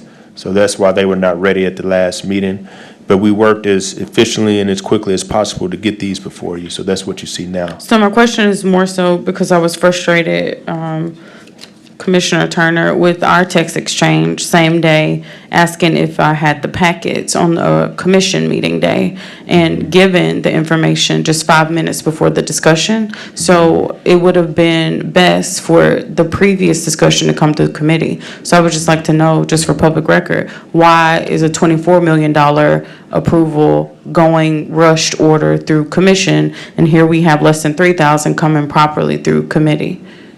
Yeah, that was just something as a result of the negotiations, and that was the timing. Obviously, we prefer to do it this way for all of it, but because of the negotiation process and all the things that Mr. Cobbins discussed, having to get back the information on the appraisals, the environmental studies, that delayed us. And so we were forced to go ahead and move on the commission date, and we were bumping up against the closing date. And so that was something that was critical to the sellers of the land. They had a purchase date in place, and this was a do or die deadline for us to try to get this deal done. And so we were bumping up against that date to close out on the properties as well. So if you don't mind, just go ahead and send the full body what those dates were or are for these particular closing dates, anything that would show us, because we have constituents who are asking questions, and because of the rushed dialogue, we just simply can't answer them. So what are the dates that have been associated with the 5 complete transactions? I would like that information sent to the entire body. In addition, what is the land square footage comparison to what currently exists compared to what we're purchasing here? Commissioner, will increase the footprint by about 3 to 5 square feet. And so now I think we're at 13 and we're going to 16. Yeah, that's close. Okay, and one more question before I get back in queue. Can you send the purchase histories for all 5 properties going back 5 years? Excuse me, the purchase history? Yes. So for these particular physical parcels, what is their purchase history Yes, ma'am. I'll in the get past that. 5 years? I'll get And that. all this information to the full body? Thank you, Commissioner Thornton. I know I got Commissioner Mills, Commissioner CAO has something. Okay, what's on you? Okay. CAO, go ahead. Harold Collins, Chief Administrative Officer. One of the reasons why we came to you on Monday as an add-on is because of the sensitivity of what we were doing. To come to this body as we were trying to assemble all of the documents and the purchase agreements made it difficult for us, and also because we did not want persons around the area that we were trying to assemble all these properties to raise the price while we were negotiating to purchase this particular entity. It's sort of like if you're buying a house and if there are 2 contracts on the house and the other person knows that you want to get it, then they're going to go to the highest bidder. And we did not want bidders bidding on this property or getting this property when we felt it was necessary for us to get it ourselves. And we didn't want that to jeopardize Shelby County government's interest. So that was one of the reasons. The second reason why you have these today is because while we were approving those sales on Monday, Commissioner Turner and their team were then assembling the other packages of parcels to present to you today. And so that's why we came here today, because now we got mostly all of the properties assembled to construct the hospital. Thank you, CL. Commissioner Mills. Thank you. That raises a question. So is this all ready to go? All it needs is approval from the commission? All the paperwork's, everything's done? Contract's ready to go? We have everything we need? Subject to your approval, yes, ma'am. Okay. I was just wondering if there was more information. I know like last time we got it, the packets and all, the day in the meeting. If we need to wait on that before we make a decision, do we need to send these down without recommendations, since they're going to be on the regular agenda anyway? Yes, ma'am, that'll be fine. Thoughts on that? Second. Okay, I'll make that as a recommendation. All right, that's moved by Commissioner Mills, second by Commissioner Sugarman, to move it down without recommendation. I know I got Commissioner Thornton still in the queue. Go ahead. Thank you, Chair. Couple more questions. Are the three contracts before us today all adjacent to the previously approved? Yes. All right, and then what will be the use of the old facility, like that physical location, if we're relocating the facility? Harold Collins, Chief Administrative Officer. We have not made a decision yet on what the use of the old property will be. We will cross that area when we begin construction and looking at the timeline of when demolition would occur, but we have not had any definite or specific discussions about what we will use that property or land at this time. And who's the official owner of the existing parcel land that the building is on? Shelby County government. And the new owner of the newly acquired 5 lots will also be Shelby County government? That's correct. Okay. Couple more questions. I'm interested about, since we're expending the 30 million, the vendors that we're using through the purchase process for these 5 parcels, can we get an exhaustive list and amount of how much everyone was paid as a contractor for the sales process? I'm sure that Regional 1 Health and Leadership will provide that information. Is that something that Regional 1 can get the Yes. entire body? Okay, visitor list and the contractor list for the sales purchases and the amounts of their contracts. And then what is the remaining money from the 30 million allocated from the CIP budget? What's the proposed use for the remaining amount?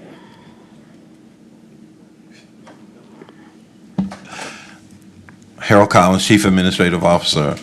I believe at the end of these purchases, it would be less than $200,000 if the math adds up. And does that just roll over, or where does the unutilized monies from the 30 million go? Well, that'll be a question for finance, but I would believe that, I would not want to speak for the Chief Tipton, so I'll let her make that. Okay, good. Yeah. Chief Tipton, if you could just tell us how that works.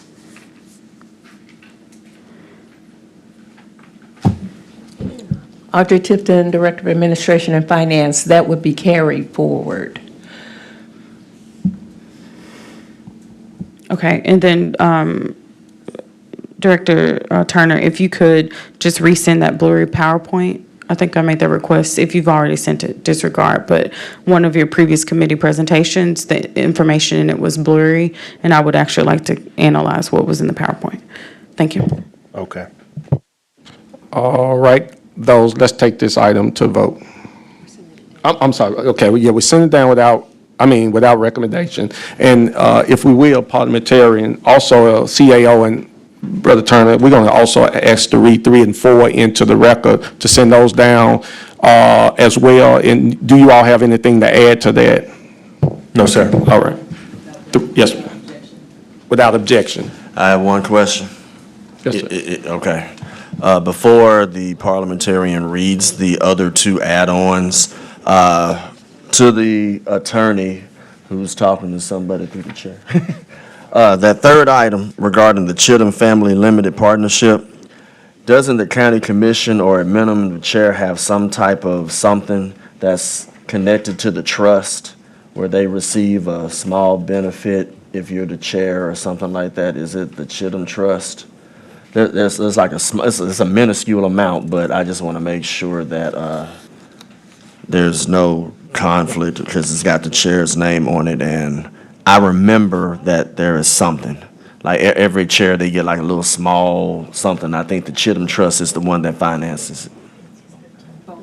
Marcy Ingram, Bolton Legislative Council. Okay. My recollection of the rules is that that's the Bolton Trust. Okay. And that is no longer a extra compensation for the chair. Okay, good. Thank you. Chair, just a point of information to Director Turner, if you could include the LOSB and WBE notations for each one of those vendors when you're seeing that list. Thank you. Yes, ma'am. Being no others, go ahead. Item 3 is an add-on item. Item 3 is a resolution approving a contract to purchase property located at 637 Union Avenue and 667 Union Avenue, Memphis, Tennessee, 38104, from Vernon L. Kearns, Jr., in the amount of $300,000 plus reasonable closing costs and appropriating said funds. This item requires the expenditure of fiscal year 2025 capital improvement funds in an amount not to exceed $350,000, sponsored by Chairman Michael Whaley. Item 4 is an add-on item. Item 4 is a resolution approving a contract to purchase property located at 126 South Lauderdale Street, Memphis, Tennessee, 38104, from Chittum Family Limited Partnership in the amount of $937,922 plus 15 cents, plus reasonable closing costs and appropriating said funds. This item requires the expenditure of fiscal year 2025 capital improvement funds in an amount not to exceed $922.15, sponsored by Chairman Michael Whaley. These add-on resolutions, item 3 and 4, join add-on item number 2, which are being sent down without recommendation, without objection. All right, that brings to end committee number 3. I would like to call to order Committee Number 10, General Government. Is there anyone here to speak to items 1, 2, or 3? In that case, Madam Yes. Chair, my apologies for interrupting. Marcy Ingram, County Attorney's Office. It's my understanding that those items are now emailed to the chair of the committee. So the chair of the committee would have received the report from the County Attorney's Office for items 1 through 3. Okay, so I will presume there is no conflict, and we'll go ahead and read them into the record, vote on them, and if there is, the attorney or the chair of the committee, bring it up Monday. Item 1 is a resolution approving the election of notaries public for appointment and a reappointment for Shelby County, Tennessee, sponsored by Commissioner Henry E. Brooks. Item 2 is a resolution approving the election of notaries public for appointment and a reappointment for Shelby County, Tennessee, sponsored by Commissioner Henry E. Brooks. Item 3 is a resolution approving the election of notaries public for appointment and a reappointment for Shelby County, Tennessee, sponsored by Commissioner Henry E. Brooks. Thank you. Those items have been moved by Commissioner Sugarman, seconded by myself. We could bring this item to a vote, please.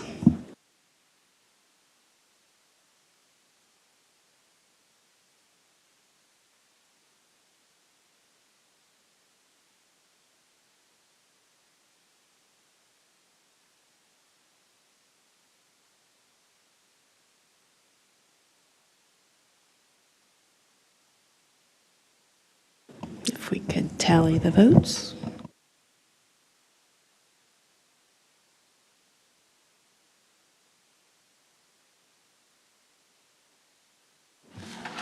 We have aye votes from Commissioners Sugarman, Mills, and Thornton. We have 3 aye votes.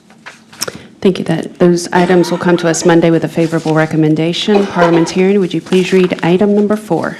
Item 4 is an ordinance, third reading, joint ordinance of Shelby County Government and the City of Memphis to establish a public-private partnership for cross-governmental collaboration and implementation of policies to promote economic mobility through the appointment of a fiscal agent to provide strategy and oversight of project implementation. This item requires the selection of a fiscal agent who will coordinate between legislative bodies and public and private agencies and provide updates, recommendations, technical support, and fiscal analysis, sponsored by Chairman Michael Whaley, Commissioner Erica Sugarman, and Commissioner McWright. This item was deferred in January 8th, 2025 committee meeting. Thank you. This item has been moved by Commissioner Sugarman, seconded by myself. Commissioner Sugarman. Thank you, Chair. And so I want to say on record, with the instability that has been shown by the Shelby County School 6 and some other issues dealing with fiscal responsibility, oversight, transparency, et cetera, I want to move this ordinance reading to the Wednesday, July 23rd meeting so that they can reconvene and reconsider some things. Second. Okay, it has been moved and seconded to move this item to the July 23rd committee meeting. Without objection? Okay, we'll see it again July 23rd. Madam Parliamentarian, would you please read item number 5?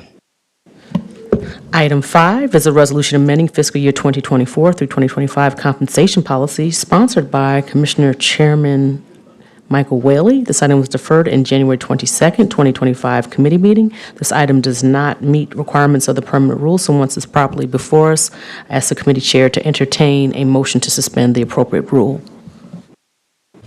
Thank you. This item has been moved by Commissioner Sugarman, seconded by Commissioner Ford, and we have a substitute. Commissioner Ford, are you going to address that? Well, before I do that, I'd like to move, I'm assuming that the rule is that it was not reviewed, the initial was not reviewed by the county attorney, so I'd like to move to suspend that rule for the purposes of having this item in front of us in order to bring the substitute that was reviewed by the county, Assistant County Attorney Megan Smith.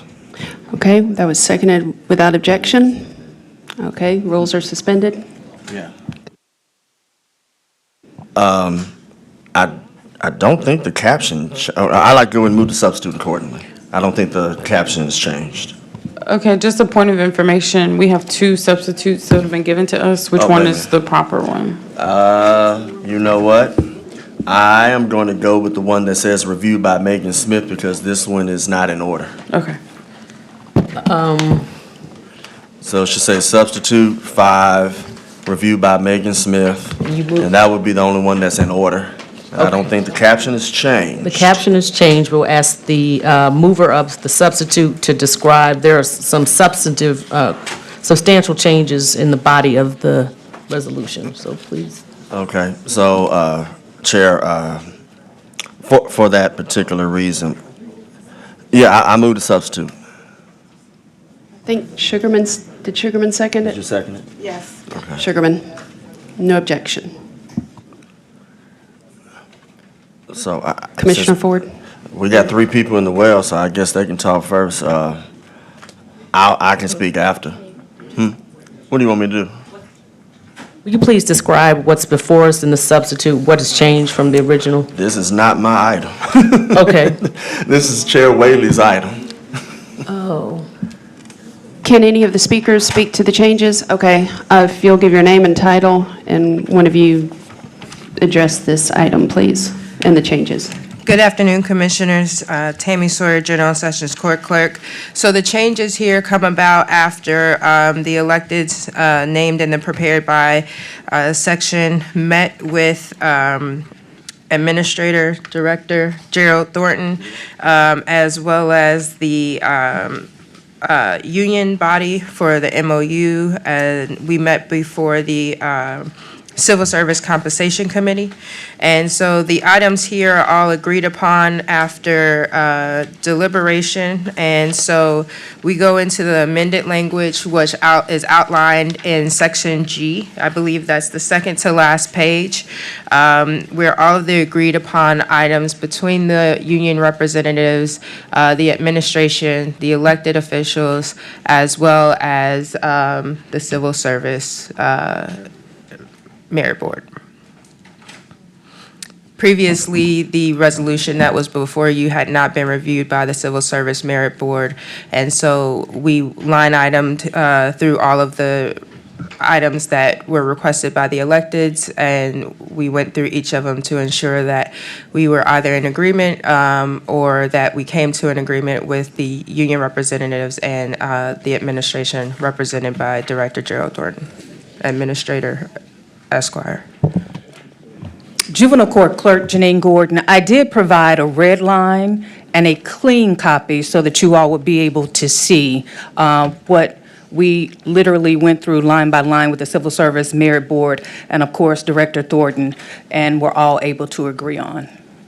Okay, that's not the substitute we substituted. Rhonda and I just compared them, and it is the same document. It's just that some people got a red line version and a clean version, and some people just got the clean version. I'm not sure why. So it's all the same? Yes, ma'am. Okay, all right, then we're good.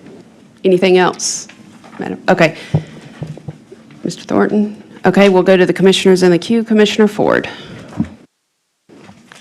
Some of y'all not gonna like what I got to say, but ask me, do I care? I'm glad that this item has come because a lot of this piecemeal, it doesn't help the employees. However, every time I see someone from the administration receive raises that are completely out of the range, which is in the last page of the compensation policy, I feel like the administration is basically saying, we can do whatever we want, and we're going to give the employees, the working poor, scraps. You know, right before January 125, we brought an item, you already know where I'm going with this, where equity was something that was very important. And it passed, but it got vetoed by that same administration that had no issue giving 20, 30, 40, 80% raises. And that item my colleague brought, it was co-sponsored, would not have cost one dime in the fund balance. So what did they decide to do in their own way? Well, let's bring something subpar so that the same people we want to give these raises to can keep theirs, and we're going to pass it as if we really care about the employees. I'm about to bring another spreadsheet. And Ms. Megan Smith, I already talked to her. I was like, you going to be on my second spreadsheet? How many raises you getting? You're going to make more than the CAO and the mayor. Well, there's already one appointed that's very close to passing the mayor's budget, mayor's salary. But on this item that's in front of us, I'm going to say this. I won't mention the names unless I have to. I appreciate who this was prepared by, but there are two names. I do not trust you. Your name is on here because you got to be on here because you're one of the elected officials. But I may have to bifurcate your budget when it comes time. And it won't be the first time somebody bifurcated somebody's budget in order to vote no or abstain or recuse. So I won't say the names, but when you see me bifurcate, you're going to know who you are. I'm supporting this because it's all about those people that have been getting the short end of the stick for the last few years. It's not you, Gerald Thorne. You're not on this list. Yeah. You're not on this list. Don't worry. And I won't get you a box of cookies either. But I say that because I hope this is resolved. But I do have one question for Mr. Thornton, since he was looking around. Has the compensation policy, the last page that deals with the minimum, mid, and max, has it been modified accordingly, or will we still have people, and you know I'm going to go back and look at the incumbency report, will some of those same people be out of range prior to this compensation policy being amended as follows? Gerald Thornton, Director of Human Resources. The compensation policy ranges will be updated in the fiscal year 2026 budget. The only thing that we took before the County Commission, before the Civil Service Merit Board, was actually those items in which the electeds had issues with. So the ranges were not presented before the commission, but yes, we will update those ranges. Those ranges have not been updated in some time. My team and I are actually going to update those ranges, and you will see some other ranges. For instance, we're going to take professionals pretty much off that chart due to the fact that you have public offenders and county attorneys and doctors and lawyers and alike. that are actually and should not be a part of that range, as well as various appointed staffs and the various elected officials, because the elected officials are authorized to pretty much give their appointed staff what they want to. And we're going to make sure we do that without any type of restrictions. Historically, there was some restrictions for the electeds when it came to giving increases to their appointed staff. So we're going to also look at that in this upcoming year's compensation policy. I got to get back in the queue because he mentioned that last part. Thank you. Thank you. Commissioner Thornton. Thank you, Chair. Just for my better understanding, what's the function of the Civil Service Review Merit Board? What's the function? Yeah. If I can guide you to the Code of Ordinances 14-62 through 68, you get a complete understanding of the Civil Service Merit Board. But since I'm not an attorney for Shelby County, I'll let Ms. Marcia Ingram do it. But from Director of Human Resources, they actually review any and all demotions, suspensions, terminations, suspensions of more than 10 days. They also look at the compensation salaries, as well as any type of review of an appeal in which an individual feels that he or she has been aggrieved. That's covered upon the Code of Ordinances 14-62 exec. You're doing great. You said promotions and suspensions? It's demotions. Demotions. Demotions, suspensions, and terminations.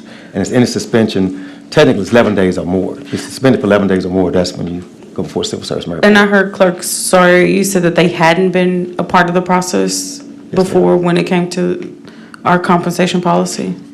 No, they were a part of the compensation policy. Tammy Sawyer Jones, Sessions Court Clerk, they were a part of the compensation process, the policy process. However, the original resolution that we came before this body on, we had not met with that group. And so I don't know if you recall, it was sent back and we were required to meet with them. So we have now met with them as well as the union representation to get to the resolution before you today. Awesome. And for the list of electeds and the prepared by, there are a couple of electeds. I don't actually know if there are a couple. I can see one that I know is missing. Can we, just for the record, state who amongst those of the electeds is not a part of this preparation process? Gerald Thornton, Director of Human Resources. I'm glad you mentioned that because I did notice that it was previously stated that all electeds have been conferred, but I did inquire as to why Ms. Halbert was not a part of this, and the answer was she wasn't invited. Okay, so she was not invited.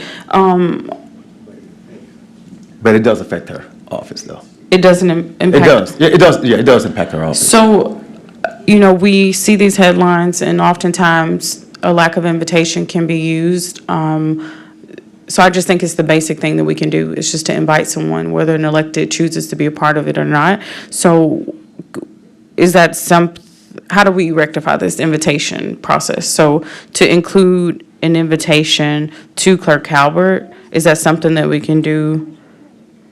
Or is this already a sewn-up process? I guess it's a sewn-up process.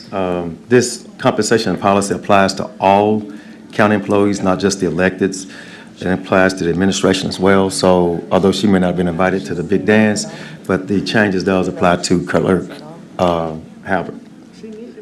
So can we, in advance of Monday, get a statement from Clerk Halbert just to say that she's reviewed the document? That would be something from the electeds. Will anyone commit to that? Tammy Sawyer Jones, Sessions Court Clerk, I'll commit to it. I have spoken with Clerk Halbert in the past about the scheduling and the attendance of meetings. And so she has not been invited. And I will reach out to her today and make sure that she sees this resolution and is invited to comment on Monday. Awesome, thank you. Trying to see if there's anything else. Okay, that's it, thank you. All right. Thank you, Commissioner Thornton. Commissioner Sugarman. Thank you, Chair. And so I have a question for Director Thornton. So about the salary study, where are we with that? I understand that we should be getting it back, March or April, is that correct? Gerald Thornton, Director of Human Resources, that is exactly what our vendor is saying. And I've given them a date that we have to have something in hand well in advance of April 16th. And so hopefully we'll get something to you all, I would say the first week or so of April. Thank you. And then also, I guess later, in the later resolution, that, because my concern is the gap is getting bigger and bigger between the appointed people, the elected people, and the people actually doing the work on the ground. And so, to your point, Thornton, I hope that you do support the changes that we're going to make on the ordinance as far as the minimum. Right now, you say the minimum is 15, and that is not acceptable because we do have a lot of working poor. I have students making $15 an hour, and that's not sufficient. And to your point, you have people who are on staff, not staff, but who are working for Shelby County, and they're making $16 an hour, and that's not acceptable. So I hope that when it comes before the commission, that we can get your support. I'm saying that on record. Thank you. Thank you, Commissioner Sugarman. Commissioner Ford. Thank you. Good luck on that. We know what they do. They veto your stuff and then try to change it up like they care about employees, but they don't, unless it's an election year. But we won't go into that. But I do have something I need to retract. I said that I don't trust 2 of the people's names on here. I meant 3. Let me make sure it's not 4. You'll find out around budget time. 1, 2, 3. Yeah, it's 3. So we will find out around that time. And again, for the record, there have been commissioners that have pulled those budgets in order to recuse, vote no, or whatever the case may be. So there is no precedent on that. And my main reason is I believe that those people are too close to the administration to where there might be some type of bias or otherwise to where I would be questioning particular things and I might not be voting on those particular budgets. So my thing is, look, if you're in the bed with the administration, figuratively or otherwise, I'm going to ask the questions. And I'll say this lastly, so for the purposes of making sure that Commissioner Thornton gets her request granted, I think that this item needs to go down without a recommendation so that Commissioner Thornton can get her question and whoever needs to get involved can make sure that she got her answer. I'd like to move this down without a recommendation. Second.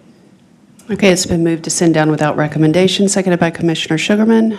With no objection. Okay, this will come to us Monday with no recommendation. Thank y'all. Madam Parliamentarian, would you please read item number 6?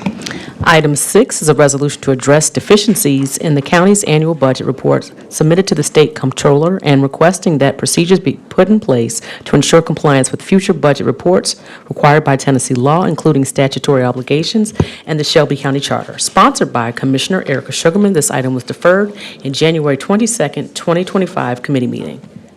Thank you. This item has been moved by Commissioner Ford, seconded by Commissioner Sugarman.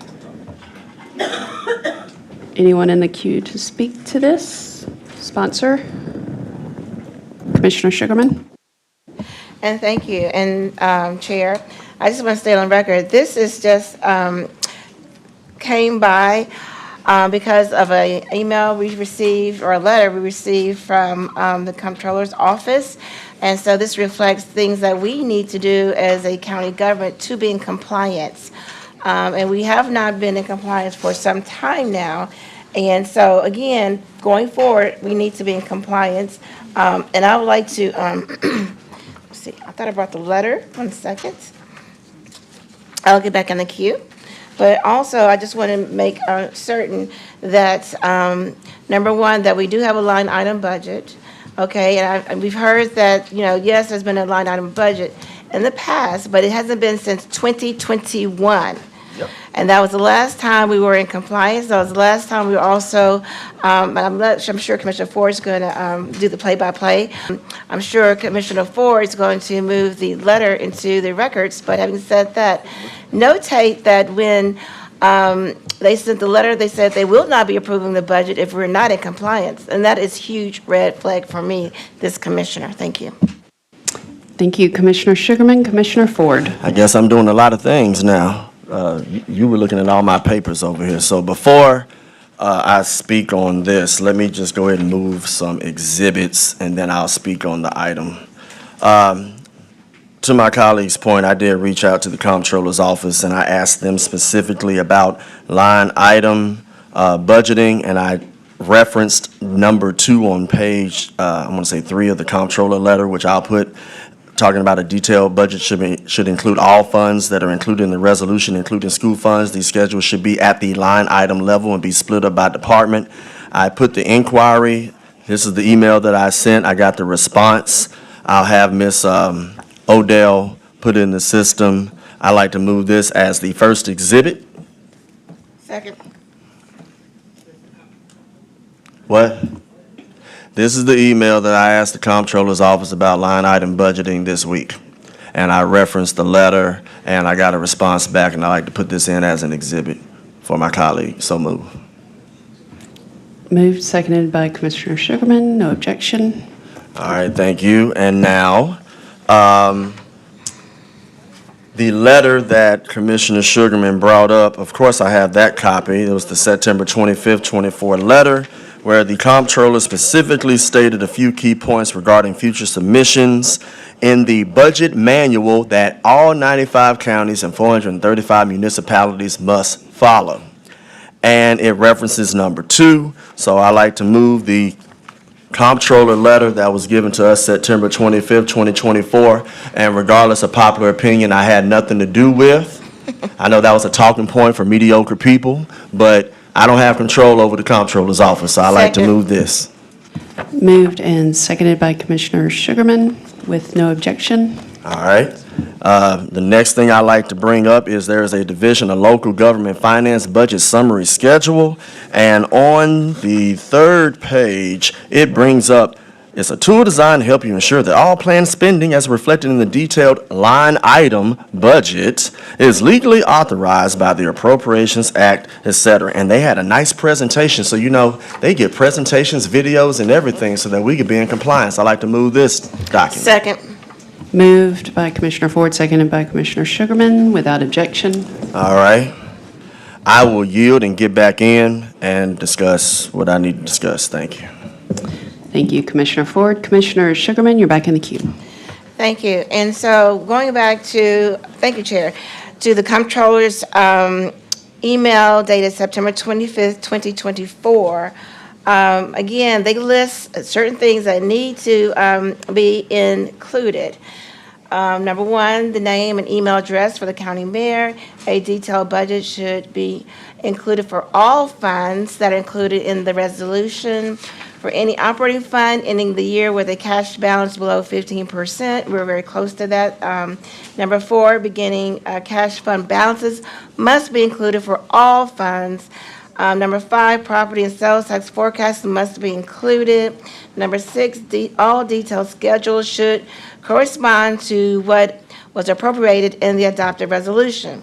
And then they come and state, again, we urge the county's governing body and financial staff to review the budget manual in order to provide a complete and timely budget to our office next fiscal year. A submission checklist and sample submission are also available on their website. It further states future submissions that do not meet minimum submission requirements pursuant to the budget manual, including the items listed above, will not be approved. That is a huge issue. We will no longer conditionally approve the county's budget each year pending submission of basic schedules and other financial information. And so this is compliance with what the comptroller's office has stipulated. And so therefore, I urge my colleagues to support this. And in my time remaining, I want to also, I've got the notes from the budget retreat. And at that time, Director Thompson agreed to a line item budget and send my notes as well. So, again, they agreed upon this, and this is what is expected this budget cycle. Thank you. Thank you, Commissioner Sugarman. Commissioner Ford, you're recognized. All right, thank you. Last time, and I appreciate you bringing this. It just needs to be done. Can it be done? Absolutely. The last time this was done correctly was 2021. I still have a copy. Yes, it's a 500-page document, but you know what? It was line item. And you know what? Maybe that practice has stopped because they don't want people asking questions. You know, you got folks that want to support line item elsewhere, but we're going to support it over here too? Or is that different? I don't know. But I will say this, and I'm not presumptuous when I say this because the numbers are the numbers, and you know, if this process can come back to how it was, I don't mind commending particular individuals in this body if we can get back to where we were in 2021. In 2021, we had a line item budget. Now, I will say this, it was turned in late, but everything was turned in the way it was supposed to be turned in. It was line item. And let me tell you some other things. And Ms. Lindsay's already talked about that in her matrix. The last time that the sheriff's budget had a less than 10% salary restriction was 2021. The last time that we were in compliance with our fund balance policy was 2021. I would like to go back to how we took that process very seriously and did that work. And I think we got the budget passed before 9 p.m. I'll go back and look because I was the budget chair on all of that. And I say that because I hate how it was left. And now we're in a different area. Fund balance is out of whack, almost a 30%. And I don't care if people say, well, they're not spending their money. It doesn't matter if they're not spending their money. That's okay. Y'all keep defunding the police. People are watching. That's all I'll say on that. So I would love to go back, as I conclude, we need to have line item. If we don't get that proposed budget, at least line item, I'm making the call myself.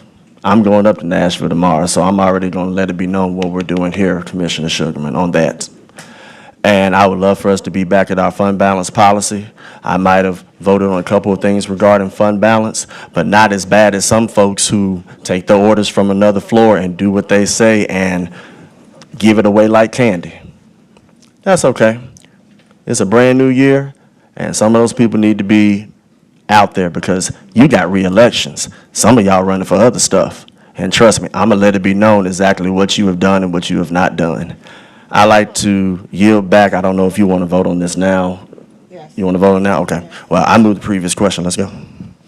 Okay, the question's been called. Let's prepare the screens for voting, please.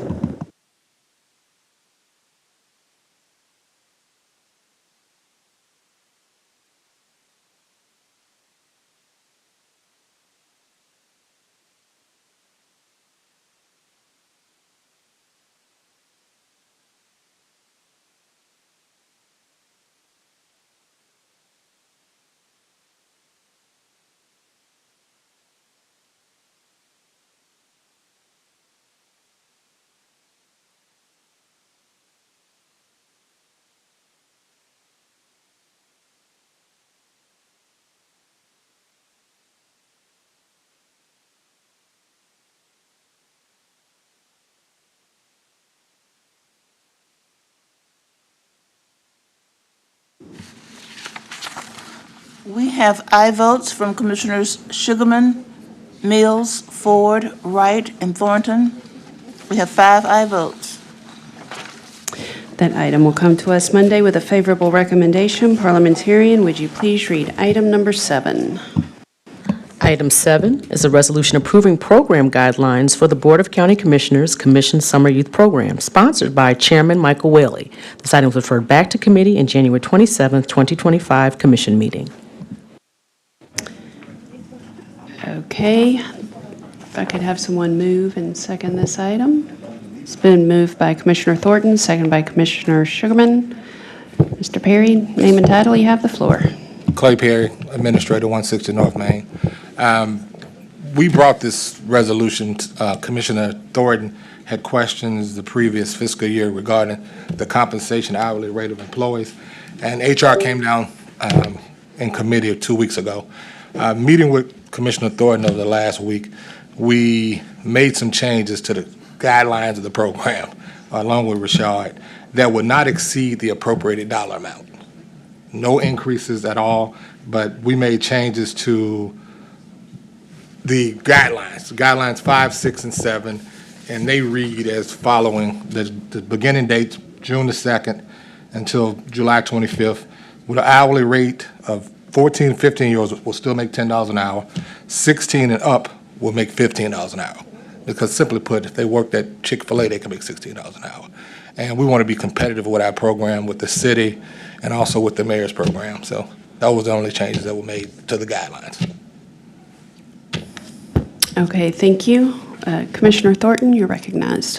Thank you, Chair. I just want to give Administrator Perry an opportunity to say how pleasant of a working relationship we've had over these past couple of weeks.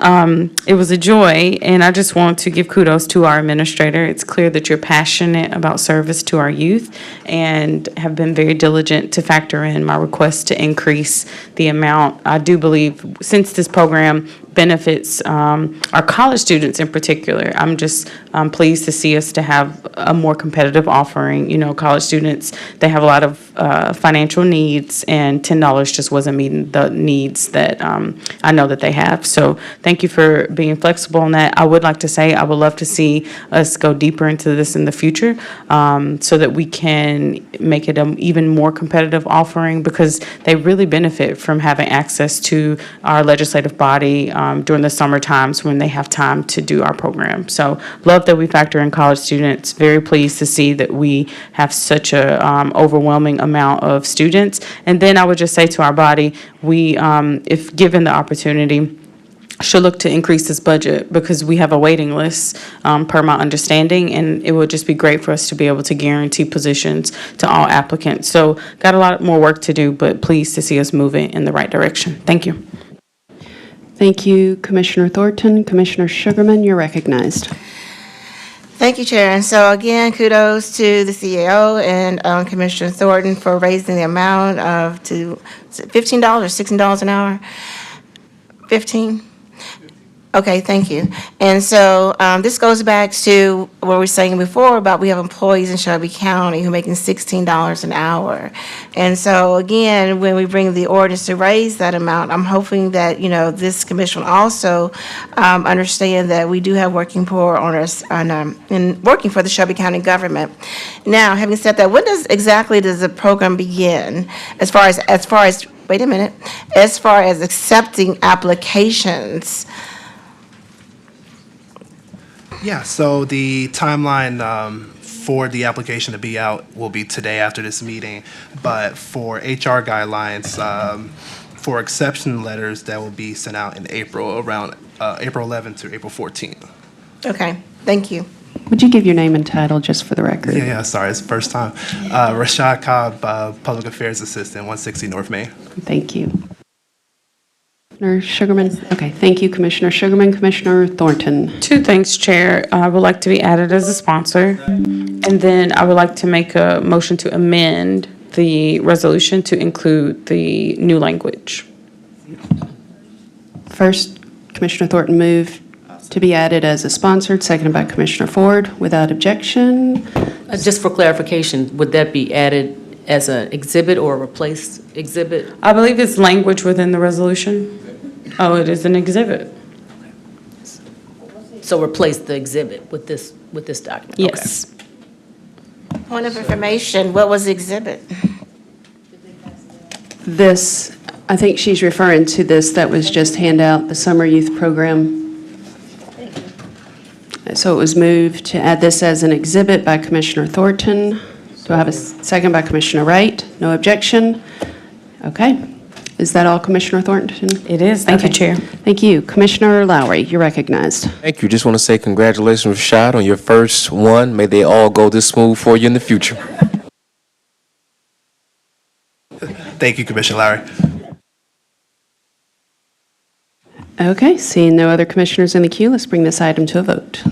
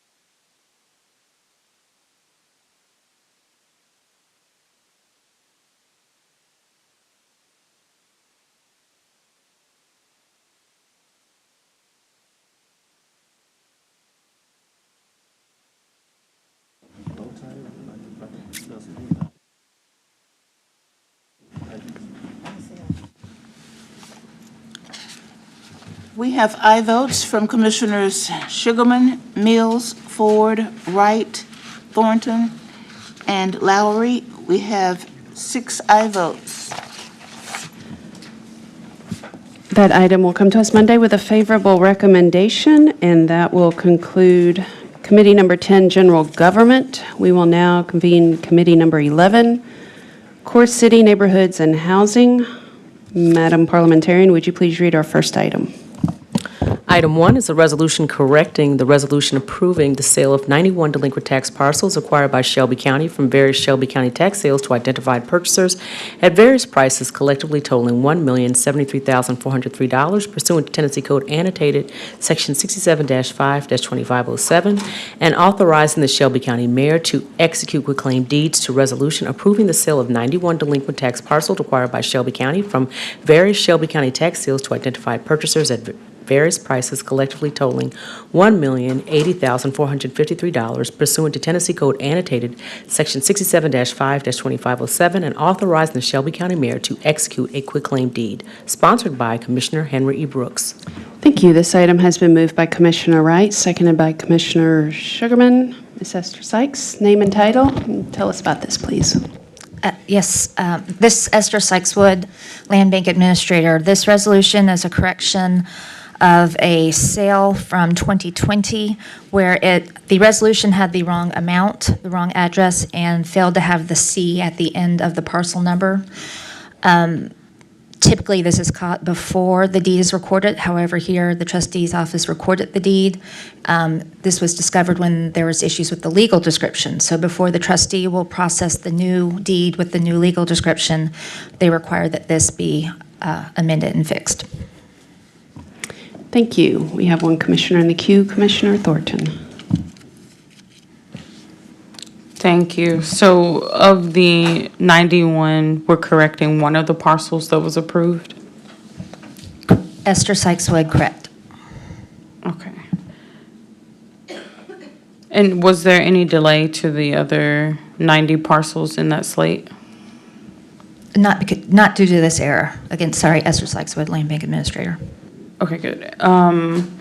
There were some previous unanswered questions from one of your colleagues that came to speak, so I'm going to schedule to meet with you here soon.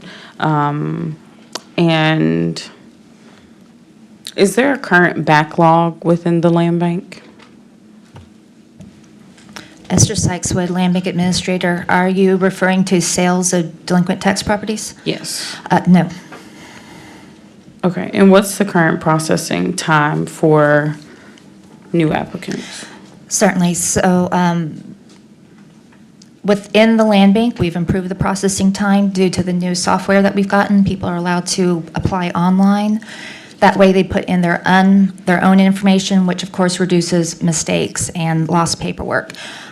Within the land bank, we have a turnaround time of about a month from time of application, depending on whether or not it then has to go to a bid off if we receive other applications.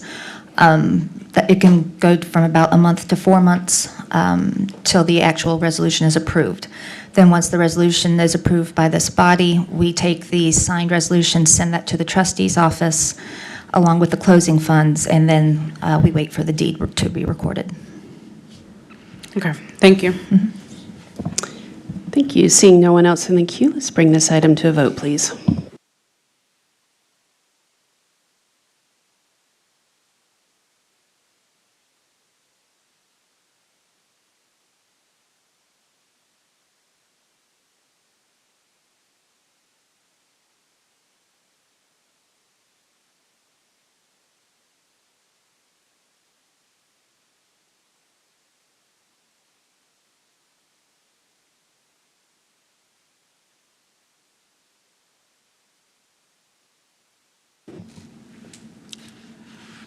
We have aye votes from Commissioners Sugarman, Mills, Ford, Wright, and Thornton. We have 5 aye votes. Thank you. This item will come to us Monday with a favorable recommendation. Madam Parliamentarian, would you please read item number 2? Item 2 is a resolution requesting a 180-day moratorium starting on March 1st, 2025, on the issuance of any new pilot or pilot extension for housing issued by the public board, corporation, or entity, allowing sufficient time for the Shelby County Commission to examine the performance and accountability of currently existing pilot lease agreements impacting county government property tax revenue and fiscal stability. Sponsored by Commissioner Henry E. Brooks. Thank you. This item has been moved by Commissioner Sugarman, seconded by Commissioner Thornton. The sponsor's not here. I'll go to the queue. Commissioner Ford. Thank you. It's been brought to my attention this is going to be held for the next 2 weeks, and part of the reason I know that is because I've already had conversations with City Mayor Paul Young regarding this item. And as of right now, what has been brought to my attention is that city administration is not for this particular item. So I'll be very brief in my comments, and then I'll make the motion for this to go back to the next committee that is on the calendar. We have about 31 to 40,000 units that we are still deficient in the city of Memphis. And last year, 24,000 units were built by developers in the county, but guess how many in the city of Memphis? I'll give you a hint. It's less than 1. 0. Core is important and the tax base is critical. We all know that, being county commissioners who represent 900,000 people. So we cannot ignore that Memphis is still, regardless of how you may feel about Memphis, if you live in Shelby County, the city of Memphis is still the tax hub of the county, period. The city mayor in his State of the City address already talked about a task force convening and addressing regulations, some being talked about in the state right now as we speak.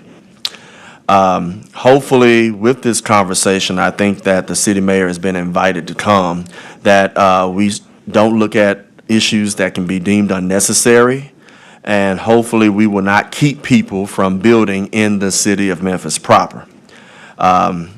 I'm not even going to get into sewer taps and all the other stuff. I'm going to let the chips fall where they may on that. But if we're going to develop in the core of our city, that should be our goal. Otherwise, Memphis will not have a tax base.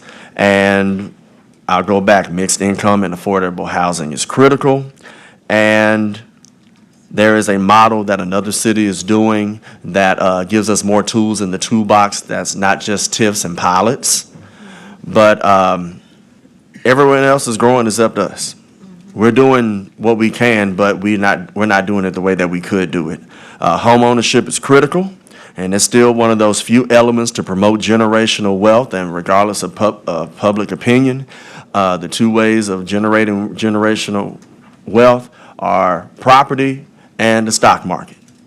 So I'm just going to say that on the record, that I hope that we can have that conversation in order to make it better. I will not support anything that shrinks the city of Memphis tax base, because if the city of Memphis loses, Arlington, Bartlett, Collierville, Lakeland, Germantown, and Millington take a big L as well. So with that being said, I'd like to move for this item to go in front of us in the next 2 weeks. Hopefully Mayor Young will be here to discuss that in its entirety, because I trust him in the last 5 seconds I have. He was the head of DMC. He was the head of Housing and Community Development, and now he's our city mayor. So I do trust his expert tutelage in this particular area of housing, and I sincerely hope that we can have that robust and fruitful conversation. That's my motion. I so move.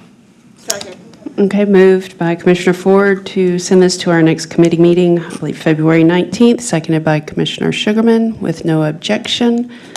Okay, we'll see it again February 19th. Madam okay. Ms. Ingram, would you please read item number 3?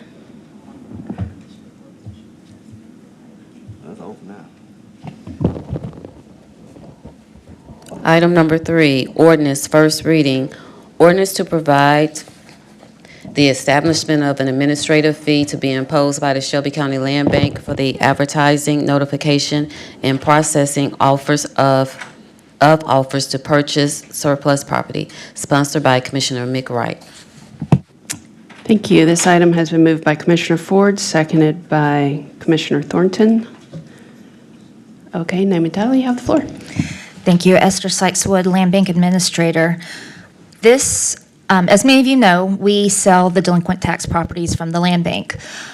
We also are responsible for selling surplus properties. Surplus properties are properties that came to the county not through tax sale, probably by donation or outright acquisition. Once those are determined to no longer be needed, they are surplus, and we list them for sale. We have rewritten the surplus procedure so that it's more akin to our delinquent tax sale procedure, which makes it a lot easier for citizens to come in and buy these properties, and we will list them on the website. This fee is so that the individuals purchasing surplus properties will bear the cost of that transaction and not the citizens of Shelby County.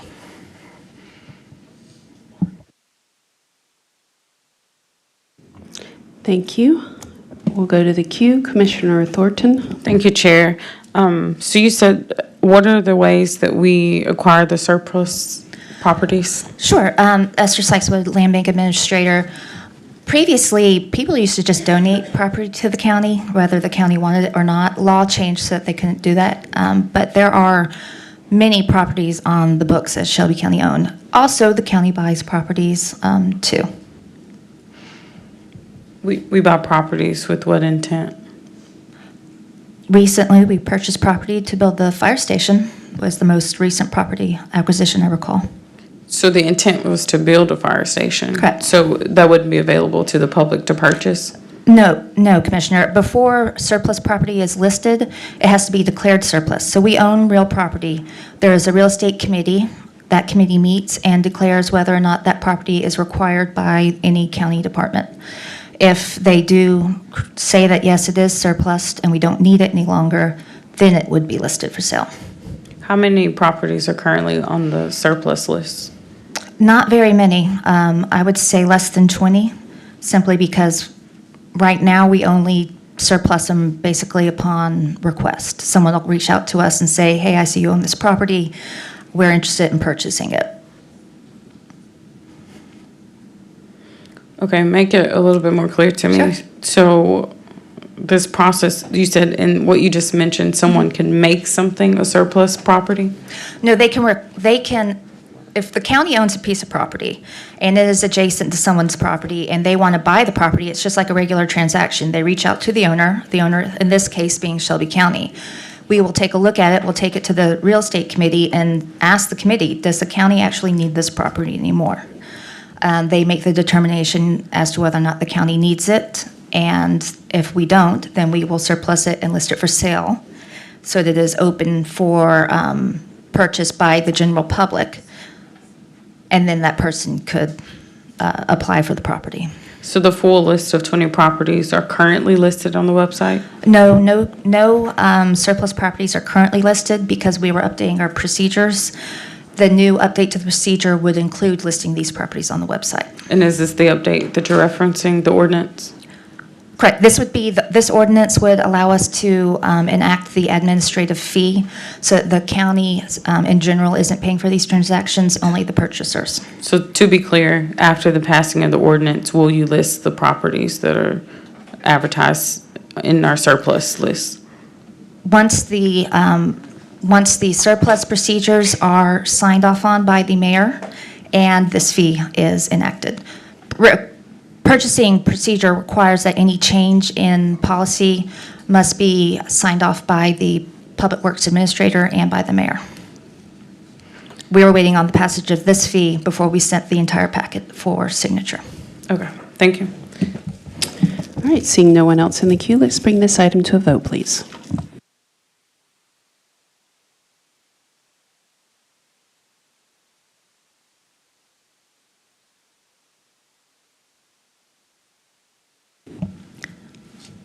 I apologize. I do have, it just requires 2/3 vote majority, and I just wanted to make sure that was said out loud. Thank you.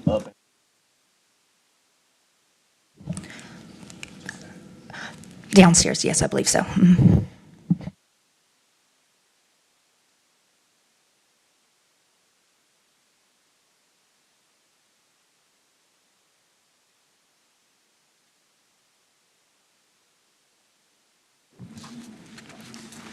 We have aye votes from Commissioners Sugarman, Mills, Ford, Wright, and Thornton.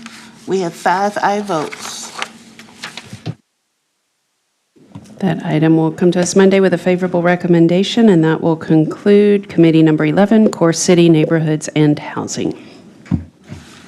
All right, and I will open Committee Number 4, please. Law Enforcement, Correction, and the Courts, if we could read item 1. Item 1 is a resolution to accept and amend the FY 2025 grant operating budget to expend grant funds from the Tennessee Corrections Institute for the Shelby County Jail. This item requires appropriation and expenditure of state grant funds in the amount of $13,927, sponsored by Commissioner McWright. Thank you. This item has been moved by Commissioner Thornton, seconded by Commissioner Mills. Good afternoon. Good afternoon. My name is Adrian Daly Evans, Shelby County Sheriff Department Finance Administrator. We are here to request your approval to amend the FY25 budget for grant funds that were issued by the Tennessee Correction Institute for Shelby County Jail. The amount is $13,927. Those funds will be used for training equipment for the jail to reinforce safety and security techniques for the jail, which enhance benefit the defendants. All right, we have a Commissioner in the queue, Commissioner Ford. I was just going to say, since this is going to the jail, let's hurry up and do this quickly before somebody changes their mind, that's all. All right, thank you, Commissioner Ford. I did have a question. I don't know, Ms. Evans, if you can address this, but I've been getting questions about the jail population, and maybe Chief Lindsay could speak to it also. But do we know what either a number or a percentage of inmates who are post adjudication, and if so, are they waiting on state facility or federal, or where does that stand? Alicia Lindsay, Chief Administrative Officer, Shelby County Sheriff's Office. Commissioner Wright, we have about 140 state inmates.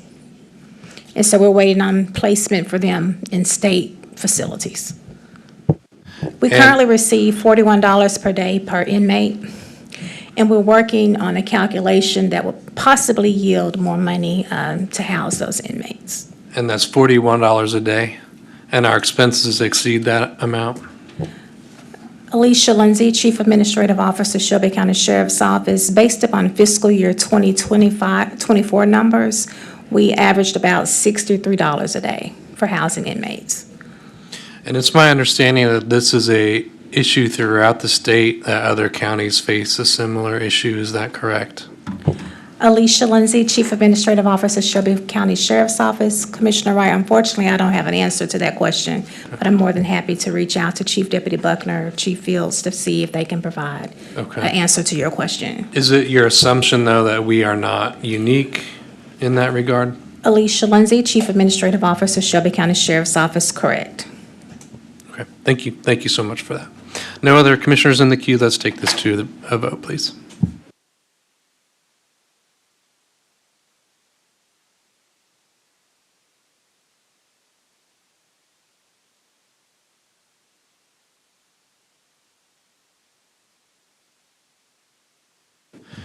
If all commissioners have voted, please report the tally.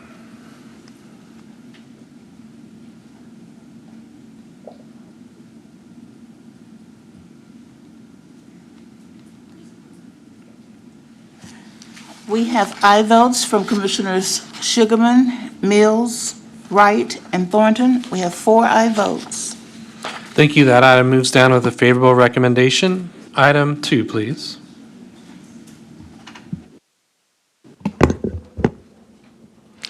Item 2 is an ordinance first reading, an ordinance amending Chapter 14, Section 14-30 of the Shelby County Code of Ordinances to establish pay parity between the Shelby County Division of Corrections, SCDC, corrections officers, and the Shelby County Sheriff's Office, SCSO, corrections deputies, sponsored by Commissioner Erica Sugarman. Thank you. That item's been moved by Commissioner Sugarman, seconded by Commissioner Ford. Commissioner Sugarman. Yes, thank you, Chair. And so this is an ordinance to establish pay parity between the Shelby County Correctional Officers and the Shelby County Sheriff's Office. As you all know, for the past 2 years, at least since I've been a commissioner, once a salary increase is beginning to the sheriff's office, as far as these individuals concerned, the corrections have been overlooked time and time again. And so with an ordinance, it just makes certain that when that one body receives the pay increase, the other body also receives that same pay increase. Having said that, I'm referring back to a resolution that was passed a while back in fiscal year 2022, when it was sponsored by Willie Brooks, Michael Whaley, Commissioner Eddie Jones, Mark Billingsley, Amber Mills, Reginald Milton, Van Turner, Tammy Sawyer, and Lowry. And so this is a wonderful resolution, but time and time again, it's not being enforced. And this is just to make certain, by way of ordinance, that future bodies will also recognize these individuals. Thank you. All right, thank you. Commissioner Ford. Got a quick question. Don't put your stuff up yet, Commissioner Sugarman. That item that you just spoke about, do you have the signed document? Like, does it have the seal on the next page? Sure. The other one that you had. I think I see the seal. Did he sign, did the person on the 11th floor sign off on that? Through the chair. Through the chair, may I respond? Yeah, Okay, so to your point, yes, it's signed, and I'd like to move this as an exhibit. Well, All right. can I move it for you since I got the floor? I like to move Commissioner Sugarman's exhibit regarding the resolution for pay parity that was signed by Lee Harris on the 14th of January, 2022, and stamped. Second. All right, there's been a motion and a second. Can we do that without objection? Hearing none, so moved. All Commissioner right, Ford? so thank you, and I wish I did this last term. So I appreciate you bringing it, because I'm going to give an example. Remember, this is the same body that had to codify in an ordinance the tax relief matching program. And instead of us having to beg and use fund balance and all that other stuff, we basically, with the help of the trustee, brought an item that had multiple sponsors as an ordinance, so that when the process comes, it is in there and we won't have to, the county commission did what they were supposed to do, but if the county mayor cared about the elderly and the veterans and everything else, he would have found the money himself. So when this body has to codify it in the form of an ordinance in order to make sure that it is in there, because it is the law basically, I would love for the 11th floor to go ahead and say, oh, we'll go ahead and do it, but don't let them say, oh, we'll have the conversation, because remember, that's how the folks didn't get their pay equity. Let's have a conversation with Commissioner Sugarman. Then they try to put your name on something that had no water that it could hold. So I support this item because at least folks like Ms. Shaw and Ms. West and others don't have to come down here and say, the sheriff got X, which I'm for, but because the corrections is still under the administration, they don't get exactly what the sheriff may get within his budget. And then we have this big old quandary. So if they're all law enforcement in my eyes, and I don't hear about no compensation policy or this, that, and the other. We have the full right to codify this for the purposes of making sure that in this proposed budget that we have, whatever the parity is, they need to have it as well. So in my last 5 seconds, I know we're on the first reading, but I sincerely hope that the people, Ms. Shaw, can come down here and they can show. My request is, since we have 3 readings, can your finance person, or whoever it is, show how much of a disparity has happened since 2022 to where we may have to play some catch up. So if I can get that as a request, I would love to see that for the purposes of making sure that upon this hypothetically being codified, yes, this would have to be in the proposed budget, but I want to see, and this is my last thing I'll say, I want to see if he'll sign the other one off and do what he needs to do, because guess what? The tax relief matching program, he didn't sign that one. All right, thank you, Commissioner. Commissioners, I don't have any comment cards. Hopefully, no one has submitted one. Okay, nobody, okay. All right, there's no one else in the queue. Let's take this to a vote. It's first reading.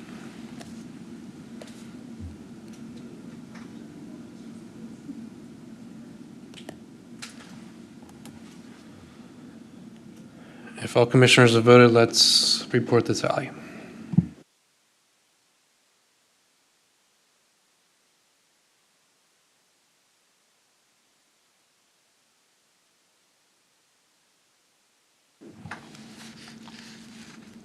We have aye votes from Commissioners Sugarman, Ford, Wright, and Thornton. We have 4 aye votes. Thank you. That item will move down with a favorable recommendation, and that concludes Committee 4. All right, calling to order Committee 16, the Milton Community Enhancement Grants. I know that we have a number of nonprofit leaders in the audience, so when I call your organization, if you could just acknowledge that you're here, that'll help us out. So Black Men Crowned, Impact America, City of Bartlett, awesome. Down Syndrome Association,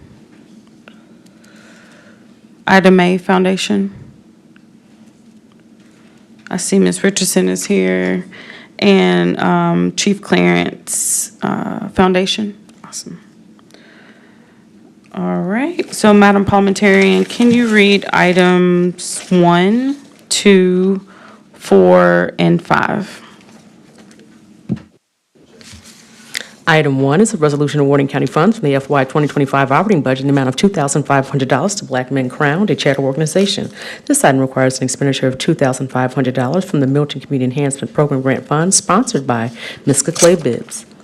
Item 2 is a resolution awarding county funds from the FY 2025 operating budget in the amount of $55,300 to Impact America Ministries, a charitable organization. This item requires an expenditure of $55,300 from the Milton Community Enhancement Program Grant Fund, sponsored by Commissioner Amber Mills. Item 4 is a resolution awarding county funds from the FY 2025 operating budget in the amount of $7,500 to Down Syndrome Association of Memphis and the Mid-South, a charitable organization. This item requires expenditure of $7,500 from the Milton Community Enhancement Program Grant Fund, sponsored by Commissioner Shante K. Avant. Item 5 is a resolution awarding county funds from the FY 2025 operating budget in the amount of $5,000 to Ida Mae Family Foundation, Inc., a charitable organization. This item requires an expenditure of $5,000 from the Milton Community Enhancement Program Grant Fund, sponsored by Commissioner McKell Lowry. Okay, these items have been moved by Commissioner Wright and second by Commissioner Sugarman. We have no one to speak on these items, so can we prepare the screen for voting, Madam Clerk?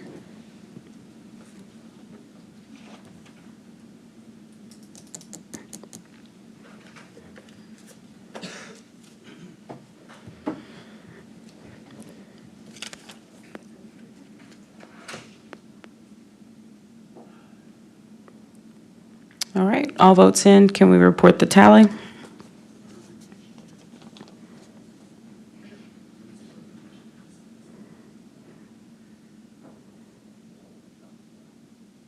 We have aye votes from Commissioners Sugarman, Mills, Wright, and Thornton. We have 4 aye votes. This item goes down with favorable recommendation. Madam Parliamentarian, can you read item number 3? Item 3 is a resolution awarding county funds from the FY 2025 operating budget in the amount of $175,000 to the City of Bartlett, Tennessee, a governmental entity. This item requires an expenditure of $175,000 from the Milton Community Enhancement Program Grant Fund, sponsored by Commissioner McWright. Okay, this item has been moved by Commissioner Wright, second by Commissioner Thornton. We have a guest here. If you could introduce yourself and state your position and address. Good afternoon. My name is Paul Wright. I am the Director of Parks and Recreation for the City of Bartlett. And on behalf of Mayor David Parsons and the city, thank you for your time this afternoon to consider our application for the Milton Grant enhancement. So we are requesting $175,000 to erect and design a mobile stage pavilion. This mobile unit would be instrumental in allowing us to reach out to our citizens across the entire scope of the city versus requiring them to come to a specific location or a facility to go to anything from a community-wide event, a charitable organization that we're partnering with to help them raise funds, festivals, parades, 5Ks. This mobile unit would allow us to provide better accessibility, better versatility in terms of what we're doing with our programming, and I think would really be a huge testament to just the way that we're trying to be creative and engaging with our citizens to enhance their life within the community of Bartlett. Because we are centrally located in the county, it's also a wider draw just with our, not our citizens, but also countywide. We've seen a lot of engagement from folks across all municipalities, everything from our suburbs to the east of us, Arlington and Lakeland, Germantown, Carterville, Millington. We've even had folks outside of the county come to our Bartlett Live Festival, or Bartlett Fall Festival, or Christmas Parade. So we're trying to expand the way that we're reaching people and also do it wisely with the use of taxpayer dollars. Awesome. Commissioner Wright, you're recognized. Thank you, Chair. And I just wanted to state for the record that Paul Wright and I are not related. And That is correct. So just wanted to put that on record. Thank you so much. Awesome. I follow a number of people who have commented on the sense of humor of the City of Bartlett page. So shout out to you guys for keeping us all in a lot of joy and laughter. Any other commissioners in queue?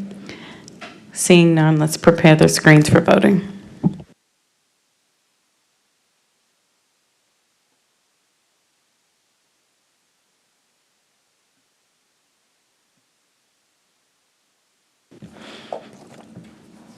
Okay, Madam Clerk, can you report the tally?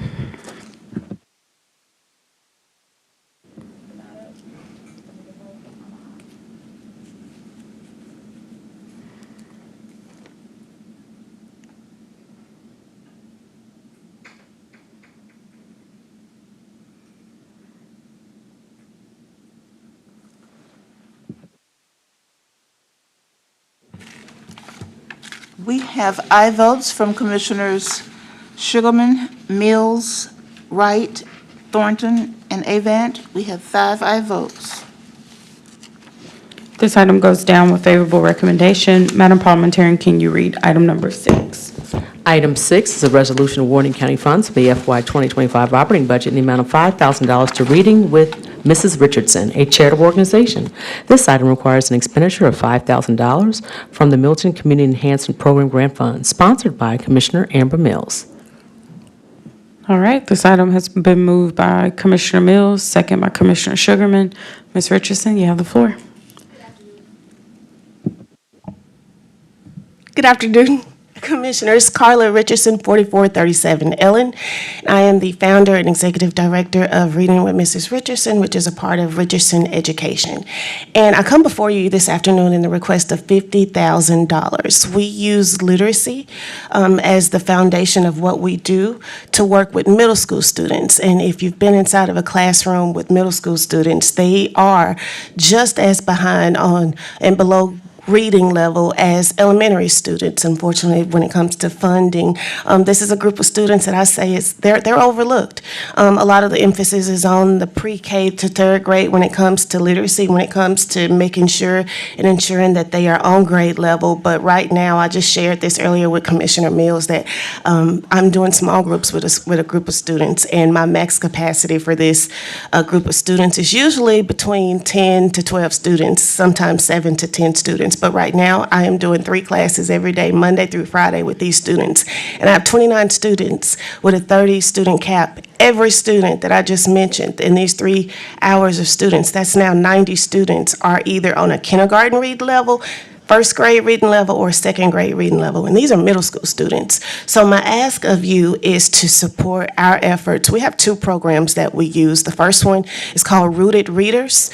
What we do, and Knowledge Keepers. So with Rooted Readers, we provide books. One of the schools that we're in is a charter school, and it was not my knowledge until I started working with this charter school that charter schools don't have libraries. So unless someone comes in and provides books for these students, this is now my second charter school that I've worked with where they don't have a library where students can go inside of their school to check out books. So with the funding that I've done in the past is I purchase books, and because we use stories that match the students that we work with, diverse students. They have books by characters and they're written by authors that look like them, which is something that's important for them to see, to understand, to know. Yes, you can be a black and brown superhero. Yes, you can be whatever it is that you set your mind to. So that's something that's really important to our programming. And we partner with Sweet Cheeks Diaper Ministry to provide books at Diaper Ministry when they distribute diapers monthly, when funding is available for that. In addition to that, our other program that we also provide funding for is going into the school. Not only are we, because I'm a former journalist and I'm also a former educator for the MSCS district, I know firsthand what the needs are for these students when it comes to literacy. And so something that we have implemented is civic education. And I think now more than ever, it's critical that our students understand what's at stake. And we talk about real issues like what's happening with the school board. So they see, know, and understand and have an opinion on this that they otherwise wouldn't be able to share and articulate their thoughts and viewpoints on that. So I think it's important that they learn early the importance of civic engagement. So that's another point for us when it comes to making sure that these students are moving ahead and going forward. Since we've been in existence, I just did this lesson yesterday, a sanitation strike, because we use diverse stories to teach literacy. And I am now at 9 students since 2016 who have ever heard of the sanitation strike. Thank you, Ms. Richardson. Thank you. No. I know that your work, I personally have been able to attend one of your classes, so I appreciate you for that invitation. I'm going to allow some of my colleagues to speak. So Commissioner Ford, you're recognized. Thank you, and I'm gonna give a little bit, but I have a question. Yes, sir. I know what you do and everything, so, can you specifically, I know you talked about literacy and everything, do you do any STEM by any chance? I do not. No? Oh, well, that took away my second question, so. We do it, well, I can say we do STEM in a way of direct STEM, like science-based STEM, no. But what we have done is we have created a podcast with these students. So they were able to, I ordered the equipment and they were able to put the equipment together, which would be considered STEM. So the funding for that, they were able to do it as such. And where do you do that in the 3A109 and 116 zips? So this program that I did the STEMs with, I've done that at COSLA, and I've done, which is not there, but I've done it, and I've done it at Raleigh Egypt Middle. The request that we have to do programming is greater than what we have funding for. We've even been invited to come and support students that are in the juvenile court, but funding. I understand that, so it would help me a little bit more if you already existed in 109 and 116. So what I'll do is I'll move to add another 20%, which is $1,000. Thank you, Commissioner. And hopefully that'll spread at least a couple of wings into the district, because I was going to say, if you did have something in place there, I could help you meet some other people for the purposes of, but since you don't have anything established. We would love to do that. I get it. Yeah, I know. So have me down as a motion for 1,000 on top of this, Chair. Thank you, Commissioner.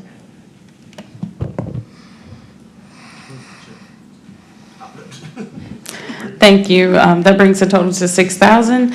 Commissioner Sugarman, you are recognized. Thank you. Oh, sorry. I did. That motion. I seconded. So the motion was made by Commissioner Ford, second by Commissioner Sugarman, which brings it up to 6,000. Commissioner Sugarman, you recognize. Thank you, Chair. And so, Ms. Richardson, I have a few questions. And Yes, so, ma'am. in the Hickory Hill area, which I am the representative of, do you do any work in that area? Yes, ma'am. So in the past, we've been able to do work alongside Heal the Hood with Liddell Beeman. We've been able to use funding to purchase his comic books. And for the SLA, we were able to go in and provide our services alongside his services. And again, we'd still be there. It's just funding. Correct. I understand that, and I am out of funds this go-around, but also I work with Heal the Hood extensively, as you probably know. And let me ask you this, I don't remember, I thought you said you're an author, is that not correct, or? I'm not an author, but the books that I use, I try and get those books that are written for and by. If I'm working with students that are Hispanic, I purchase books that were written with Hispanic characters as the main character, or same thing with African American with Black students. Okay. So that I want to say author. I'm going to put this on your plate. Yes, ma'am. Okay, so I have been sending books to the Juvenile Detention Center. They're culturally relevant books. Having said that, I would love for you to go into the detention center and help the students there with their reading skills. And so is that something that you all have in your capacities to do? And if so, I will find the money. Yes, ma'am. I just completed the first round. I'm now in phase 2 for the process for this year. With Yes, working ma'am. with the Just Involved Youth at the detention center? Yes, ma'am. Okay. And that's what put this out there in the public. And when I went there, I was just amazed about, a couple of things. One, I asked some of the young people, I said, why are y'all playing checkers instead of, y'all know why y'all playing chess instead of checkers? And they said, because, you need more skill sets and skills to play chess. And I was just amazed at their skill sets. And so I asked them, I said, what kind of books would you like to read? And so I've been purchasing books for them. Having said that, I'm glad to know that you're there. And I just want to make sure when you go there and visit, let me know, are they actually reading the books that I'm purchasing out of my own pocket? Yes, ma'am. Absolutely. Thank you so much, Commissioner. Thank you. Thank you, Commissioner Sugarman. Do you have any type of direct relationship with Literacy Mid-South?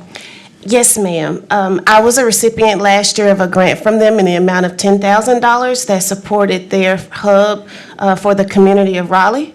And we just implemented the program, the students that you were able to come and visit. We actually were able to bring them on a field trip down here. So they sat here in Chambers where you all are, and they also went downtown. And leading up to that, the civic education, we had them come up with their 3 items that they thought of were most concerned for their community. And they were able to go downstairs and sit in your chairs to present, and they loved it. It was an experience they'd never had before. That's awesome. The school board has discretionary funds, right?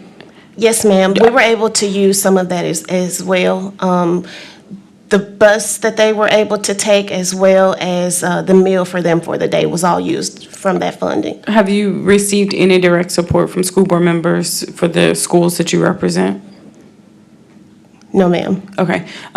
So when it comes to District 10, we overlay a lot with District 9, as well as some other districts. I think Commissioner McKissick, and there's one other commissioner that overlays with District 10. If you can get support from one of the school board members, then we can talk about District 10 support. Perfect. Thank you, Commissioner. Thank you. Any other commissioners in queue? Seeing none, can we prepare the screens for voting?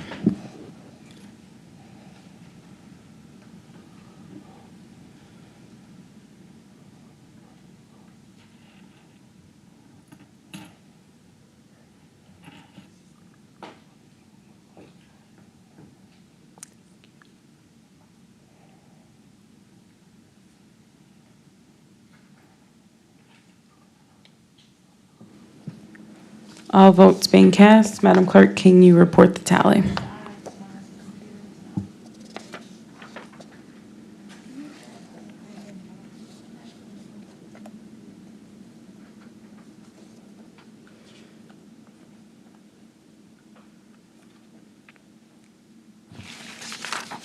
We have aye votes from Commissioners Sugarman, Mills, Ford, Wright, Thornton, and Avant.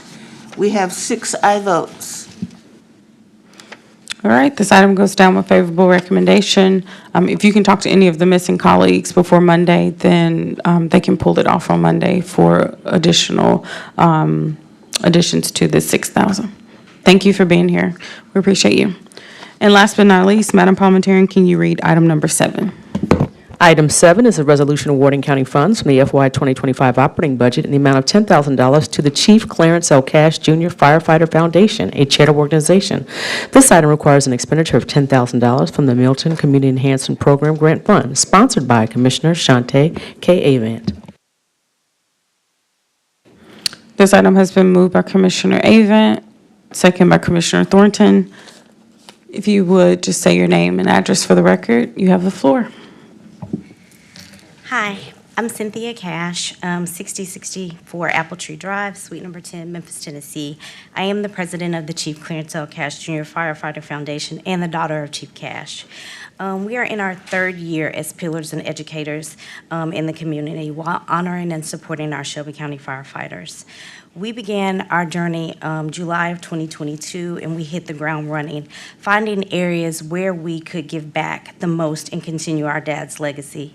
It has taken me a few seconds to realize that I cannot save the world as well as save the entire Shelby County community, but we as an organization can do our part. In a short period of time, we have tried to touch the lives in all districts. We are currently awaiting our MSCS district partnership approval so that we can continue our fire safety days. But we do have scheduled and partnered with Shelby County to do Keystone Elementary Career Day. We recently just held our 3rd annual one-for-one warming homeless drive. We collaborated with the Hospitality Hub, partnered with Global Mid-South, and passed out 100 warming bags, which were filled with socks, hats, gloves, hand and feet warmers, and warming blankets, along with boxed lunches on MLK Day. Within the next year, we plan to increase that to 300 bags and lunches. We are gearing up for our 3rd annual candy-coated trunk-or-treat coat drive, which will be partnered with Shelby County Juvenile Court, as we did last year in 2024. We were responsible for the coats where we passed out over 400 coats. For this year coming up, our goal is 800 coats. For the Fire Prevention Week, we partnered with Shelby County Fire Department, where we chose North Haven, a well-underserved area, which Shelby County firefighters helped us choose this area, and we held a smoke detector drive. With this drive, we were geared at ensuring that all of the homes had working smoke detectors with our focus of elderly and homes with children inside them.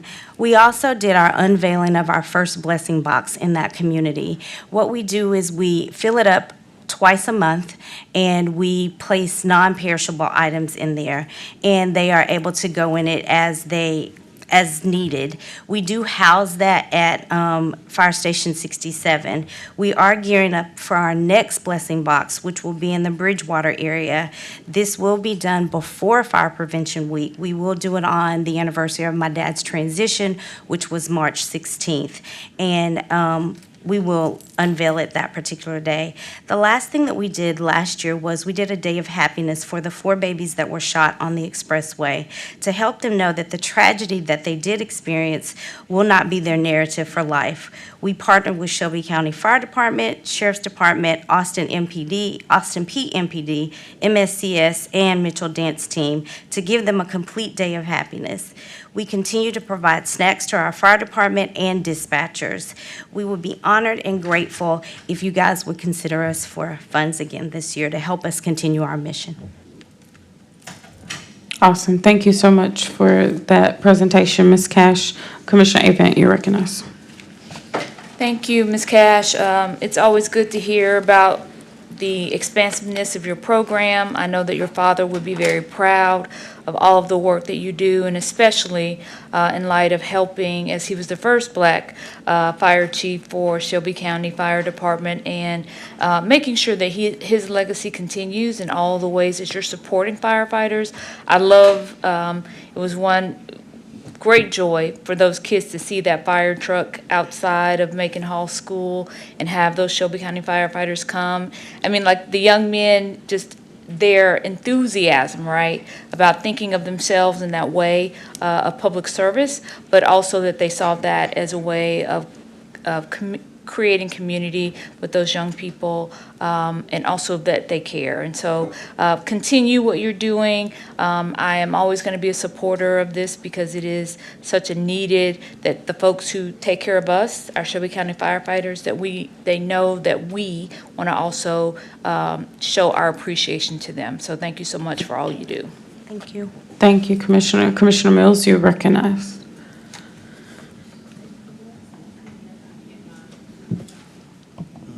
There we go. Thank you.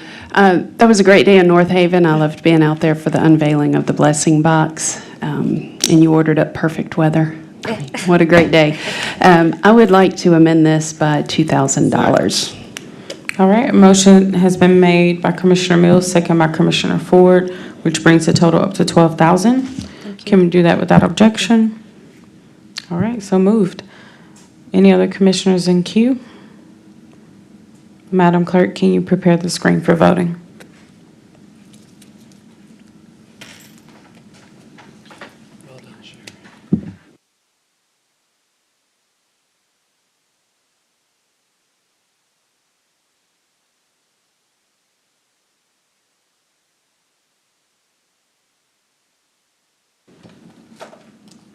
Commissioner Avent, did we get you factored in? Okay, awesome. It's not on the screen, but Madam Clerk. Oh, I'm sorry. Yeah, no, it's not working. I apologize. Gotcha. You were asking about the mic. Oh, no. Wanted to make sure that your vote was counted. Perfect.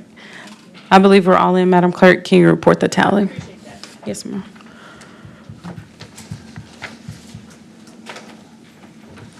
We have aye votes from Commissioners Sugarman, Mills, Ford, Wright, Thornton, and Avant. We have 6 aye votes. Okay, this item goes down with favorable recommendation, and this now adjourns committee number, whatever number it is, and the rest of our meetings for today. Thank you so much.